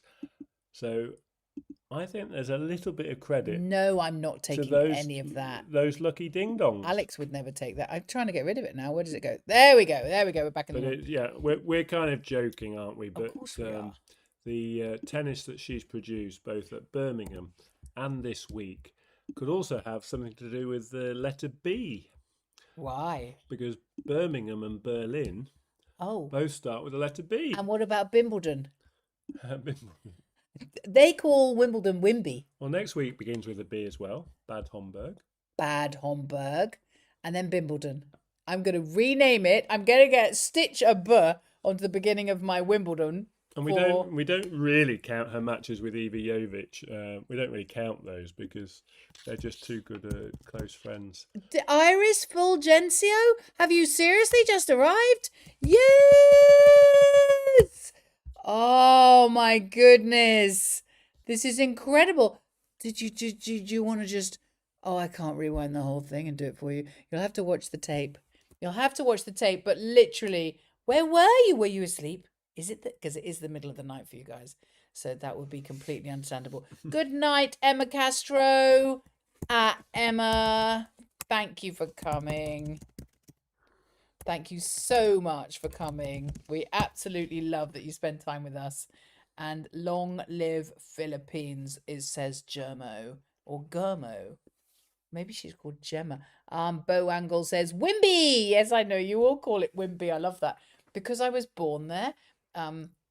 They're saying Ernesto Reyes is saying as of this. Are you actually related to the snooker, the Pool legend. the pool legend? Are you? I have got We've asked that before. Oh yeah, but this. Okay, Ernesto is not related. Then he's saying Wimbledon equals win. Absolutely, I love it. Is it too risky to play another singles tournament before Wimbledon? Well, teach me how to dodge. Are you a basketball player? Well, she's committed to going because Venus Williams is already there, and she's committed to playing the doubles, and it is a legend. It's one of the Williams sisters, and Alex at 21 wouldn't have thought when she was growing up as a child that she would get to play with one of her probably tennis idols. Given that Serena and Venus are now in their mid-40s, she probably wasn't expecting to play against them, with them in any kind of format. So the opportunity to play next week doubles means that I think Alex will go to Bad Homburg. Whether she chooses not to play the singles, I don't know. I suspect she might, if she...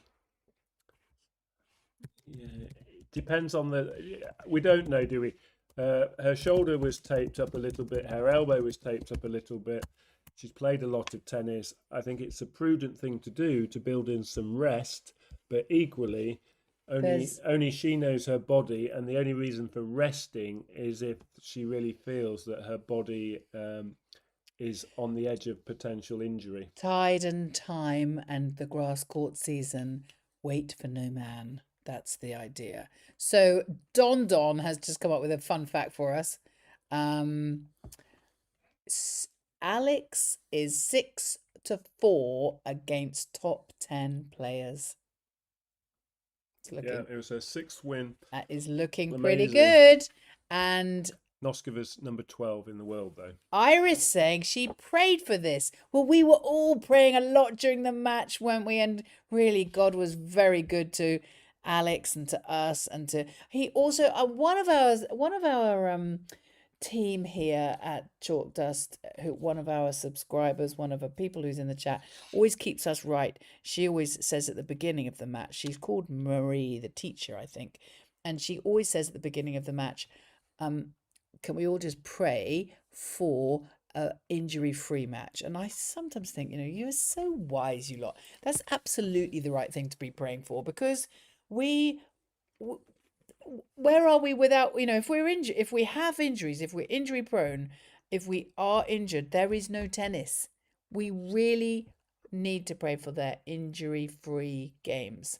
And that is like number one. After that, okay, then now let's have fun and let's all go for the win. But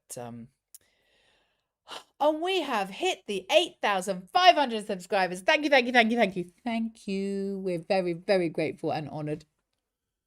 It's fantastic. I've just remembered who Svitolina mentioned going to see a concert. Does anyone know this band, Bad Bunny? Oh, honey, Bad Bunny enormous. Right, that's who Svitolina... I love it. Svitolina I love that. Keen to go and see them in a concert this weekend. Has anyone ever heard Don't know Bad why she Bunny? mentioned it in her previous match. Bad Bunny is massive. Bad Bunny is, I think Trump mentioned Bad Bunny instead of said something like, is Bad Bunny a cinema film? And everybody laughed a lot because Bad Bunny is absolutely massive.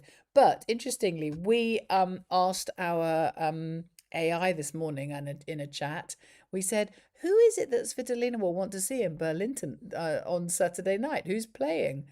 And she couldn't come up with anybody. She said, no, there's nobody big playing. But Bad Bunny is absolutely enormous. That's very funny. Very, very. I can't pretend I know anything more than it's enormous. That's all I know. Yeah, she's. I think they may rest next week in terms of singles. Really? It would make sense. I think Alex will probably feel, depending on her left arm, she had it taped up, as we've just said, in 2 places. She might save herself for Wimbledon. So she would gain, where are we? A week on Monday at the earliest. So she would have 8 full days rest before Wimbledon, in terms of, and that might be important. But you would have to say, playing the doubles, she'd have a chat with Venus as well and talk to her, because one option, if she is going to rest up, is to let Venus know and reluctantly give Venus time to slot in another partner. I'd be absolutely amazed because of the heart of her, not because of tennis. I think it's not tennis that's the reason why she'll play. it's the heart of her. It's the inspirational woman that Venus is. She would not want to actively let down the person who she sees as an absolute trailblazer. I think she called her a trailblazer. It's like letting down Billie Jean King if you're a woman in tennis. You know, you just don't do it. I'd be absolutely amazed.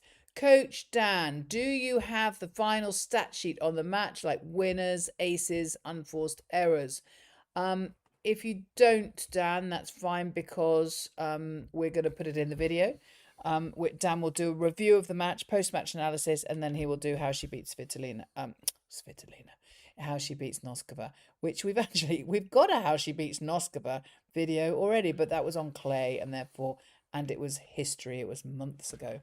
Yeah, Alex served 3 aces today and 2 double faults. Her first serve percentage was way down today. Really struggled on first serve. She was 51% at 51%. And that was a big difference from her first 2 matches. She saved 50% of the break points today. That was down on her first 2 matches. Big difference there, though, is Svitolina only won 22% of her second serve points. That's where Alex made the big inroads in terms of Svitolina's game. When she missed her first serve, she really struggled. Alex won 21 of the 27 points that took place on Svitolina's second serve. Alex won 78%, and that's a higher stat than the first 2 matches. So she got lots of breaks of serve, which I kind of thought might happen. Svitolina doesn't have a big weapon, and that was the case today. She had nothing to rely on to earn any free points, and she was just off her game. I haven't got a stat on winners to unforced errors. All I can tell you is that I saw that stat on the winners to unforced errors in the first set, and Alex hit 8 winners and only 4 unforced errors. So she was +4 in set 1, which was her best set by far. The second set, the stats will only have been significantly less favourable. So that's where Alex broke most of the match. The first set, and then breaking Svitolina at the start of the second set. That's when she played her best tennis. And then the rest of the second set was quite scrappy, and it was Svitolina's second serve that really cost her. She just couldn't gain any sort of significant momentum, a run of games to ever threaten getting the lead. But yeah, there's a few stats for you. But yes, Alex's better stats in match 1 and 2 this week. Against Vekic in that match, Alex had a +13, +14 ratio winners to unforced errors. Today, I think she's maybe feeling that left arm, her racket arm. I think possibly she was feeling it, and that is possibly a concern. So we have to watch this space. She will not give anything away. I suspect she won't share anything about her arm, and she will do her best, as she always does. But as I said earlier tonight, with success comes greater physical demands, and there's no better example of that than Rafa Nadal, who obviously is the main man and the academy where Alex has spent so much of her young life learning the game. Rafa Nadal is evidence of the more successful you are at tennis, the greater the demands on the human body. So one of the hard things for successful tennis players to manage. Oh, Erlo Bonales, the driver. My heart jumped to the moon. The driver saying good night. See you, Coach and Katie. Thank you both. Well, thank you, Erlo, the driver. It's so lovely to see you. Thank you. I didn't know you were sitting in the shadows watching. I was sad not to greet you earlier, but I'm so glad you were here. I really am honoured that you come along. And we will see you in the Philippines in January. Well, you guys, what time is it? It's like 7:30, 8, 9, 10, 11, 12, 1, 2:30 in the morning. You guys need your beauty sleep. Not Carol, true you, Eastbourne, because I think she's in Eastbourne. I always imagine she's in Eastbourne anyway. So you're allowed to stay up. Can she play doubles without having to play singles? Yes, she can do that. It's just really about whether she would or not. Well, Can't she? she can, but I think it'll be frowned upon. It would be unlikely, The unusual. difficulty Alex has is that she'll want to do the right thing by everyone, the tournament, Venus Williams, everyone. And that, I think, it's why it's difficult, because she's been given a wild card, which is an invitation to play the tournament without having to qualify. So the tournament has obviously helped her out, and Alex will want to honour that commitment. So I think it's really tricky. I think if she pulls out of the singles, I think she'll pull out of the event, because I don't see her doing one and not the other. Okay. Guys, I'm going to put you on notice for True You Eastbourne is on annual leave. Crunch. One of our members. Thank you so much for being a member. We're very, very grateful for our crowd of people who get those extra member things like the crunchy emojis there, and some hot off the press videos that we don't share until later. But and so many of you joining that membership scheme. So thrilled to have you. I hope it isn't absolutely bank breaking. We think that it probably costs about the same as a bag of ding dongs. That was the theory. That's what we're trying for. And thank you so much for you. Our DJ Jazza. There you are. You're another one of our members. Oh, no, it's not the ice cream van now. So yes, night to everyone who's saying good night, and sleep well. And when you wake up in the morning, Coach Dan will have written you the how she wins the next one, and he will have written the preview tactics that will help her. Yeah, if you were her coach, what you would tell her to do. Yeah, they know this. You do it every time. They know this. And I'm going to feed him up before that. I've just put dinner in the oven. And then he'll write it and we'll do it. This is a really fun chat. Oh, thanks, Carol. I'm really glad you like it. We love it. Honestly, it's hard to drag ourselves away, towards the end of this. We kind of think, okay, the show's over, but guys, long live us all. Chloe, here she is. Long Mabuhay. That's Mabuhay, isn't it? You had us eating the hot and spicy ding dongs. I just need you to answer me. I didn't taste they were nice, but they weren't hot and they weren't spicy. What's going on here? I thought when you have hot food, is it hot? You like chili, don't you? I think so. Anyway, let me know. You're very welcome for our support. Honestly, it's you guys support us, not the other way around. Hello, Jeff Assistio. I don't think I've seen you before.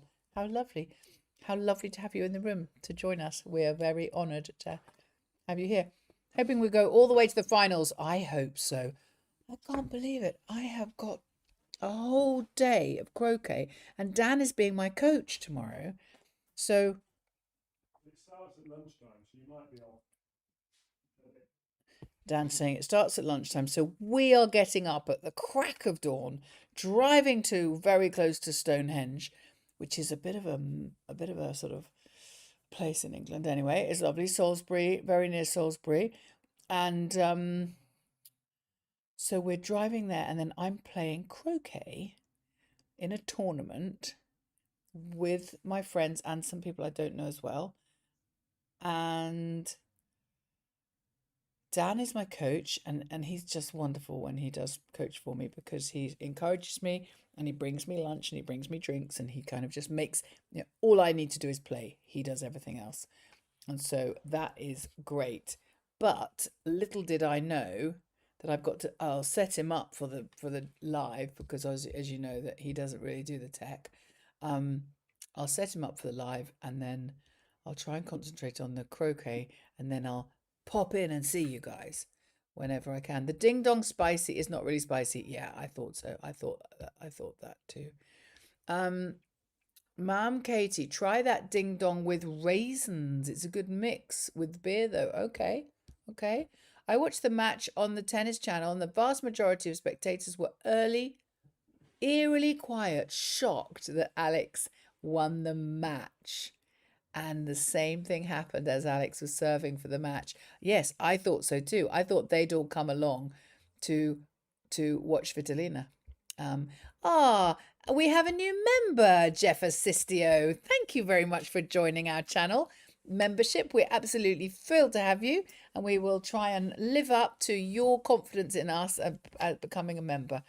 And we really, really appreciate it, our growing tribe of members. Coach Dan, I'm really quietly intrigued about the rudiments of clutch serve. I observe this as a masterpiece of a lefty tennis player. There you go. Well, you've got him for 5 minutes, and then I'm going to make his dinner. So, when you say a clutch serve, when it's a really big point and the pressure's on, and you really want to deliver your best serve, is that what I can take from the word clutch serve? Hopefully it is. The reason it's harder as the longer the match goes to find your best serves is because really the start of the serve is comes from the legs. So if you go on YouTube and just look at slow motions of any player's serve, you know, if they're a top player, you'll get to see their serve, and you'll see the knee bend, and it's almost like all the power comes from that, and it's almost like a spring, and the player really springs upwards and slightly forward with an extended racket. The arm and the racket is an extension of the racket arm, and they're trying to launch themselves up and forward and catch that ball, the impact, at a full extension. And when your legs get tired, as they inevitably do during the tennis match, it's harder to create the same spring and energy from the legs as it is at the start of the match. So that's one issue for players the longer the match goes. And it's why I said when she played Donna Vekic, the longer the match went, the more chance Alex would win, because her big weapon, the serve, would fade, and that's part of what happened when you play Donna Vekic. She's known for her tennis fading, and that's to do with, some of it is to do with her serve becomes less effective.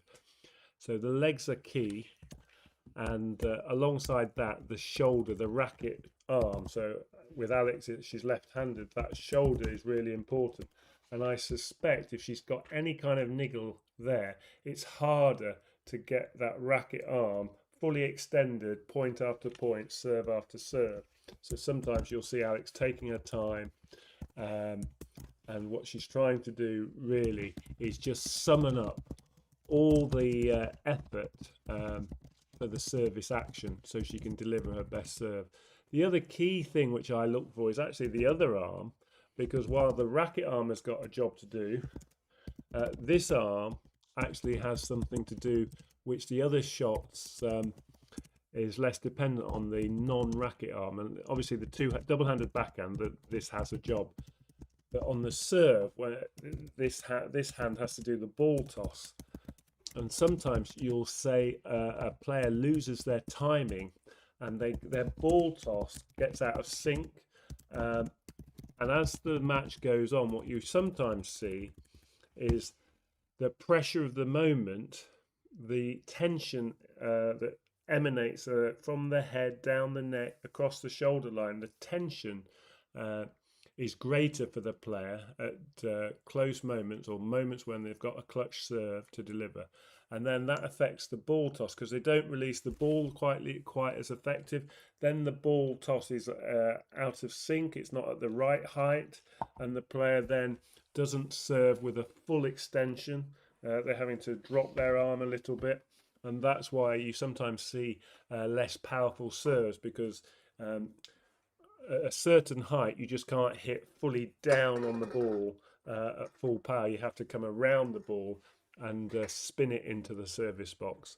So there's a few insights into why it's difficult, because clutch serves come at key moments, and unless it's the first set, it tends to be when the player is tiring. And I suspect with Alex, she's been serving better, but one of the things she's been doing is serving with more power, and this shoulder is working harder, and I think that's probably got something to do with her shoulder and elbow being taped up. So this comes into effect because you throw the racket head at the ball, and that throwing is here. That puts the stress on the elbow joint. So hopefully that's giving you an idea. I suspect Alex is just suffering, and rest will help. It would definitely help. But yeah, when players are really confident, they don't feel the pressure, they're relaxed, and the tension doesn't exist, and then they're able to replicate the service action, the ball toss, everything stays consistent, and they're able to do it. Tension is actually the tennis player's enemy because it affects the body, as you know, which then affects their shots, including the serve. No, just saying, someone saying thank you, Nathaniel saying thank you very much for answering the questions, but on your thoughtful, insightful comments. But honestly, that's one of the things that we really love to do. And for anyone who's sitting in the shadows, sitting in the sidelines of this, and isn't asking questions, please know from the bottom of my heart that we are here for the the people who, I can name at least 10 of you who are really good at tennis, who tell us the stats before they come up, who tell us about a draw, you know, whilst the live match is going on. But equally, I know that there are people who are saying, can you explain what an ace is, or which one's the baseline, or what's the service box mean, or what does the first serve, second serve, what is a net cord, all those things. And this community that we have built up here, that you've built up here, really, not us. We're just lucky enough to be here at the head of it. We are so encouraging of you to ask any questions you like, because everyone who doesn't know about tennis is just as important as people who do. We're all here in the tennis channel. We're all here. We're all Chalk Dust family, and some of us are the children in the Chalk Dust family, and some of us are the adults, and some of the grandparents. But we're all part of the Chalk Dust family, and I think it's so lovely that we can all encourage people through the sport. Alex has brought, some people are Alex fans, not tennis fans, and that's fine too. But I think sometimes that you can't really be a tennis fan, an Alex fan, without learning about tennis. And now she's getting people to be tennis fans, and if we can be a part of that learning journey, then we are absolutely thrilled. And you're being thanked by Luz Vimda Savida for your knowledge behind the clutch serve, darling. And all the practice you put in, you really paid off. Absolutely, hasn't she? Hasn't she paid off? Absolutely wonderful. We are honestly just can you believe it? She won again. I feel like pinch me. Did she really? I'm really disappointed that I'm playing croquet tomorrow now, but I will come in and out. That we get an hour at lunchtime. Hopefully she'll come on. God will look down on us, and You'll be able to have your lunch either side of the start of a match. Yeah, we'll have to take a packed lunch though, because that'll coincide with the start of the match, so that'll be fine for half an hour. yes, And you'll then be able to pop in after your match is finished. yes. So you'll miss some, but not all. Somebody's just been wishing me good luck for my match. That was Mr. Music Ramblings. And then honestly, I said that I could put a little scoreboard, if you like, a little live scoreboard. Dan will keep that one up going as well for. We'll have to hope the tech works. I'll make sure the tech works. I'm not going to leave you in the lurch. Yeah, I can use the power from the car and sit outside. Yeah, basically you will have this office in the back of the car, Yeah. and we will set the car up tonight so that it's all ready for you. Well, I'll get him a nice little seat. It'll be fun. You'll see the English countryside, and you'll see a whole load of people dressed in white playing croquet. And well, you can ask your questions about that, because that's going to be, I'll be one of them. And thank you so much for all the subscriptions which you have honoured us with today, because I woke up this morning really excited because we were very near to 800 subscribers, and here we are. 8,000. Oh yeah, 8,000, sorry, 8,000. And here we are tonight, having been honoured by you 8,508 times. I think that is our best day ever in terms of subscriptions. But to be fair, that's because Dan works very hard. I think you work really hard on those videos that you know, there's Been going well this week. no stone unturned, statistically speaking, on the things that Dan writes. And I just read it in, I do the easy bit. Anyway, does the clutch serve aggravating cause tennis elbow? Interesting question. Does it, darling? Yeah, the repeated motion. Repetition, okay.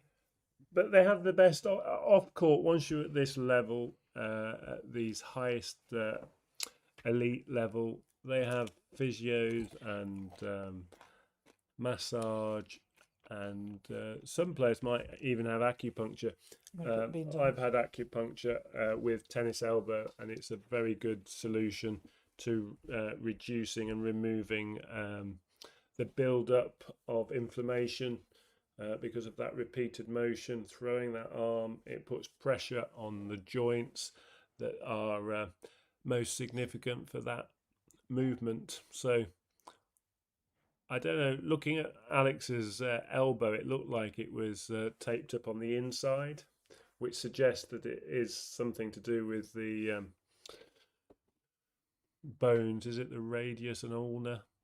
The arm bones from the forearm that meet the elbow joint. You're testing my biology, but yes, that's in my experience what it could be, but I don't know. Is acupuncture something that culturally the Philippines have access to? Is it something that they're comfortable with? When we were in Asia, there was a lot of homeopathic remedies and solutions being used, and some were definitely very good. When we were in Shenzhen, they were very much advocates of drinking warm water rather than cold water, and they didn't like drinking cold water at all. So in the schools, the children would drink warm water. And that's just one thing, but I think Asia generally, Southeast Asia, they're very good at looking after the extremities. So hand massagers, foot massagers, looking after the feet. Our experience was that it was all done far better than in the UK. People don't like feet in the UK, so we don't tend to get many massages in the UK where feet and hands are concerned. But acupuncture is something I can recommend. Also, want to know about croquet, maybe on a sideline. Really curious about scoring and how it plays out. They want to know about croquet, Katie. Oh, wow. Well, okay. What do you know about croquet? What do you not know? Croquet is a very, well, I say very English. You know what? It isn't. It's very Commonwealth, if you're aware of that term. Commonwealth, which is a group of countries, I think, set up by the Queen, effectively, or encouraged certainly by the Queen. And so it is you play with a mallet, a long mallet, which you swing between your legs, and you hit the balls. There are 4 balls, different colours. And in singles, I play 2. My opponent plays 2. In doubles, you play 1 each, but you're playing into teams. Other than that, if you want more than that, it's quite detailed, and that's a whole different video. But tomorrow, Dan can keep you up to date on my croquet prowess. I'm in a tournament where I would have to be a katipunera to go very deep into it. I am quite good. I'm quite good for me, you know. But and I have done well in these tournaments before. They're B level, but I don't think so. I'm even taking 2 people as a lift from our local because it's a couple of hours away, and they're both better than me. They both should win higher than me. But I've got Coach Dan in my corner, and Mr. Voiceover, Mr. Voiceover, I'm so late to your live. I'll rewatch it later. Oh, thanks. You are very welcome to come back in later. It was a great match. You're going to absolutely love it. I bet you cheered so loud. Well, yes, we did. I think you cheered as well today, darling. Did you? I'm sure. I was just very confident, pretty much from after about the 3 games. I was confident and I felt comfortable until right at the end. Alex just faltered a little bit towards the end at 5-2 up. I was a little bit concerned, but it only lasted a couple of games, and then she finished the job off. Katie's off again. Are we saying good night, Katie? I think. Well, I've got dinner coming up in about 5 minutes or less. The fish is really ready. I don't know about you, but on Friday nights we eat fish. It's a tradition, and I think it's biblical. And so we have fish on a Friday, and so I have got fish in the oven. And so, yes, I know that. I mean, there's a lot of you in the room. I cried yesterday watching your live when you shed tears for Alex that much. Well, that was just. That was a big result. That was a huge result. I think that certainly My name is gave her Coco. the psychological edge. I think Svitolina